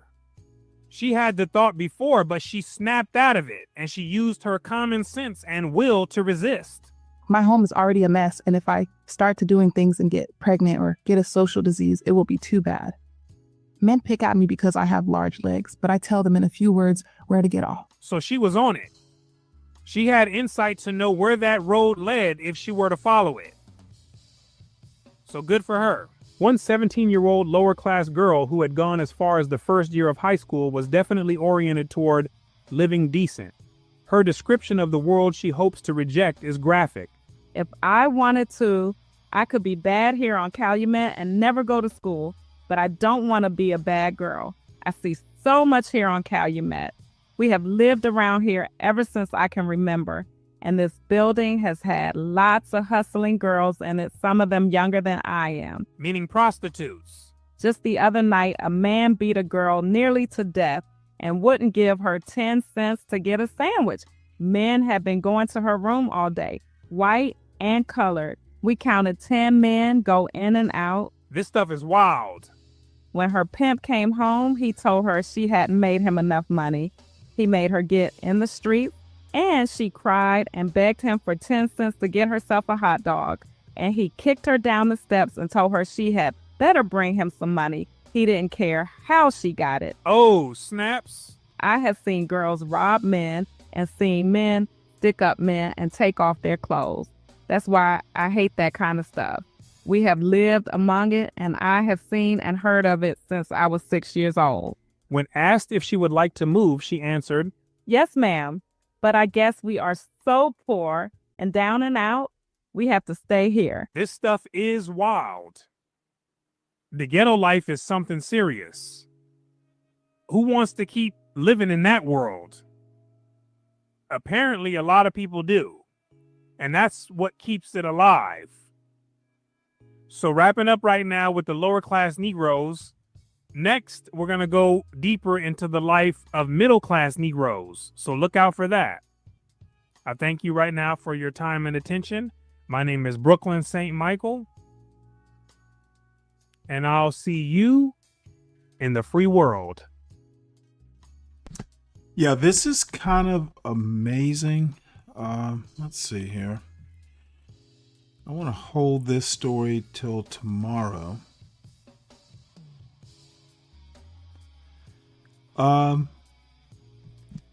History rhymes. It doesn't necessarily repeat. And I hope there's some people who will understand that what's happening now isn't that unique. This isn't a new problem. So I'm going to do this next. This is another lady that I've kind of picked up on. Black man says he can now wear his jewelry outside in DC because of Trump. Men and jewelry. That's why I want to hear this. Hello, everyone. It is me, Demetra Kane. I'm sitting here with Donovan, the recovering Democrat Sadiq, Spock or somebody, also known as the Black Spock. Black Yul Brynner anyway. Oh, you forgot your ears. I'm sure you got them back there somewhere. No, I've already got the pointy ears. They're already pointy. Okay. Nevertheless, the purpose of the Demetra K Show is to promote Black love, knowledge, and understanding of all things that go on in the Black community to make us a better people, even better people, I should say, with the emphasis on even, because we're great people, but we can always try to better. I don't know why I'm stuttering. I've been up early, right? Anyway, we are not live, but we'll be back live at 5 to have a great conversation with you all. So again, we are not live. But today we're going to be talking about some of the residents in Washington, D.C., one in particular, saying, thank you, Trump. Thank you, Trump, for making it safer here. Now, this video is making the rounds. I saw it yesterday, and then I saw it trended today. So I said that'll be an interesting topic, as there's a lot of opinions about it, right? Of course, we know that Trump has gone in, he's there already in Washington, D.C., and decided that he would take it over, federalize it is the term, due to crime being out of control, right? Even though they said that crime has dropped 35% since last year. But he's saying it's, an emergency. So he needed the federal troops to go in there, and the federal National Guards are there now and all of that. There's different stories that are coming out of there. And of course, we heard him say that he was going to Chicago and then Baltimore and then Los Angeles.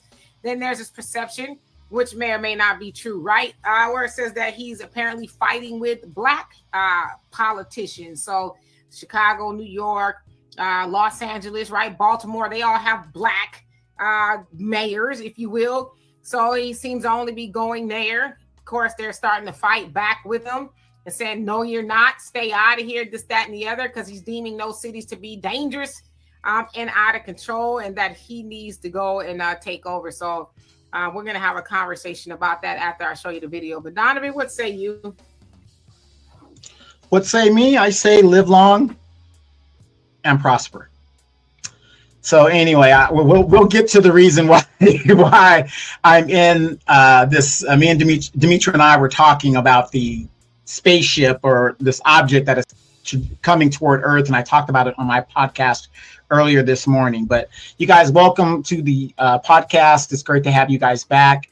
Again, we are not live. We will be live later on today. This is the Demetri K podcast. Great to have you here. Do us a favor, if you guys want to donate, there's ways you can donate. Cash App, PayPal, Venmo, all that other great stuff. You can do that to keep these great conversations going. Also, don't forget to download the African Diaspora News Channel app. Great videos from Brother Phil Scott, Vicky Dillard, Demetri K, Wongale, and a whole bunch of contributors. There's things that you see on YouTube that is specific to the app. So if you want to get additional information that's actually, happening in the African diaspora, you have to get the app itself. That way you'll see different subjects and different things that they're covering that you don't necessarily will see on YouTube. So again, Google Play, Apple Store. Absolutely. So anyway, I also should concede that a lot of people are talking about Project 2025. Of course, we heard a lot about that during the last election. They said, oh, Project 2025, Project 2025. And it seems like some of that is coming into fruition. And so in regards to the federal government taking over cities, I'm going to show y'all, tell y'all about it just briefly, then I'm going to show y'all the video. But basically, it says federal enforcement in cities like Washington, D.C. The proposal suggests empowering the Secret Service Uniform Division, UD, currently limited to guarding the White House, to enforce laws across broader areas of D.C. The aim is to bypass perceived pro-crime, quote-unquote, local policies by inserting federal law enforcement directly into city streets. Now it says, Project 2025 recommends that the Department of Justice should be authorized to take legal action against local officials, especially district attorneys who refuse to prosecute criminal offenses. This includes launching federal prosecutions when local prosecutors choose not to charge certain crimes. Now, the plan envisions placing the DOJ and the FBI under direct presidential control, reducing their independence. This would streamline federal action in cities without needing local cooperation. Consent decrees, a federal agreement with local police to reform behavior, says would be dismantled under Project 2025. This could remove oversight and make it easier for the federal government to assert control and allow local departments to act unchecked. Now, it says there's a conceptual overlap with expanding military or federal force deployment, such as using National Guard units or federal agents to enforce laws or suppress unrest in cities deemed to be failing. Now, in summary, Project 2025 essentially lays out a blueprint for federalized response to crime, especially in cities led by progressives or Democrat officials. It aims to override local authority via federal laws enforcement, stepping in, example, Secret Service and Department of Justice. It seeks to punish or bypass local prosecutors who are viewed as too lenient. It consolidates power under the executive branch by removing institutional checks and job protection. And it contemplates using federal or military style force in cities to enforce the law.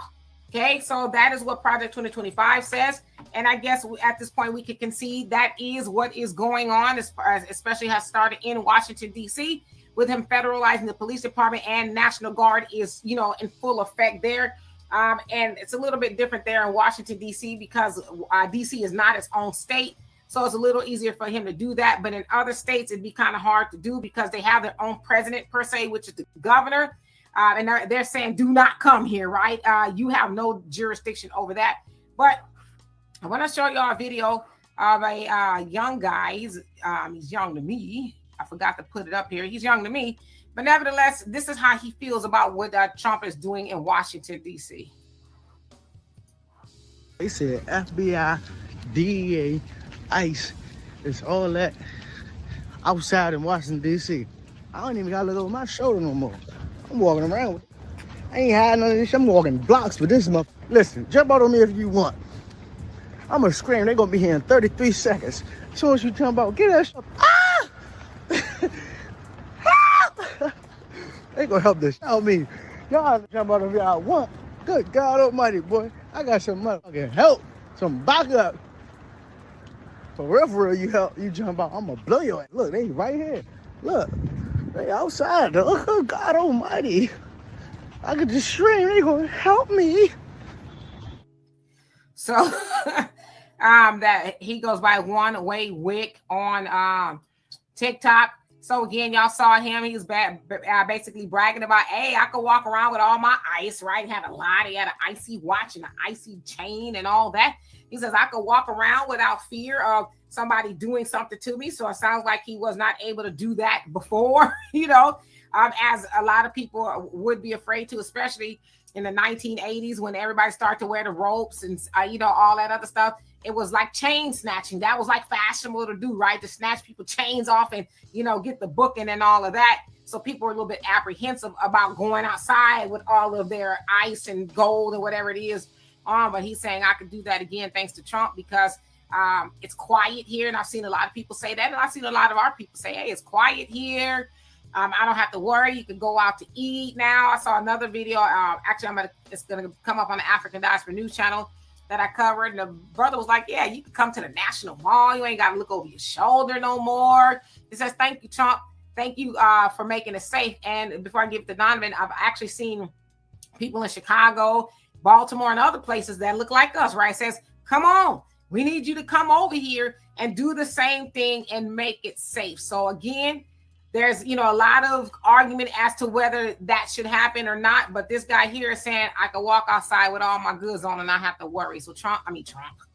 Donovan, what say you? You're close, Trump. That's me, Trump. Same thing. No, joking. All right, let's get to the meat and potatoes of this. Once again, you want to hide something from a black person, put it in a book or put it in something where they have to read. They're not going to read. Washington, D.C. is a specific area where that can only happen, what the president did. Washington, D.C. is a federal land. The president has jurisdiction over federal land and property. That is by the Constitution. That is within his powers. Now, there is a misconception here in Los Angeles that, he sent the troops to take over Los Angeles. That is not true. Because what the media will have you believe, Operation Mockingbird, will have you believe that, he's sending the troops with no reason and, he's just going to take over and this, that. That's not true. What the media didn't tell you was a federal building was vandalized. That gave Donald Trump the excuse to bring in the National Guard to protect federal property. But the media spins it as if the National Guard is running all around Los Angeles and just, doing, what they're doing. They can't do that by law. Now, the presence of the National Guard, you don't want to mess with these guys that have a bunch of guns that aren't trained in law enforcement. Yeah. Now, notice there hasn't been an attack on a federal building in Los Angeles. Now, I know people in Chicago and other black areas where Donald Trump called S-hole countries or cities controlled by black Democrats. He could only go in to protect federal buildings. Are there federal buildings in Baltimore? Yes. Are there federal buildings in Chicago? Yes. Are there military installations in these cities? Probably. Those are the only way he can do it. Project 2025, all this fear mongering that's going on, it's coming to fruition, it's coming true. Ladies, I said this on my podcast, and I'm going to say this to you right now on this program.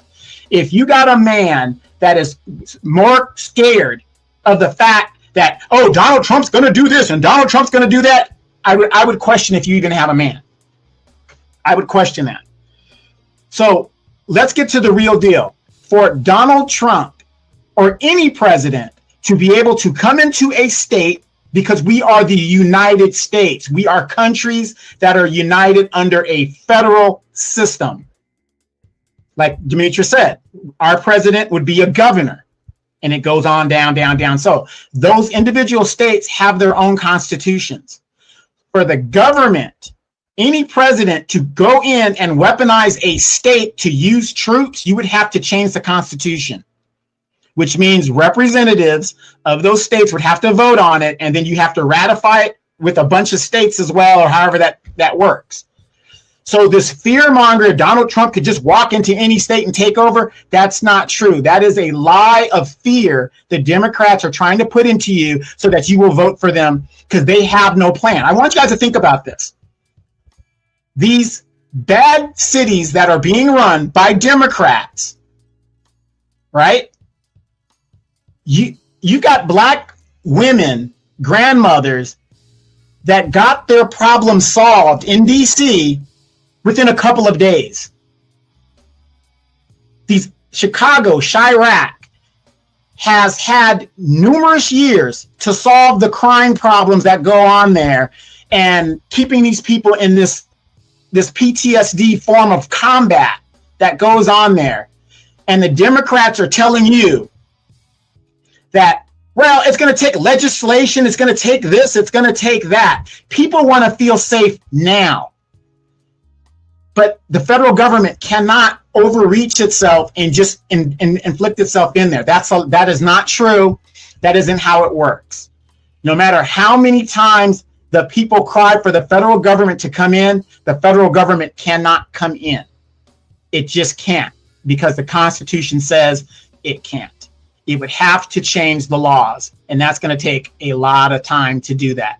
But the Democrats will tell you, well, you know what? Wouldn't it be simpler, instead of asking Donald Trump, Demetria, to come in, why don't we let the local government do its job?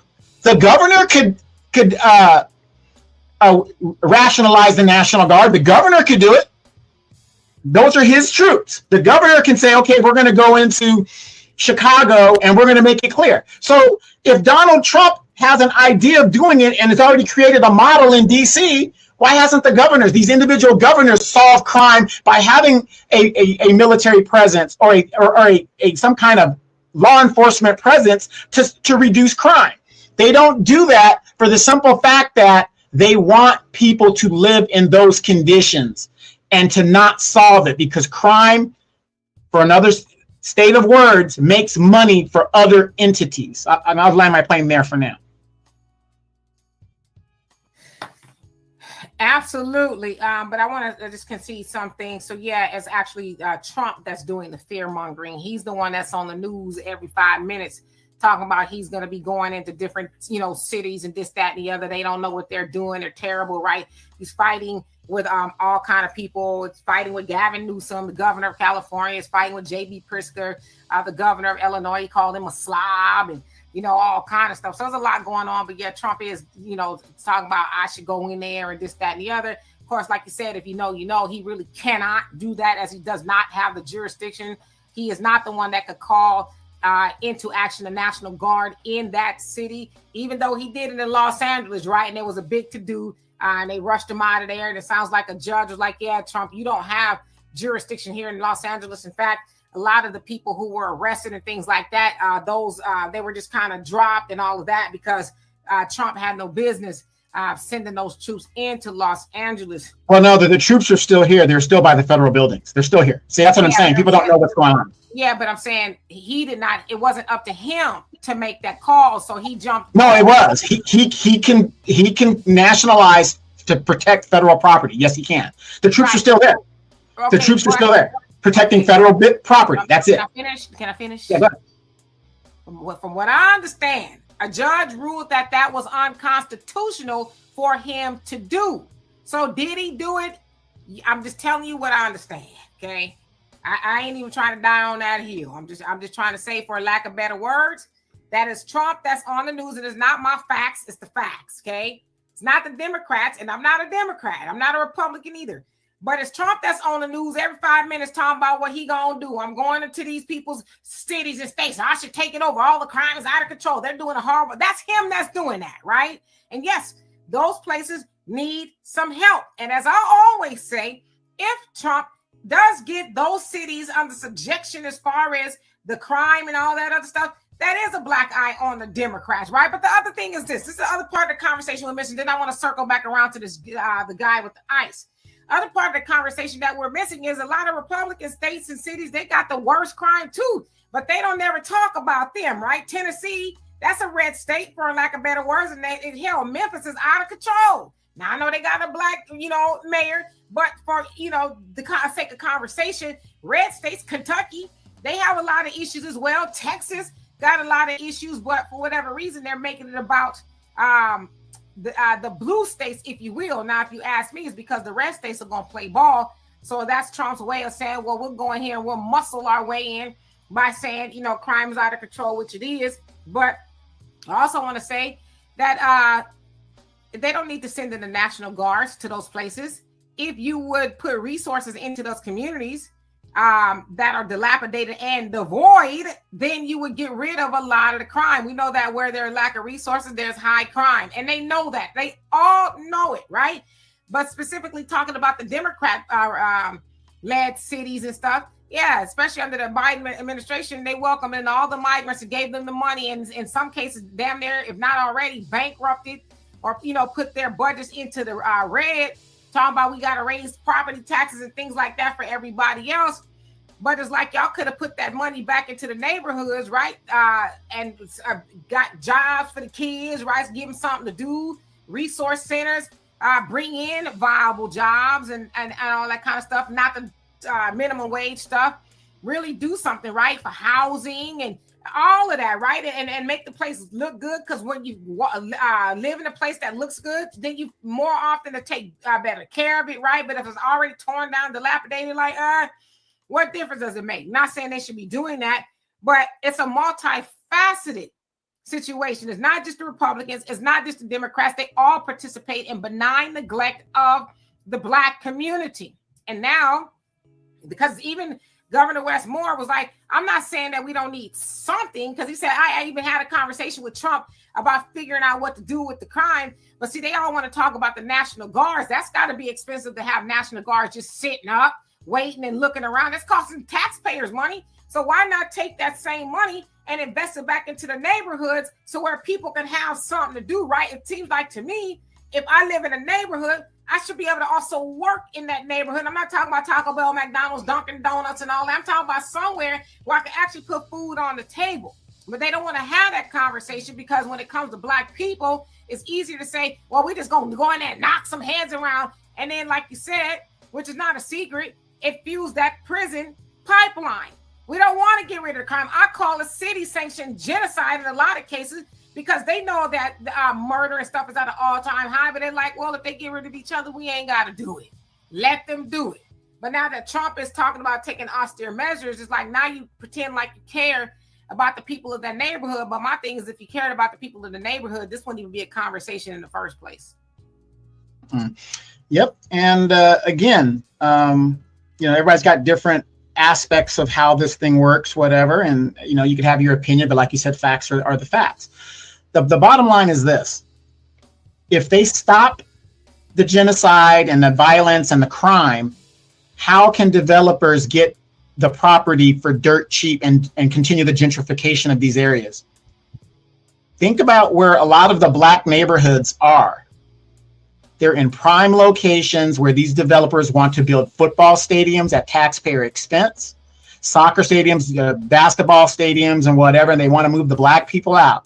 And one of the quickest ways to get Black people out is as you upchuck the violence and all that other stuff, and then the developers come in there and get pennies on the dollar to take that land, and then they redevelop it. And a good example of that is what is going on here in Los Angeles. And it's really going on all across the world where Black people are. But right here, they built a $6 billion SoFi stadium in the heart of what was traditionally a Black neighborhood, and brought part-time seasonal jobs that really doesn't pay anything and no benefits. And, we're looking at political theater here, you guys. This is nothing but political theater. I get it bad, you do it bad, whatever the deal is. At the end of the day, I'm going to ask this question like I've asked on my podcast. Donald Trump is cutting this. Oh, Ronald Reagan did this and he did that, right? Oh, Section 8's been cut. Do you honestly believe if and when the Democrats get back in power that they're going to restore those cuts? Do you actually believe they're going to do it? They didn't do it when Reagan left office. Under Clinton had the whole caboodle. They didn't restore anything that was taken from the so-called Democratic base of people and supporters. It continued. This is political theater, is what you're saying. Yes, Donald Trump is fear-mongering and doing all these things, right? We know that. But again, it doesn't matter what he says if you understand how the government works. There's nothing we can do. There's nothing he can do but get everybody ginned up and scared and all this other stuff. And then you just start, oh, we got to vote for the Democrats. You vote for the Democrats to get what? What's the Democratic plan? What are they going to do any different? You saw what they did under 4 years of Biden. You saw what they did. So that is the Democratic plan. We're going to make this thing, we're going to sit on our hands and do absolutely nothing except bitch and moan rather than coming up with solutions. Name me one solution the Democrats have come that said that they're going to do different when Donald Trump leaves office. There is nothing. Yeah. So anyway, let's circle back to this, the guy here with the ice and stuff. So of course, there's a lot of people, you know, saying that he shouldn't be wearing that anyway, blah, blah, blah. And I'm like, he should be wearing that. He bought it. He should be able to wear wherever he wants, right? Gone are the days where it's like, oh, I can't drive a nice car, wear this because somebody might do something to me. That shouldn't be the case. You should be able to walk outside with all the ice on that you want to walk outside with. Drive the nicest car you want to drive without worrying about parking it somewhere and then somebody breaking into it or whatever. You should be able to do those things. Gone are the days where we should concede everything over to the lawless, right? I don't have a problem with that at all because, like I said, we know that crime is about proximity. Crime is about who you live closest to. And in a lot of those neighborhoods that Trump is talking about going into, he should be talking about going into the trailer parks as well. But, you know, let's keep it where we are. A lot of those neighborhoods he's talking about going into, they harm Black people predominantly. But nobody cares about that. And even Trump with his orange self, right? He only cared about it when somebody that looked like him got jumped on. When it was a white boy that got jumped on, that's when he was like, okay. And if you ask me, it does smell a little bit Jussie Smollett-ish. If you ask me, right, that could have been, okay, we going to use you so we can say, all right, that's enough. I'm just saying, something tells me that could have a little to do with it, but I don't know everything. To use that as a reason to go in there, oh, shoot, they done jumped on this white boy and this white woman. We got to go up in there. But again, neither one of them, Trump or Marion Bowser, none of them. They don't care when the Black women is getting jumped on, when the Black man is getting jumped on. So they both riding dirty. Neither one of them care about Black people, but the one that's going to get something done so that the Black grandmama, granddaddy, kids or whatever could walk through the neighborhood and do whatever they need to do without getting harmed. I'm with it. I don't care who does it, right? Because again, the conversation is never about all the Black people getting harmed. It's about when the white people getting harmed. And as I always said, it should have been the Democrats to do it. You get most of your votes come from Black people, but yet Black people, especially in a lot of these cities, are the most harmed. When you hear about them shoot 'em ups in Chicago, you don't hear about a shoot 'em ups with a whole bunch of white people. You hear about shoot 'em ups with a whole bunch of Black people. And people, oh, well, we going to see, we investigate. Nah. You know, in Trump, in this Project 2025, yes, they said they were going to do that. But yet, if people thought fat meat was greasy, I even see people keep on replaying this clip of Kamala Harris talking about he's going to send in the National Guards after. He's like, well, lady, you knew that. The Democrats, y'all all knew that he was going to do that. And yet you stood at every podium talking about the immigrants and the unalived babies and joy and vibes and giggling and wiggling and your greens in the bathtub. You did that knowing that Trump was going to send in his army after you, and you offered no viable solutions to your largest group of voters, which they still showed up for you disproportionately more than anybody else. That was the Black voter. You left them unprotected. Now you run around here talking about you got this book tour. I'm out of politics and all this other stuff. Nah, sis, on what you knew was coming down the pipes and you chose to ignore. Because I see a lot of people saying, see, she told you, she should have. We tried to tell you. No, you didn't. You tried to tell us it's all right, Black woman, for you to go and unalive your baby more than any other woman here in the United States. You said, that's all right, Black man. I heard you got a plan for you. How about some weed?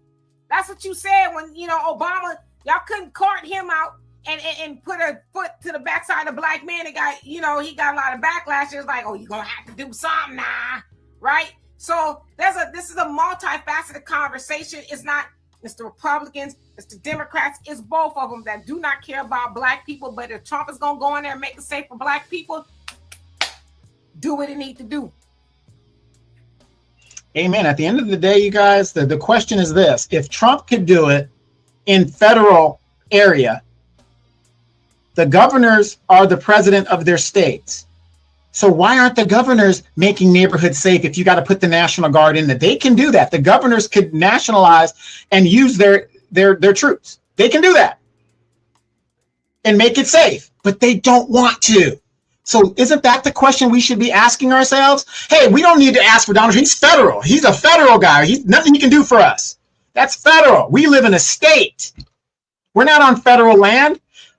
Why isn't the governor stepping in these country or these cities and states that is lawless, or it's murder capitals? These are Democratic governors, Republican governors.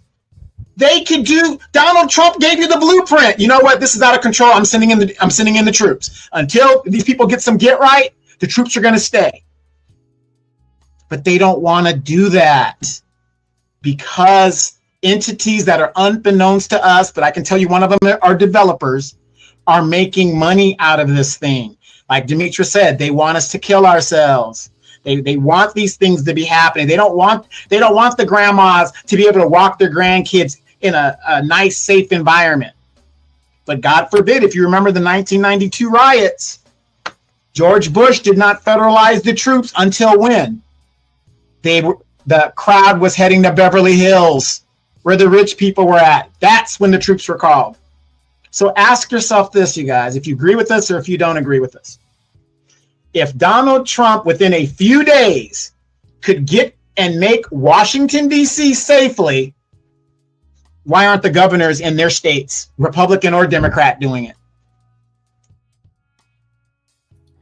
Yeah, there's nothing in it, and ultimately I think it is Donald Trump and, his homies, the ones that got the key in his back. Is their goal to try to, take over these cities and things like that, federalize them. I think that's the ultimate goal, and I would say too that I'm glad that he is getting some pushback. Finally, these Democrats are acting, they're not acting soft, put it that way, because that's partly been the problem. They act hard though, when it comes to the immigrants and people who ain't supposed to be over here, but people who are supposed to be here, like Black Americans, is like, well, we gonna see. Well, we need some multi-year study, when it comes to reparations. Well, we just need to wait and see and all this other stuff. But then, right now you see them, especially the California Legislative Black Caucus, they run around there walking tall, talking tough when it comes to, the immigrants and stuff, but they ain't utter the people about no reparations, nothing. And that happened only last year when they were supposed to take those votes to the floor, and they did not, right? That was less than a year ago. But now we've seen more about them talking about the immigrants than anybody else. So, to me, I just shrug my shoulders when I see them doing that, talking about, oh, Trump is like, nah, sucker, we ain't forgot that what y'all did to Black people or didn't do for Black people. See, for me, that's always going to be the conversation.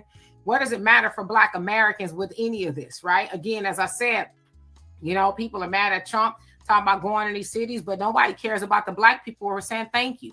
Thank you for sending somebody in here. I should be able to walk to the grocery store without wondering if I'm going to make it back. I should be able to walk to the park or take a walk around the block and wonder if I'm going to get caught up in a drive-by that wasn't meant for me, right? And then they ain't going to really be trying to look for the people who did it. We should live in a neighborhood to where we don't have almost every house could tell a story of how they lost a loved one due to gun violence or something like that.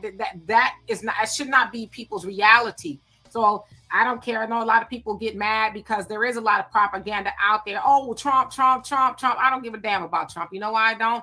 I don't give a damn about him personally or any of that stuff. I do give a damn about what his policies are doing. Now, is he, attacking Black politicians? One could look at it that way. But is what he doing, is it actually a net benefit for the people who live there? That's what I'm saying. I don't know. It's too early to tell. But from some of the stories that I see, a lot of people are like, well, thank you, Trump. But see, the largest conversation is people don't care about that, right? When I say people, I mean like these Democrat shills, like your Ricky Rollins and all them. They don't care about the people who are saying, hey, listen to me, I live here, right? Hello, I live here, and I'm telling you, it's a breath of fresh air to be able to walk outside, because, you know, living here in these situations, I got PTSD, right? Because every other weekend, I'm going to a funeral. I've seen a lot of people talk about that. I've gone to so many funerals of people who've been harmed by people who look like me in this neighborhood, just lawlessness. Nobody cares. And then when you listen to these Democrat, you know, mayors and stuff, well, you know, we got a meeting and we got a task force. And we're going to send more police officers, and that don't help nothing, right?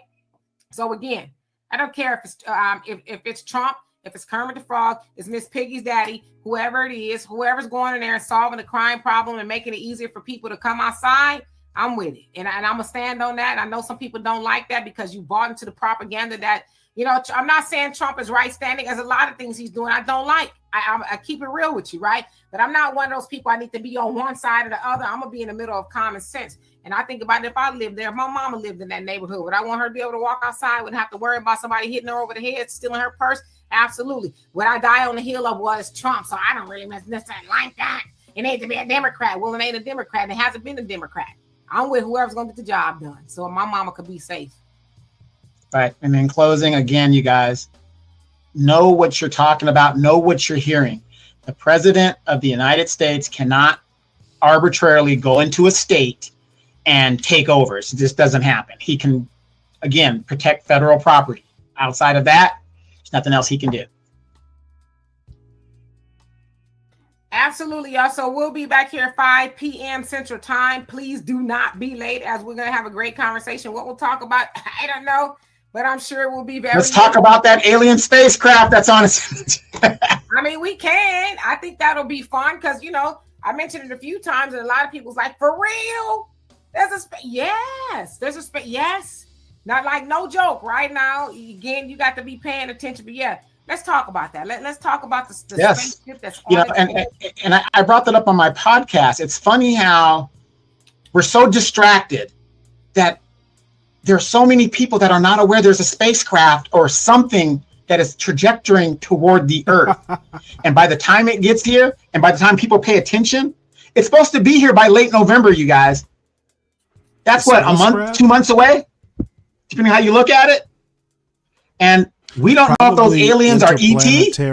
We don't know if they're District 9. We don't know what they are. And people are not aware. Yeah, people are not aware. We'll talk about it. I have my theories. So anyway, love and appreciate every last one of y'all. Again, if y'all see any value in what we did today, there's ways to donate to the channel. But at the very least, please like and subscribe. See you in just a little bit. Peace. Didn't I introduce you to her, Stanley? I think you did. Yeah. She's pretty sharp woman, ain't she? Cool Kamasi, good to see you. Neither. Pure stupidity versus ranting and raving. I think it's an even match. I'll flip a coin. I've listened to BGS. He's way too red pill for me to tolerate. So, and she's way too preachery. I have no clue. So, I think Trump is going to win this. And one thing, you know, this guy said, he's not doing this randomly. Let's listen to Aramiose Frimpong. I am not a Trump fan, but he's not going to lose this one. Stanley, I sent you something in the back. I was wondering if you might look at it and see if you got an AI reader for that. Could read the story. Drugs, guns, and ammo.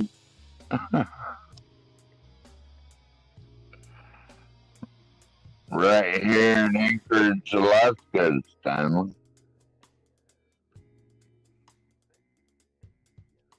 So, like the feds aren't just anywhere. They're everywhere. If you try to fuck something up or something, they're gonna shut you down.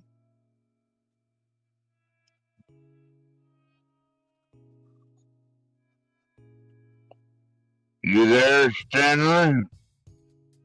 Oh, I'm sorry. Yeah, I'm here. Shut who down?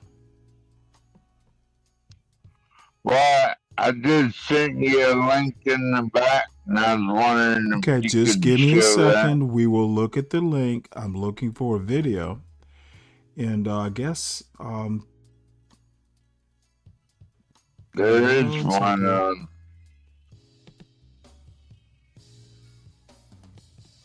All right, I found the video. Let's see what you got.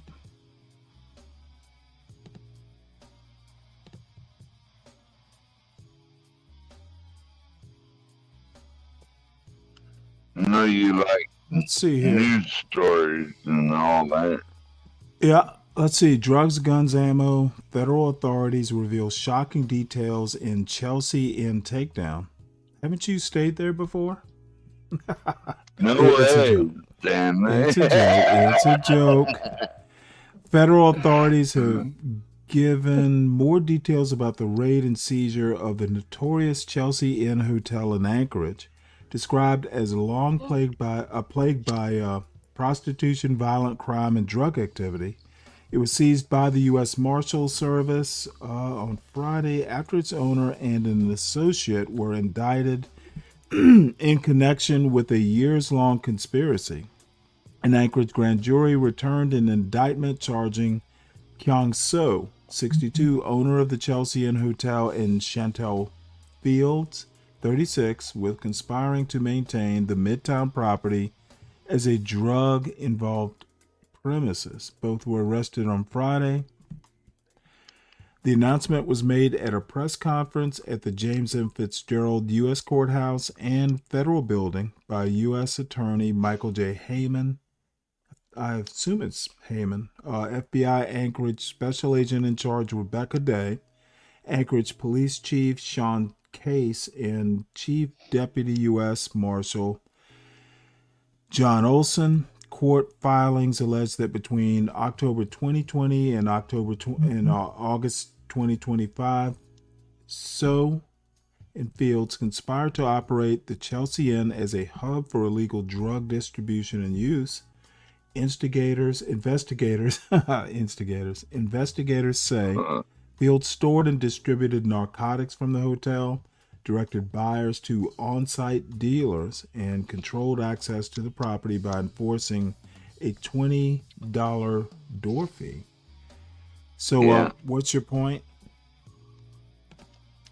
So they're not just in D.C. or Chicago or wherever. They're everywhere.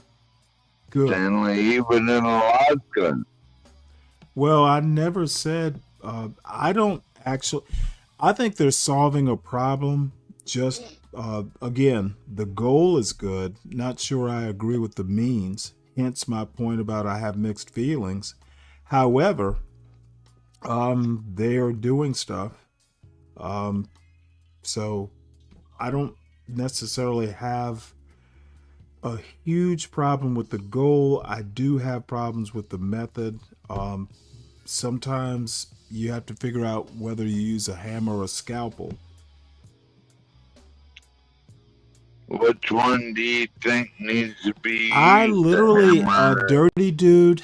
I actually, it's possible the Dems will lose 2026.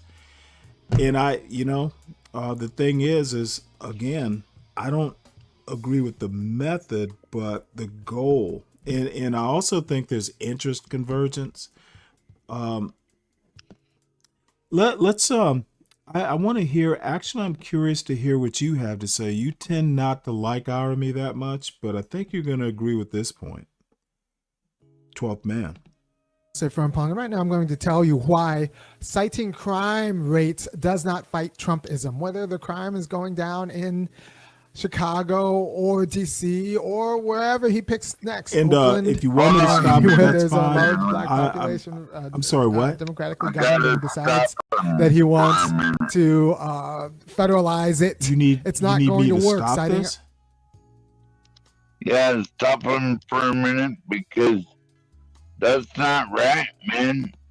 Because what's not right? They're not even arresting a lot of people in some of these big cities that deserve to be arrested. And so that's why I need you to hold your comments. Listen to this commentary. It might address one of your points.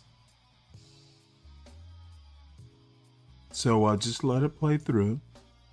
And I'll stop it before the end, because he has a bad habit of kind of repeating himself. But there's some things that I'd love for you to hear. I bet you're not going to disagree that much.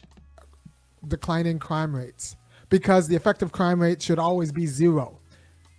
And once again, citing declining crime rates is not going to work as an effective political argument, because the effective crime rate should always be 0. If I'm teaching a class and my class goes from 18 kids peeing in the corner one year to 10 kids peeing in the corner the next year, if I just move to that school, I look around, I think there are 10 kids peeing in the corner. There should be 0 kids peeing in the corner. And that's how we should think. That's how a lot of people do think of street crime, because they live in places where the effective crime rate is 0. And crime rate only really matters in terms of rate when we talk about non-intentional activities. We take this metric of rate and impose it onto crime or divorce, and we think that tells us something, but it really doesn't tell us what we think it tells us. It says that there's a cultural degradation, right? So when we talk about rates in terms of intentional activity, we're talking about a cultural degradation, because culture is what tells you, is what informs you and how to deal with your freedom. And the idea that crime is what happens when people misuse their freedom, right? So it's talking about a crime rate already imports the discourse about how we deal with cultural degradation and how should we deal with cultural degradation. And Democrats say ignore it, and Republicans just say, like, kill it, bleach it, get it away. I shouldn't have to deal with not only the potential of crime or actual crime, I shouldn't have to deal with the specter of crime with all of these cultural degenerates. And this is the world where we now think it's okay to, liquidate people we think are culturally degenerate. Right? So that's where this is going eventually. But you need arguments, the right kinds of arguments to deal with it. You need to understand that crime rates, talking about lower crime rates, doesn't matter. It doesn't matter, because the crime rate should be 0, because we're talking about intentional activities. The street crime rate should be 0. And you're going to get some demographic problems, because you got white girls who grew up in the suburbs where the effective crime rate is 0, then moving to the city for college, and their no wild more than experience you are, and their sex in or the city, any other American life, and they're not going to really have the arguments to deal with why there shouldn't be a police statement, because we don't arrest white women in the United States. Like, you have to actually be doing cocaine off a policeman's badge while reaching for his gun. So we don't arrest white women in the United States. So they're not going to mind. They're not going to have a full-throated defense of civil liberties against the cops, because they understand the cops emerged to protect them, which they did, right? So real quickly about the argument, the argument for the origins of carceral feminism comes from the way we emancipated women from the household, and now we're in society, and we put them in society, we as in America put them in society in order to legitimize a police presence in society to keep those women safe. But the real purpose of that police presence was controlling out groups, often black or Native American, but black males, right? So this is how feminism gets used for a carceral state, and it's been this way since the Civil War, and actually the late 1900s, on through the 80s. It's like on through the 96 crime bill, where the Defense Against Women Act was what moved it through the Senate, or moved it through Congress. So you have to understand that feminism will not save you from the police state. In fact, your 25-year-old professional class feminist who is a Democrat is going to have a hard time not liking the fact that all the new cops in her New York or her DC or her Chicago or her Philadelphia make her feel safe, make her feel comfortable girling out, right? So the cops are not for them. The cops are not to arrest them. The cops are for their protection. And in some subconscious way, they know that and will act accordingly. They might talk about being ACAB against a police state, but really, they know that the police are there for them. And they like not having to worry about things.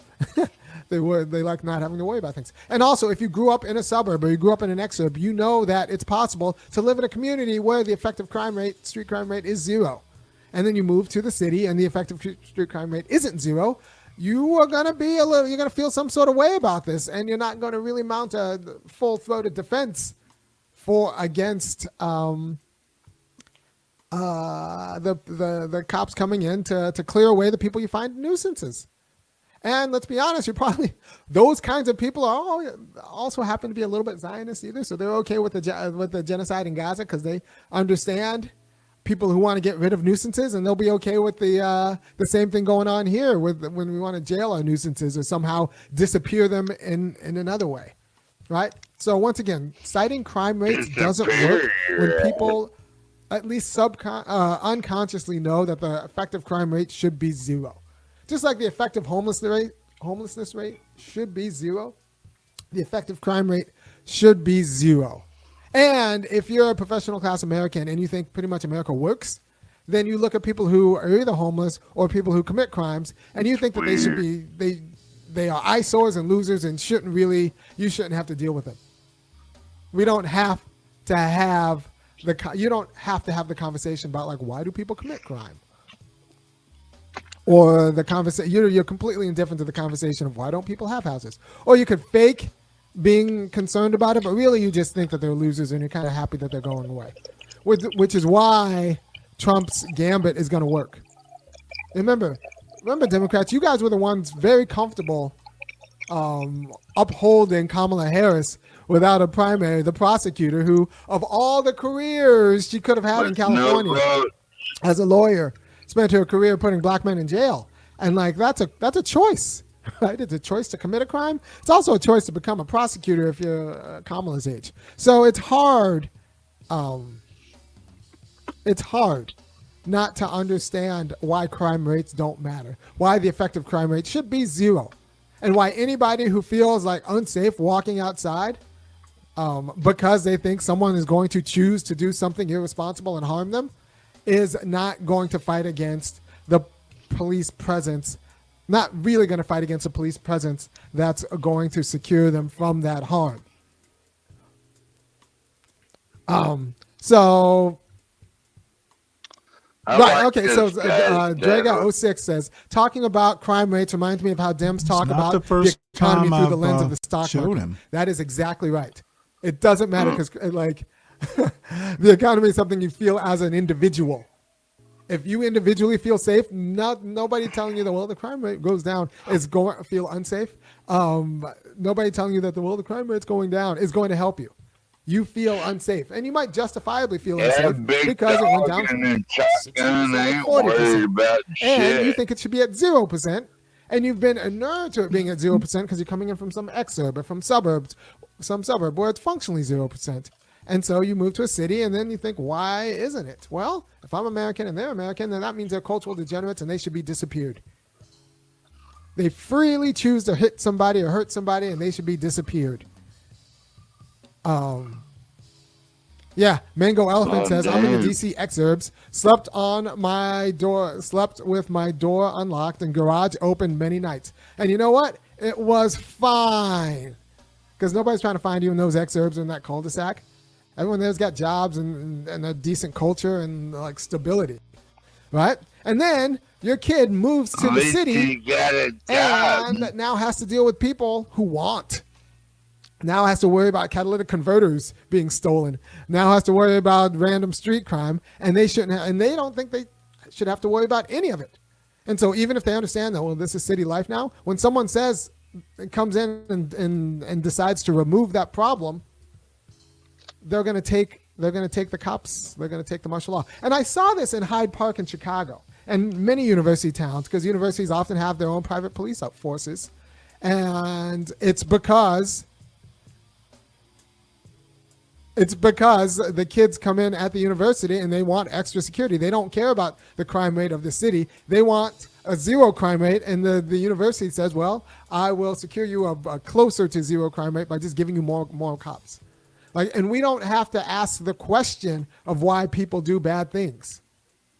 More police. We should always have to ask the question of why people do bad things. But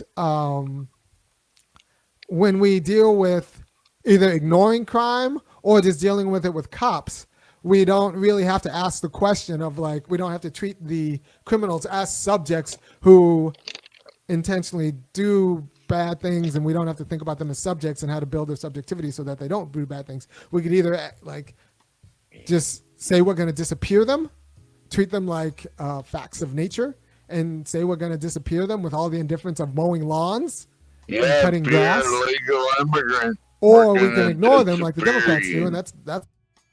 I'm sorry, what? If you're an illegal immigrant, you're gonna get Okay, I don't think his. Sorry. Yeah. Okay. It's not particularly fulfilling either, because their subjective validation is now everywhere and around, and nobody wants to deal with that. No functioning person wants to deal with like strung out people begging for change or begging for anything everywhere they go. Nobody wants to deal with that.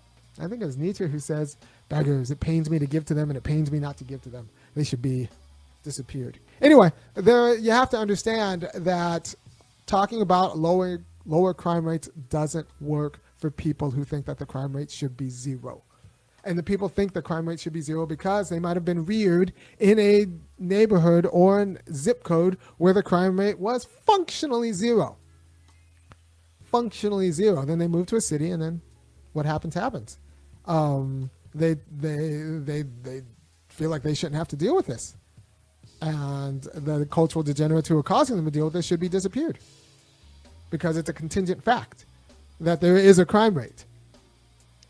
It's contingent, and so so that's why arguments about crime rates won't stop Trump, right? They didn't stop Giuliani.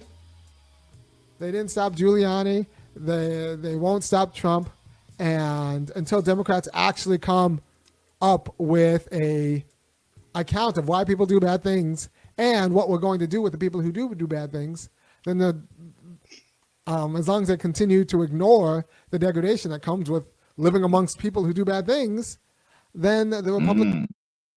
This actually kind of where I am. My response to Dirty Dude, Democrats don't have a response, therefore MAGA through Trump gets to exert influence. There's no cogent response. Okay, going into Chicago, they can make a reason why the National Guard can be federalized. Trump has figured out that, hey, declaring emergency, who's going to fight it? He, as president, gets to decide what is an emergency and how to fix the emergency. Democrats have no response. And until they get one, and I'm not sure that they can.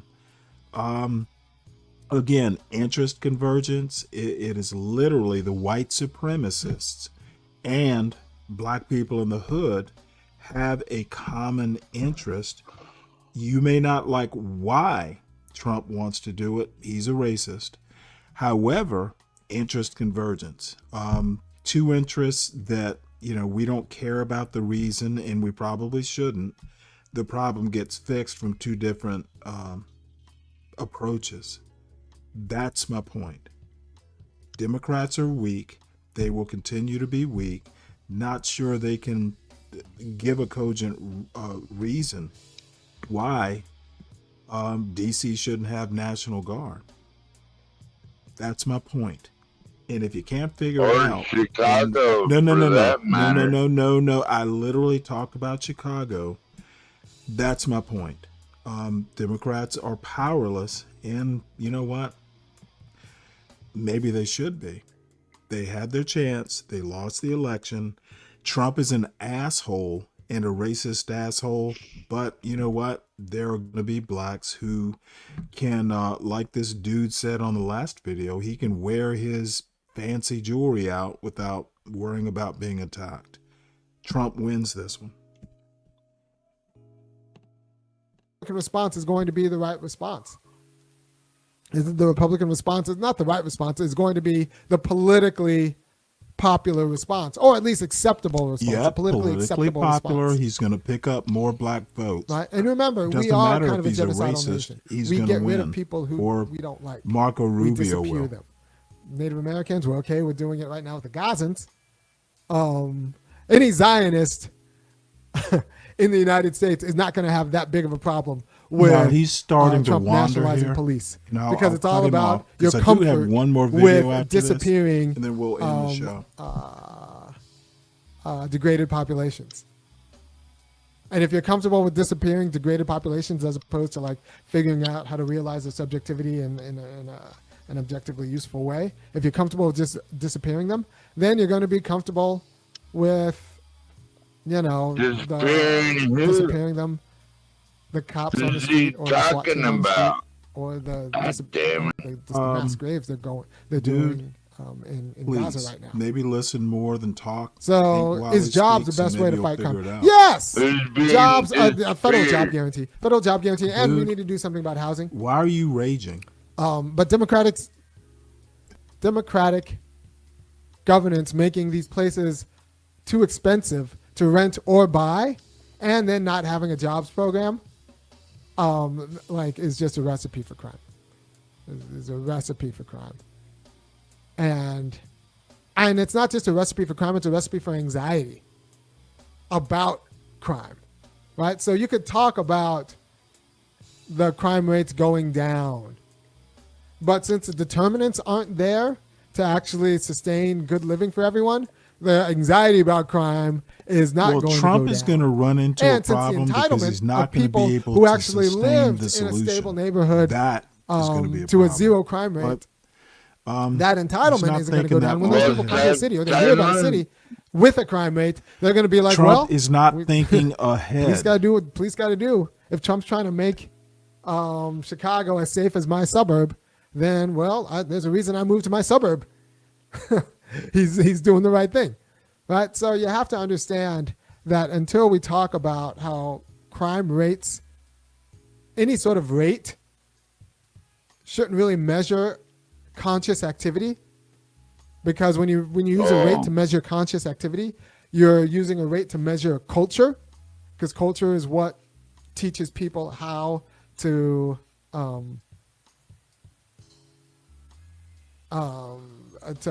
use saying we're not supposed to use and then you can just jail everyone of that culture. It's math. And it'll be legitimate. 12th man. Right, so you have to watch out about trying to use crime rates for something that he's not saying that. He's essentially saying that Democrats lose, Trump wins on this issue. The problem is Trump won't be able to sustain it because you can't keep the National Guard for several different reasons. You can't. This is not a permanent solution. It's a Band-Aid. That's what he's saying. Shouldn't happen at all. Interesting. For something that shouldn't happen at all. Should be we obvious. need to talk about more serious structural solutions to why people do bad things. Why are you? He's basically saying the Band-Aid is not it'll stop the bleeding in the short term, but it's not going to solve the cause of the bleed. He's literally saying this. Not sure why you can't figure this out. They I can. They should be busy doing other things. You're wondering about can people do math? You're not committing crimes. And drug addiction's a thing. Where's the math at on crime? Oh my God, 12 man. You know, we need to please. have these Listen more than conversations you about why talk. people do bad things. Because if the Democrats don't have these conversations about why people do bad things and instead ignore the vagrancy, then the Republicans will have a different answer. They'll have the Giuliani answer. And we didn't have an answer for Giuliani. There's no real, actually been a philosophical, ideological pushback for how he cleaned up New York to make it a playground for, 50-year-old millionaires.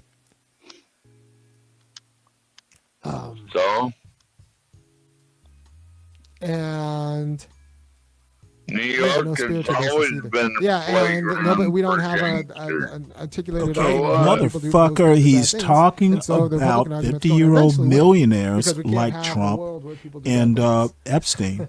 And because that punishes good people for not doing bad things. I'm surprised Blackout that you're not 300 getting says rural crime is out of control. I don't even know. No one says anything. I don't even know if rural crime gets reported because, yeah. But I do know that people with good jobs and hobbies, they're just too busy to engage in street crime. Like that. Well, he seems American enough, so he won't be deported. We need to talk about that. By the way, if you appreciate what I'm saying and how I'm saying it, you should go to www.funkyacademic.com, kick in $5, $15, or $50 a month, because nobody else is telling you that the effective street crime rate should be zero. And you're not going to fight this culture war until you understand that they're promising people His a mother zero is crime from rate. South And Carolina. they can promise people a zero He's crime an rate American. because they're He was promising born people here. who come from Even if he wasn't, places with a his functional mother zero is crime rate. American. Those places exist. And when you talk about rates, about conscious activity, you're talking about a culture. So he can promise to lock up everyone of a certain culture, and that will be accepted. And ethnicity, right? So he's pretty much saying, like, I'll lock up every Essentially, black what he's saying is Trump might- is doing the right thing for the who wrong threatens you in any way, reasons. who makes you feel a certain sort of way. And you know what? In America, that's going to work. That's going to work. Hence my point about interest convergence. Because, right now, black people are a degraded population. And they have all these determinants of crime. And so anytime there's a place where, they are, that's going to have more crimes. And if you want to live in a place where they are, you're going to have to find reasons to disappear them, like you disappear the Gazans. Now, we could ask, why do black people have more crime? And why are they in such degraded conditions? And that's why we need reparations. So if you really want to get the crime rate down in these big urban cities with black people, we need to start talking about reparations, institutional-wise.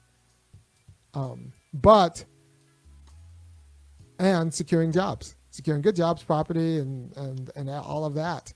And those people don't commit crimes. They're too busy being productive. All right, let me look at the chat real quick. Yeah, we need to remake culture. The first intervention is understanding that zero crime rate is the goal and the expectation of people from the outside looking in. That's the expectation. It's not just declines as an expectation. They expect zero because we're talking about intentional misbehavior. And in terms of intentional misbehavior, you can expect zero. It's a good gambit because Democrats are kind of confused about how they're going to deal with crime. I think you need police officers. I think they should be investigating white collar crime and race stuff. But more than police officers, I think you need institutions to secure workers' jobs. You need something like a federal job guarantee. Good jobs. So people have more hope, and people who have that kind of hope and disposable income, that they just aren't committing the kind of street crimes you're worried about. They have other beefs. They're too busy building things. Well, maybe he can So get that's a how I job like to as make a it. And night that's what I think American agent. First policy is. But this idea that Trump's going to get in trouble by dog whistling, that he's going to go into $15,000 every black run city and Yeah, okay. and put in federal troops. Well, Why you aren't haven't you seen what applying? universities have done all around the nation. Like I remember, like I'm from Chicago. That I saw the University of Chicago $50,000, hey. just pretty much Why aren't institute its you own applying? troops, have its own police force, because it didn't feel like the city of Chicago. It couldn't market that the city of Chicago was keeping its kids safe. Hello, you so there? they introduced their own police force and Well, sentries and all that Stanley, in Hyde Park. you're I think they a extended historian. south all the way to the Green Line. If So- anybody's in Chicago, Oh, no, I'm not a historian. I'm a history buff. Yeah, you're go history, and can back me up whatever. about this. I think they extended But, all the way, I was You wondering. know, words Green Line. I words know don't they came mean all the way that up much to to you, do 53rd. they? and which was kind of shocking in my Where estimation. did They had sentries. So policing- University of Chicago was doing where did what Trump is policing promising to come do from? to all like other cities. Do you know? And Yeah. Um, Have you ever we just have thought to to look it understand up? what that means, Modern policing because we pretty don't have much any can other be way to traced fight it. back And so the to, Republican way is going to be the how way. slaves So you come up with a would better escape crime and be policy, caught. put it in the comments, and I'll talk about it possibly. Did you not But I know do this? want you to know that talking about crime rates and saying, No, I why didn't would There's know a that. there's why would literally we, a book go after Chicago called when The the crime rate is Second. declining. Nobody cares about crime rates. If Her name, I can't remember her last name. She teaches at Emory. She literally goes through the Second Amendment, and I think she touches on policing. The book is called The Second. It's Carol something or another. I'll remember her last name. But yeah. Yeah, I thought maybe email it to me when you think of it, Stanley. you can just Google The Second. 2ND for the second. Well, And it's police- Carol. Carol is her first name. Just Google it. You got a phone, right? Policing didn't start in the United Absolutely. States. Policing is not. See, this is the weird thing, and I think I know where you're going to go. America is very unique. If it's not exceptional, it is definitely unique. There were, you'd have like a sheriff, like Dodge City, but you didn't have police patrols. Okay, dude, I need you to stop blabbering on, and I need you to listen. The sheriff or his deputies in Dodge City is not how policing began. Policing, as we know it, literally started from slave patrols. I think the book I recommend is called The Second, 2ND. It's by Carol. Damn it, I guess I could Google it, but how about you do some work? Don't ask me dumb questions. You're describing sheriffing, but you asked about policing. There is literally a difference. There is a difference. That's why in big cities, like LA, for instance, you have a sheriff's department and you have a police department. Two different functions, though they do largely intersect. Sheriffing is not the same thing as policing, though they can be. The origins are somewhat different. Look it up, read it. So, like your friend here is emphasizing. Okay, he's not my friend. I've never met him. And now you're starting to try my patience a bit. Read before you speak. You asked me a question. I think I've answered it, and I've given you a reference. Why are you still asking the same question? Well, I'm just trying to say that he has a different idea on policing than you do, and so you different did people not have different answer ideas. my question. I absolutely answered the question. Your concept of what you call policing started with sheriff's patrols. Sheriffing is different than policing. Don't confuse the origins. Dude, see, you just see, what you want is me to confirm whatever it is you're thinking. And I know different, if not better. I'm not going to, I gave you the reference. How about read a book? What's her name? Catherine. Carol something? Anderson. Hey, Mike, I Carol appreciate that. Anderson? God damn it. Okay. Why are you still talking? Carol Anderson, you got it right, Mike. And thank you for that. I could not remember her last name. So salute to you.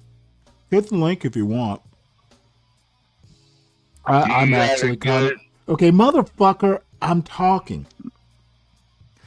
You are starting to be annoying. Sorry, Mike, Stanley. yeah, stop being sorry and just stop being annoying. Let me get a thought out. Mike, I'm impressed that you know it. I couldn't remember it, so salute to you. Thank you. Now, what do you have to say before I finish this video? Let it play to its finish.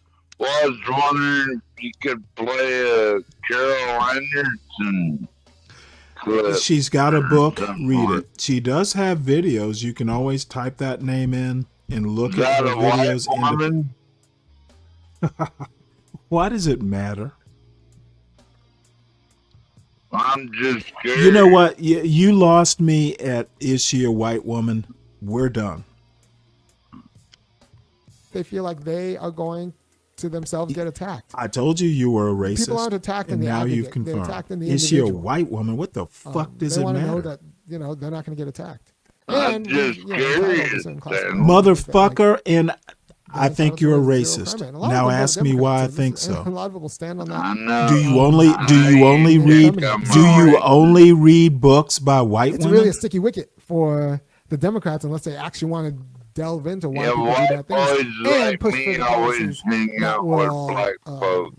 keep people from doing those bad things. You know the And difference? entice them Again, to do better we're things. not talking about who you hang out with.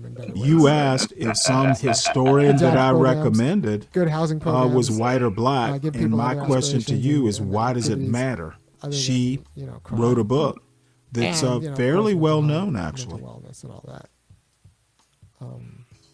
And that would deal with it. But when you're going to ignore both the need for real serious job programs and the fact of crime, then the GOP is going to win the day.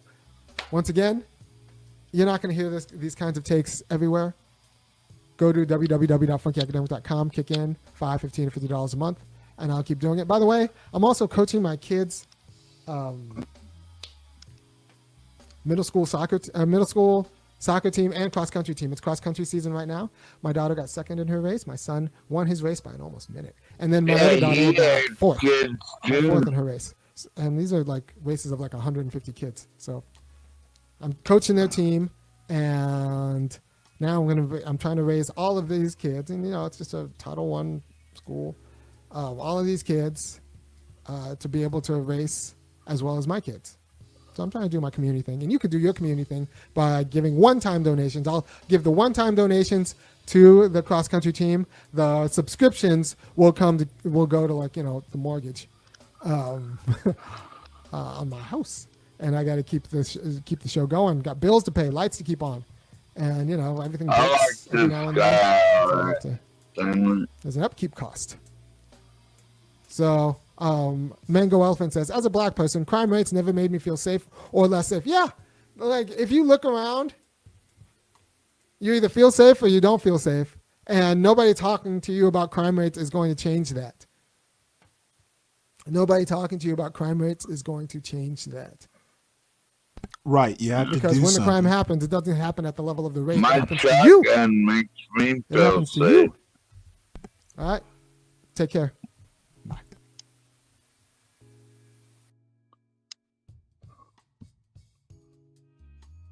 All right, well, I'm going to play this from the beginning. Still seems to be live, but I'm going to start at the beginning. What is it? Who cares? But they're white women, so maybe you'll believe what they say. Nah. You Hey, like Dallin, white it's women here. more I'm than I Jill do, Carducci, and Stanley. I have chills right now. Thank you all Crazy so much bastard. for we have a photo that we can't figure out how to share with all of you. But I was inspired to have this conversation with this incredible panel of badasses because we have a picture that we took together in the simpler or decent times at the end of 2024. Where we were all together at the White House, and there was some reverie and some smiling, and I wanted to gather together to reflect on that and where we are now. And I just want to have you guys all talk to each other. I want to talk to all of you, but if anybody just wants to jump in, first of all, welcome. And there's the picture. Thank you. Look at us, so high tech and so beautiful. Yes, and it was December of 2024, a million trillion years ago, light years ago. But just jump in. Welcome. Thank you so much for being here. This is incredible. I'm so fucking proud. I feel like all of the fear that I feel and anxiety has literally slipped away, and I'm in this little wormhole tunnel with these incredible women, and I feel more calm, I think, than I have in a very long time just because I'm in the same room with you all. This is fantastic. I think the thing, Dana, that you're saying is exactly right. And I think that's why people talk so much about having community, right? That you're supposed to be with people who aren't who want to make change, or who are interested in the same things as you, or who are following the same path as you, because this is exactly the thing. I mean, if we're by ourselves on our phone or reading the news these days, I mean, it can feel absolutely demoralizing to even try and get out of bed in the morning. And then seeing all your little faces. I mean, this is amazing. When we were together at the White House, as Joe was saying, we were like, well, these were the good old days, and we're living through them right now. And I said, yeah, let's be here before they put huge banners of Donald Trump's face everywhere. And they literally just put a huge banner of Donald Trump's face in DC. You know, sadly, everything that we thought might come to pass has already come to pass. Yeah, and faster than I think any of us thought it was going to. And this is also in service, not just of community, but of something I've been working on. I've been kind of working on a little, maybe a podcast, an idea called Steal the Air, where we all pick up a microphone and we all use our voices, tell our stories, talk about our lived experiences, and come at the news and journalism in an independent way with that passion, with those lived experiences. And I know Heather has also been talking about this as well, about lifting up voices and getting them out there. And I remember when we took that photo, and Heather, you said to me, you turned around, it was very loud, it was a big Christmas party, and you said, we need to put our voices together in the next 4 years. We need to come together to do this together. And I was interested to hear maybe a little bit more about that and that idea from Heather. Well, so, my big thing has always been taking up oxygen. That is, whoever takes up the most oxygen gets the most attention. And one of the things right now that really jumps out to me is it sure feels like the people who are associated with the Trump administration are frightened. They are grabbing as much power as they possibly can because it feels so fragile and as if it's slipping away from them. But it almost feels like, weirdly, like they're being pushed off to the side. All the American people are stepping up and trying to define what we want. And that's so exciting, because my thing has always been about getting ordinary people to recognize that it's their government, and watching people start to step up and to say, as we've been saying, we are America. I am an American, and what I want matters. You kind of think it's of what we could define in the next few years. What you want doesn't matter. I agree 100%. And I love the idea of community and taking up the oxygen. And I wonder what you would say to people who are like, there's just too much shit. It's flooding the zone with shit. There's too much shit. I can't get the attention. I can't cut through all that noise. What would you say to people? How do you do it? How can supposedly this this clicking because that's one of the issues YouTube issue. It's so fucking important. At least just getting lost in the never-ending news cycle. I think we need to curate our news feeds and how we get the news. I subscribe to all of your Substats. Hey, feel free to self-report. Absolute garbage. Man, it's a big pile. Pick out the important headlines, all the news that is fit to swear about, and share it in a way that is digestible, that doesn't make you full of anxiety and rage and fear. It's not like the clickbait clickbait headlines and the Scott Jenningses. And by the way, Lee, you do a fantastic job taking him down. Amen to that. Just all that, and we present it in a way. And then we wrap up with listener submitted good news, which brings us back to the community aspect of it. And so that's kind of how Dana. Can I ask you about that though? Because of course I read you. How do you figure out what to write about, and how do you untangle it? Because you produce a ton of material. There's a lot, but mainly by spending time on social media and in groups and in community, hearing about what people want to hear about, mainly what's going on with the autocracy and this current regime, and sentence to have those released, kind of getting people against privatization of all of our government agencies, whether it's prisons or schools or police or whatever. And I think I have a pretty good sense of what people are interested in hearing and talking about, and from that sort of baseline is how I kind of decide which news stories I put out, and I always make sure to put some good news stories. I was just going to say, I think with the podcast, we've done a good job of balancing, because yes, there's so much shit going on. There's so much awfulness going on, but there's still good things happening, and those stories have to be told, or we're going to lose hope. I mean, whether it's Pritzker in Illinois opening the first LGBTQ hotline that's public to the public, or if it's supporting healthcare for the trans community, as loud as this other side is, we try very hard to echo some of the good things that are happening. Heather, your newsletter, your daily thing that you've put, what we're living through fascism right now. The only thing I can say is every once in a while your newsletter starts off with this one's not going to be pretty, and I'm like, oh shit. Yeah. But all of you do so effectively, by the way, and it's just amazing. And it's just, you take a different approach to it, each of you, but you also communicate in a way that people honestly and truly understand. Yeah. Where you're not talking at anyone, you're having a conversation with them, and I think that's part of the reason why you all resonate so much with what people are going through right now, and I can't thank you enough for that, because I think a lot of people have unplugged and they felt like talked down to or talked above in a way that they're like, that's not for me. That is not what any of you do.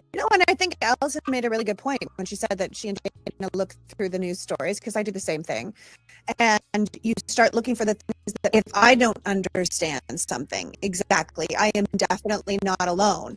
So then I will go research that thing so that I understand it. Then once I understand it, then I can better explain it to other people. And I do that on purpose, because I figure like none of us are ever alone. So if you're feeling confused about something, it's most likely that help people to stay confused, and then they feed into fear and negativity and hate because it works, and people don't know the difference anymore. And so I try really hard to help people recognize the difference, because I'm astounded daily that people aren't up in arms about there being people armed in our streets. I'm astounded daily that we're just literally covering up a giant up to the president of the United States. And that is because the right-wing ecosphere is so strong and so effective that they have allowed people to miss the major stories. So I think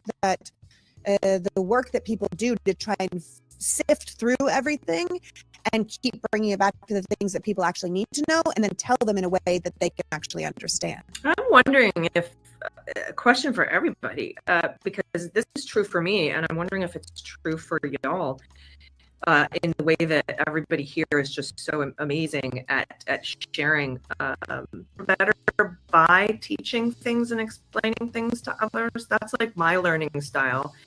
And I've noticed that if I research something like you said, Lee, but then share it with everyone in a way that kind of, isn't awful and anxiety ridden, then that helps me learn it more. Is that the same experience for the rest of you?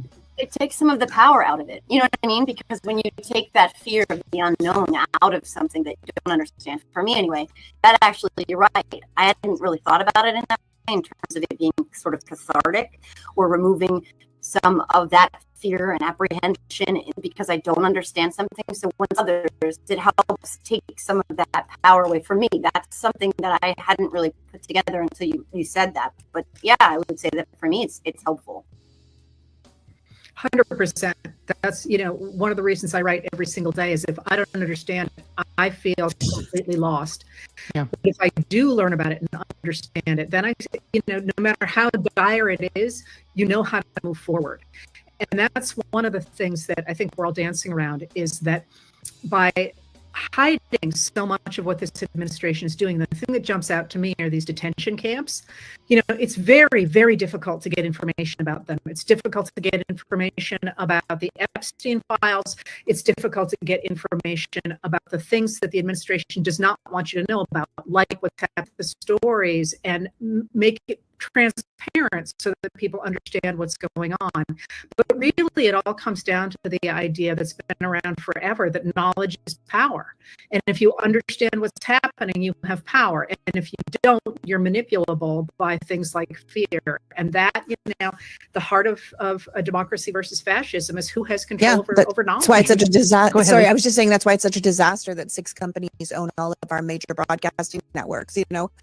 It's one of the reasons that I go on CNN as much as I do, because I feel like the truth deserves a fighting chance, and that shouldn't be the case on a major broadcasting network. But like you guys were saying, like I end up across the table from people like Scott Jennings, who is straight up lying to the American people. And I find that very hard to take. There are some conservative pundits on these networks that I think are doing a bit, they understand what they're doing and they are just taking the counterpoint.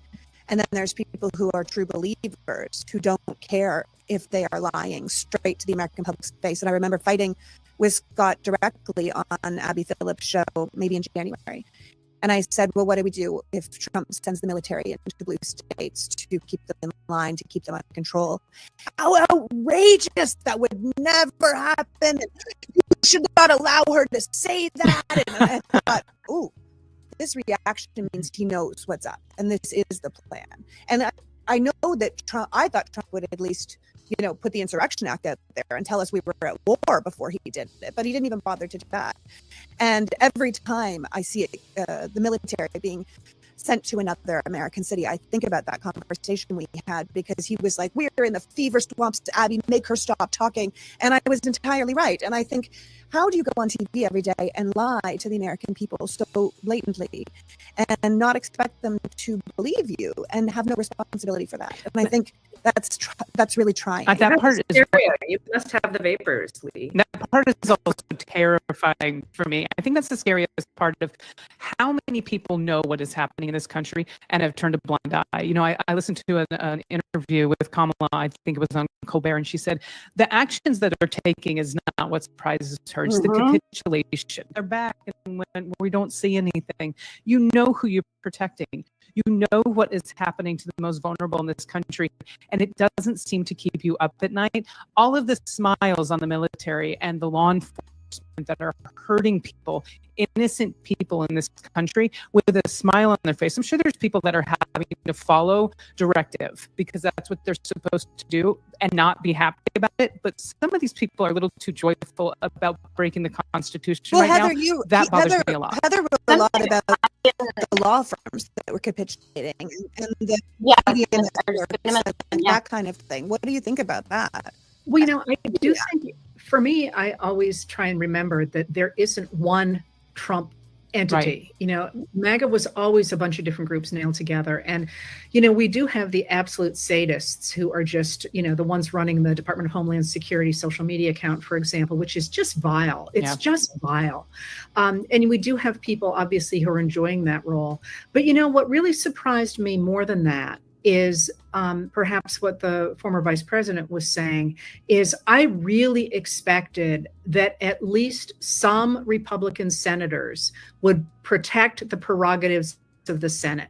Yeah. And I think that they should extraordinary cowardice in that it seems to me anyway that they've been hoping the courts would take care of things. And in fact, the courts have done a pretty good job, except the Supreme Court keeps overturning them. And I'm going to be really interested in what happens when we go back in September, when it is no longer possible, I think, for the Republicans who are not MAGA in the Senate and even the ones who are in the House of Representatives to pretend like this is all going to go away. When Trump starts to threaten the Fed and starts to suggest that he's going to take monetary policy into his own hands, when the economy is in the kind of difficult straits it looks like it's in, when the Florida governor, Ron DeSantis, says he is going to ignore a court order to close a detention center in the Everglades, the push is coming to shove here. And it's not clear to me at all which way they're going to jump, in part because Trump is falling apart. Yeah. Are they going to continue to back this dude who is not going to be able to function much longer? Yeah, Heather, I want to piggyback on what you're saying about the Fed. We know that on the emergency docket, this particular Supreme Court, the conservative majority, in the Gwen Wilcox, Kathy Harris, National Labor Relations Board, Merit Systems Protection Board case, said Humphrey's executor is done. The president's allowed to fire whatever member of multi-member boards that they want, except the Fed. The Fed is special. The Fed is different. And it's not. But I feel like what they're doing to us is moving everything so far to one side that when it comes back a little bit and said, no, he can't do this to the Fed, but he can do it to the FTC and the NLRB, that we're supposed to be happy about that. Do you know what I mean? Maybe. I mean, the one of the things we started out by saying is that things look worse than we expected them to. I'm not sure about that. I was really very, very concerned much earlier than perhaps I let on. But one of the things that's happened is people are feeling the heavy hand of a man who increasingly looks mentally incapacitated. And they're not liking what they're seeing. His numbers are completely underwater. And now they're obviously trying to argue that we need a dictator to take care of the crime that he is inventing in his own head. And, I was thinking about this before we did this. I was actually out on the water and I thought, I hate that expression that sometimes people have to touch the stove, but it feels a little bit like America has touched the stove. And the number of times you read people saying, oh, I had no idea he was going to cut Medicaid. I had no idea we were going to lose pieces of Medicare. I had no idea that the tariffs were going to send prices up. And the resistance to that might be better, I think, going forward than we thought it would be. Which is why they're trying to gerrymander states. Absolutely. I was going to ask you that very question, right? So I was going to ask that, what you guys think, because what I feel all the time is there are not going to be midterms. You're delusional if you think that there's going to even be a midterm, or if there are midterms, they'll be gerrymandered to the point where they're not free and fair. I mean, all of you, please just weigh in on what do you say? How do you answer that question? What do you say about what Newsom is doing, what Hochul is talking about doing, what Maryland potentially could do, but what Texas just did as well? My thing on this is that, and please someone correct me who knows more about the law than I do. California seems to be the only state right now, not saying New York, that is actually following the legislature and following our Constitution. They're following the law. A lot of other states like Texas did not leave it up to the voters. They took power, they grabbed power, and so there are lawsuits happening that they are going to lose. It'll be really interesting to see if all of these red states that are not putting it up to a vote end up getting blocked, and the blue state like California, who actually followed the chain of command, that it's allowed to go through. I'm going to be really interested to see what happens. Yeah, maybe. I think it's going to be an all or none situation, and it may be none, but that'll be interesting to square with the gutting of the Voting Rights Act that they've been participating in since 2013. Yeah. But as a Californian, I'm all for my whole life. Ever since what happened to me in the military the military sexual trauma, every time I punched back, people were like, you're out of line, not the person who attacked me. And that's what I feel like the Texas-California fight is. Texas is assaulting voting rights. California is punching back. That is self-defense.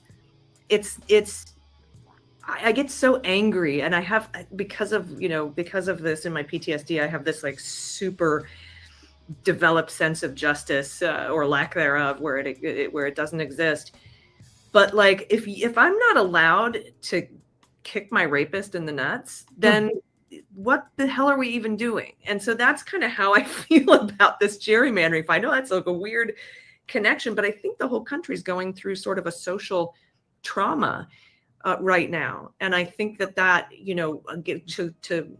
to bring it back to why we share the news and why we need to learn the news. The reason I dig into it so much is because I think that knowledge is the enemy of anxiety.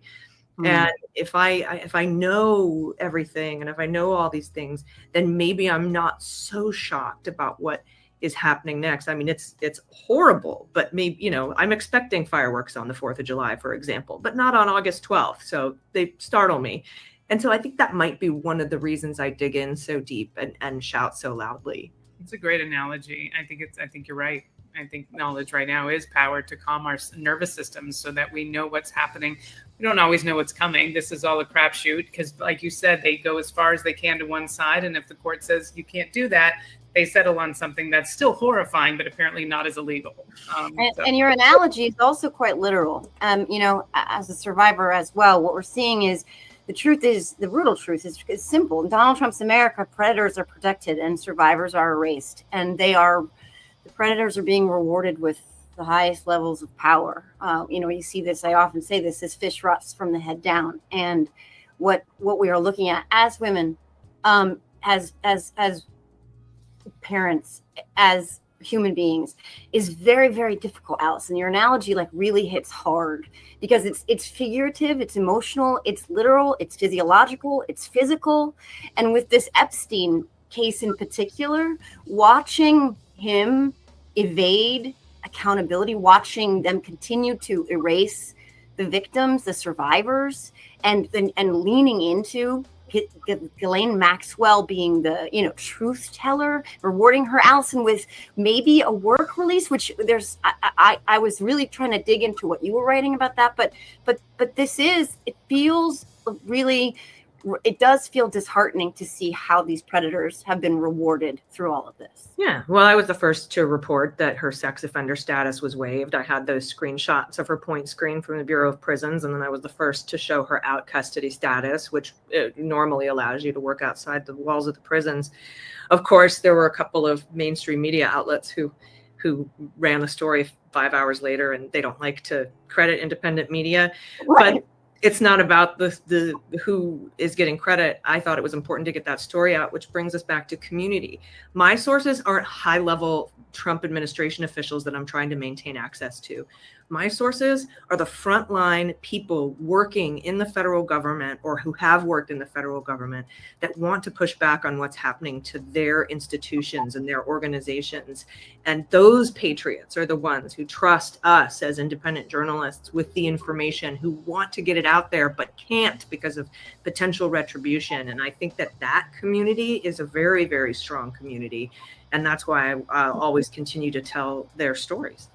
I will also say something that resonated with me. Obviously, Allison, your story is so personal and so traumatic. But this idea that if I'm not allowed to kick my rapist in the nuts, what are we doing here? That kind of, even if it's physical, real life, or metaphoric. I think that's what's resonating with people with California right now. This feeling of actually kicking back, that we don't just need to be passive victims while our democracy is destroyed. I think it's why we need to keep pressure on other blue state governors to kind of do the same thing. My guess is politically, they are waiting for another state to do it. If I was Westmore, I was JB Pritzker, I was whatever, Gavin's getting his time in the sun right now. I think politics is politics. I think Gavin's doing a great job. His social media team are obviously gifted. They are trolling Trump in a way that I think is so fascinating because they're just right up. Fox News they're just right in their head every single day. By the way. I know, a woman, but it's also like the way they're like, this is unbelievable. No leader, no governor should speak like this. And you're like, have we lost the plot completely? He's just holding a mirror to you guys. But my hope is that if another state, if Oklahoma, if Indiana or somebody else decides that they are going to gerrymander, then all of a sudden you have Illinois saying, fine, we'll do it too. So that so it all feels like a reaction to the Republicans' overstep, as opposed to what a lot of Republicans who aren't paying attention think the Democrats did it first and we're just fighting back, which is of course the complete opposite. But I can see that maybe some of these blue state governors are waiting for their opportunity to do what Gavin did in response to Texas. And I think that we do need to be kicking back a lot more. I think that's what people are responding to. And I think it's really interesting staring at your 5 faces right now. It's like, it's going to be women. At the end of the day, it's going to be women. You know, we're the ones whose rights are being taken away. We're the ones who are going to suffer. We're the ones that they want back in the kitchen. We're the ones they're talking about taking our vote from. So at the end of the day, I hope men join us. I do. But I'm less interested in the epidemics that have to do with men and more interested in the rights that are being taken from women. Mm-hmm. I will point out that today is the anniversary of the 19th Amendment being added to the Constitution. That's the one that protects women's right to vote. You know, at the end of the day, what we're really talking about is power. And in fact, we have had a system in the United States for at least the last 40 years that concentrates power among a very small group of people who are overwhelmingly white men. And the trick going forward is going to be to keep political pressure on not just the Democrats, but certainly red states as well, the lawmakers in those states, to make them more afraid of the voters than they currently are of the MAGAs.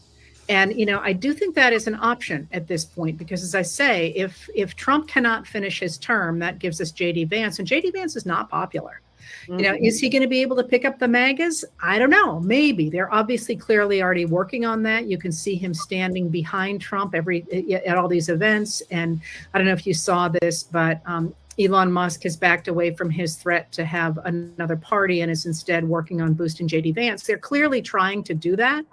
Is it going to work? I mean, J.D. Vance has the personality of a cactus, and that might be Cactuses are cuter. That's right. Exactly. But so now, if the American people really say, as they have said to pollsters, that not only do they not like the MAGA Republicans, they also don't like gerrymandering. Republicans don't like gerrymandering. Nobody likes the idea that a legislature overrides what a petition will do in a state like Utah, for example, or Missouri, so or Florida. So, you know, I'm really hoping that we push back on this longstanding idea that the government should be rigged for a few very wealthy, primarily white men, and put the screws to people now to say, we don't want advantages, we want fairness, we want justice, we want what is in the Constitution of the United States and the Declaration of Independence.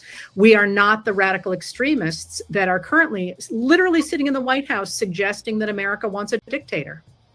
Yeah. And at the end of the day, it's kind of goes back to like, if everyone's using steroids and you're saying, well, steroids shouldn't be allowed, so I'm not going to use them, and you keep losing the races, at some point, if the rules are made by the person who wins, you take steroids too, you win your race because you were always a faster runner, always had the better ideas, was where we are.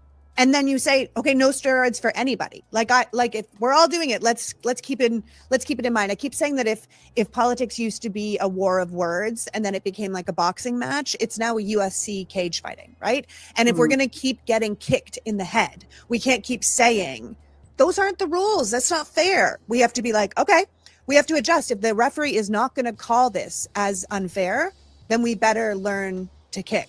And I think that's where we're at. And it goes back to Allison's metaphor as well.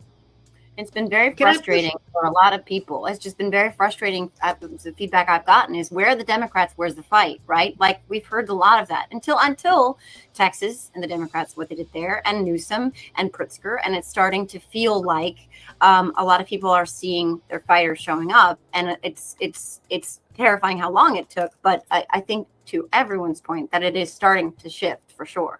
It's starting to shift at the state level. I'm concerned about the federal government, the leadership in the federal government. And every once in a while, we get a little bit of courage from a red state governor, from Virginia, saying, no, we're not sending troops to D.C. Vermont. emergency in DC.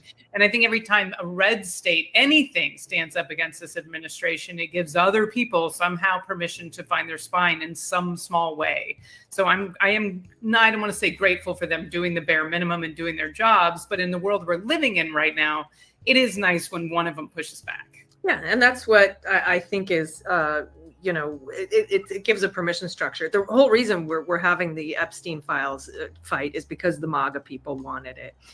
They brought it up to and that gave the mainstream media permission to go after it full bore. But we've had a lot of really great fights. The California one is happening now when our elected leaders in Congress, the Democrats in the House, just started adding Epstein amendments to every single bill until Mike Johnson had to send everybody home. That was fantastic. When Van Hollen went down to meet and talk with Mr. Abrego, Van Hollen surprising the heck out of me. We do see a lot of fight, and we have to pick that up. We have to elevate it. We have to congratulate people when they do that. We have to give them their flowers for that.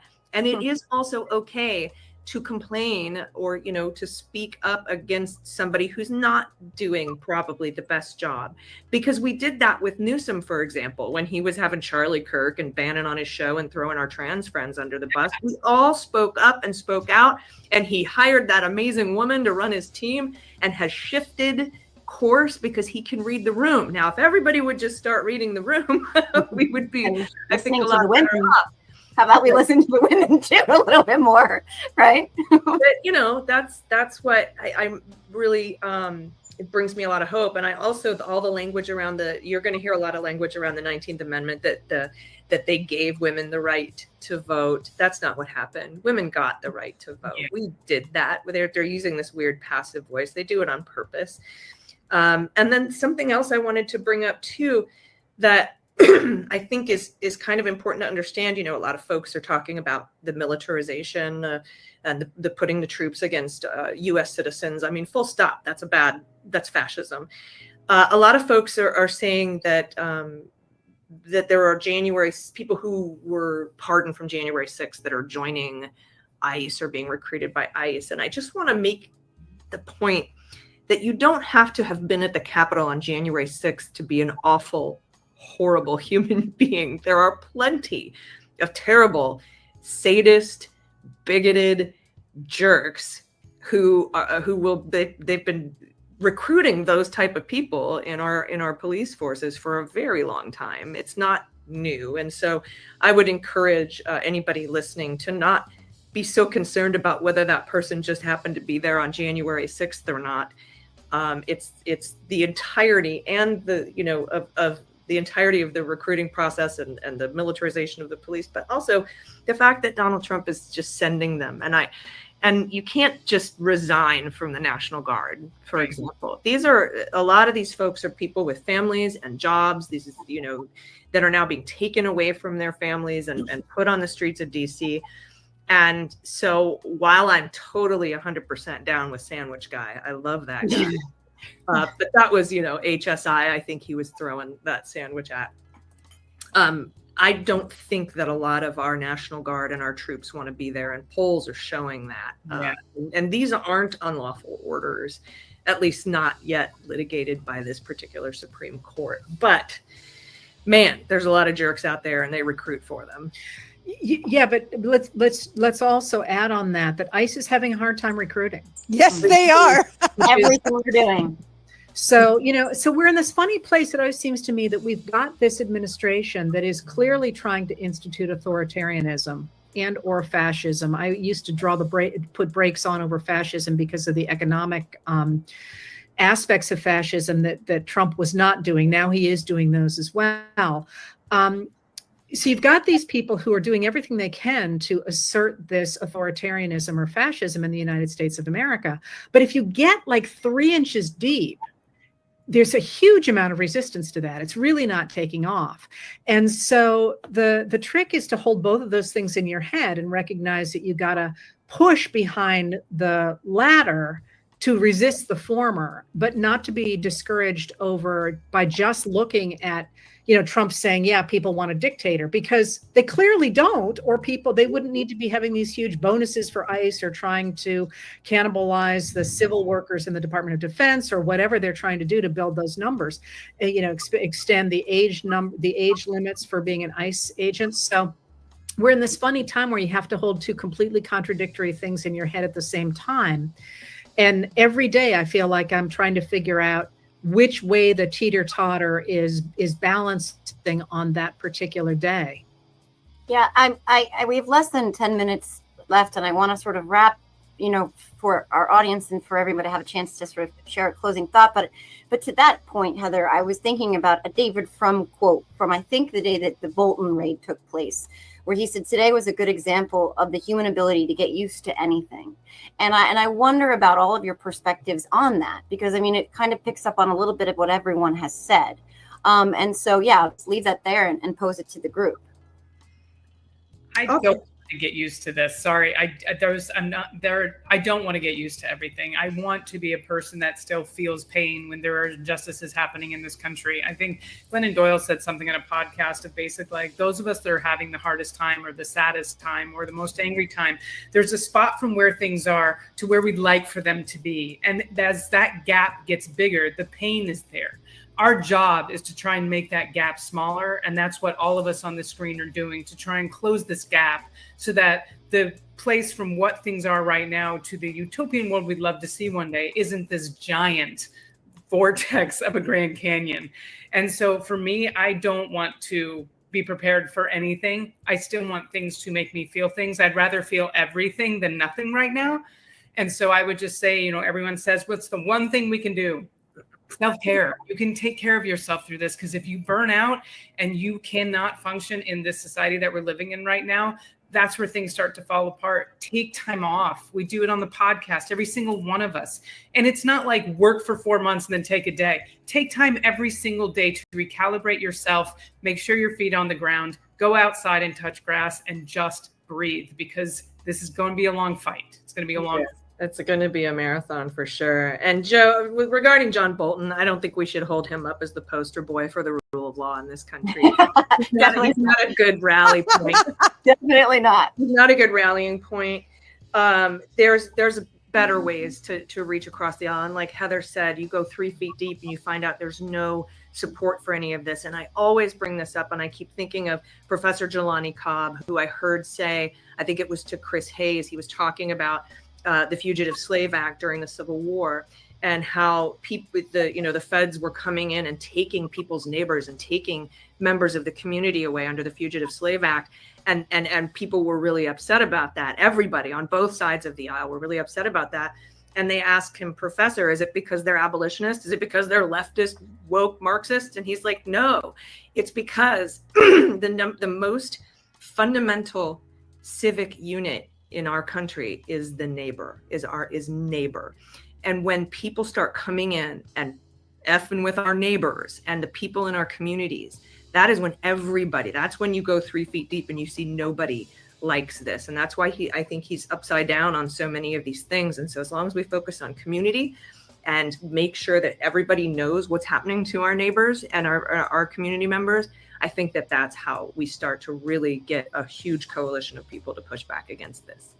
Yeah, I also think, to Heather's point, that MAGA was always a group of different groups of people cobbled together. It's the far right Christians, it's the techno bros, it's the racists that were psyched that they could finally be that. It was the misogynists. It was, old school conservatives that wanted to just revert to a different time. But they're not actually a cohesive unit. And if they lose their figurehead, if as what's her name on her brilliant podcast calls him, if Kanks goes down, she calls him Kanks. If Kanks goes down, is JD able to hold the mantle long enough for those people to stay together? Because ultimately JD is just a stand-in for the tech bros. He's a puppet for that group of people. Those people are working really hard with the Christian nationalists, I think, hand in hand with the Project 2025 Christian nationalists, the Heritage Foundation guys, and the techno bros to kind of take over the world before they lose Kanks. And I think that We have to start. I know it's so freaking funny. She's so hilarious. Why can't I think of her name right now? Jangles McTaco Tits is the full proper. She is a funny. She's a funny broad. It's my favorite kind of woman. But I think the thing is, can we hold it together, or can we poke enough holes in that collective before they really establish power? I think it's why they're working as hard as they can, as fast as they can, to really establish authoritarianism, so that it won't matter if Trump is gone, so that they will already have the wheels of power. Do you agree with that, Heather? 100%, 100%. And, and I do think it's interesting that we are not directing much animosity toward people like Stephen Miller or Russell Vought or, the other people calling the shots, because they are actually quite vulnerable. And if we pulled at them, the whole organization would be significantly weaker. To go back to Joe's point, though, about becoming accustomed to this, I have not become accustomed to any of this. If anything, I have become much angrier and much more firmly rooted in what this country should stand for. And I am much more inclined to have zero patience with those people who are entertaining any of this at all. And to know with absolute certainty that people like us are standing on the right side of humanity, but also on the right side of history, makes me feel like we are stronger than ever, no matter what happens going forward. They will write history books about this period, and I sure would prefer to be on this side of the ledger than on the one with Stephen Miller. Well said. That is an absolutely perfect way to end this conversation, one I hope is part of an ongoing, never-ending conversation, because to Dana's original point, this has filled my cup. I'll use those words, they're mine, but this has filled my cup and made me feel, for the first time in a long time, I'm an ugly crier because I'm an ugly crier, like I'm okay. I'm going to be okay. So don't ugly cry, as my son calls me. He has braces off today. Sorry. Thank you. Ugly cry. Do it. It's beautiful. I gotta say, like, guys, this really feels like meeting the moment in a way I haven't felt throughout all of this. Sorry. No, Joe, this is a very lonely time for anyone paying attention. Yes. It's a very lonely time, and it's a demoralizing time, because the cruelty is overwhelming, and you can't believe that it's not just being stopped. You can't believe that every institution that you counted on and that you believed in hasn't stopped this already. And it starts to make you feel like you're helpless and alone. And it's nice sometimes to know that you are not alone, even if you are feeling helpless. Yeah. And that's what all of you. Sorry, Dina. There's no such thing as an ugly crier. Anyone who's crying is beautiful. It's the people that don't have the capacity. Those are the ones that freak me out. Yeah, like Stephen sleeps in a coffin with ice patients in their blankets. No. Yeah. Thank you. Please, I would love to do this again. You have no idea how much this has meant. I'm sorry about the audio in the beginning, friends. I can't explain it. It was a weird YouTube glitch or something. Heather Cox Richardson, Dana Goldberg, Allison Gill, Lee McGowan. This has been the Siren Podcast. I am blessed and honored to have been joined by all of you. And boy, we're going to be posting clips and posting full episode of this. Thank you, everyone who's joined and was patient with the audio. Thank you so much, everyone. Truly, thank you. You're incredible. Thank you, everybody. Bye, team.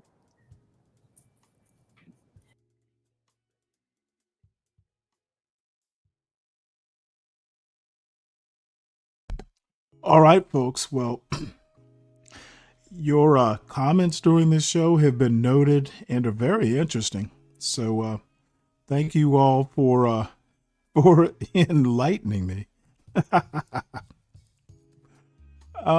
Like I said, this might be a whole show.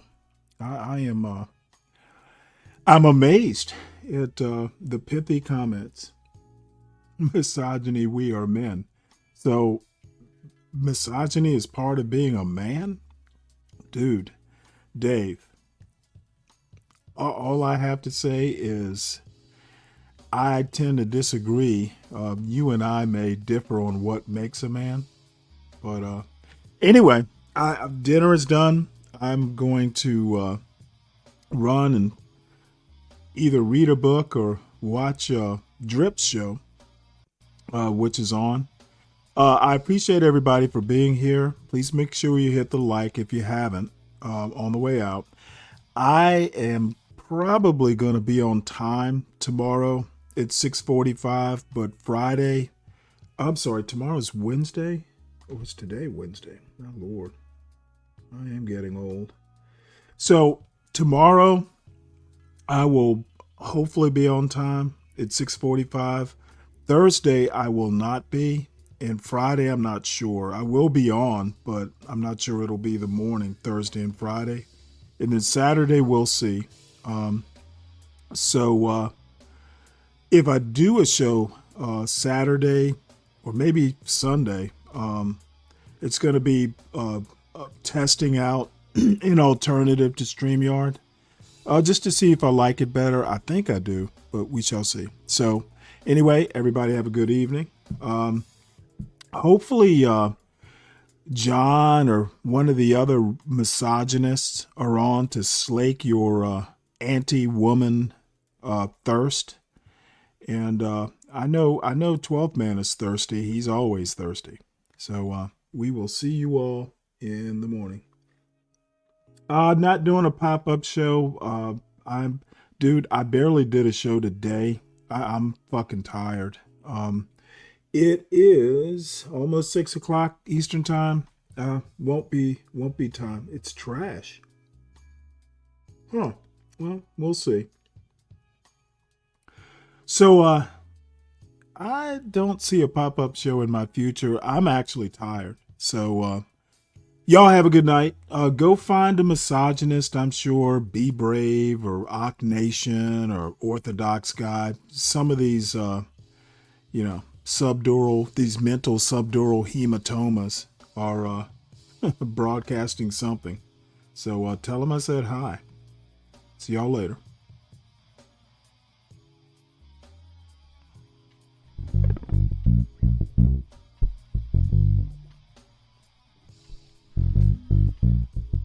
Welcome to the Whoop-De-Wop.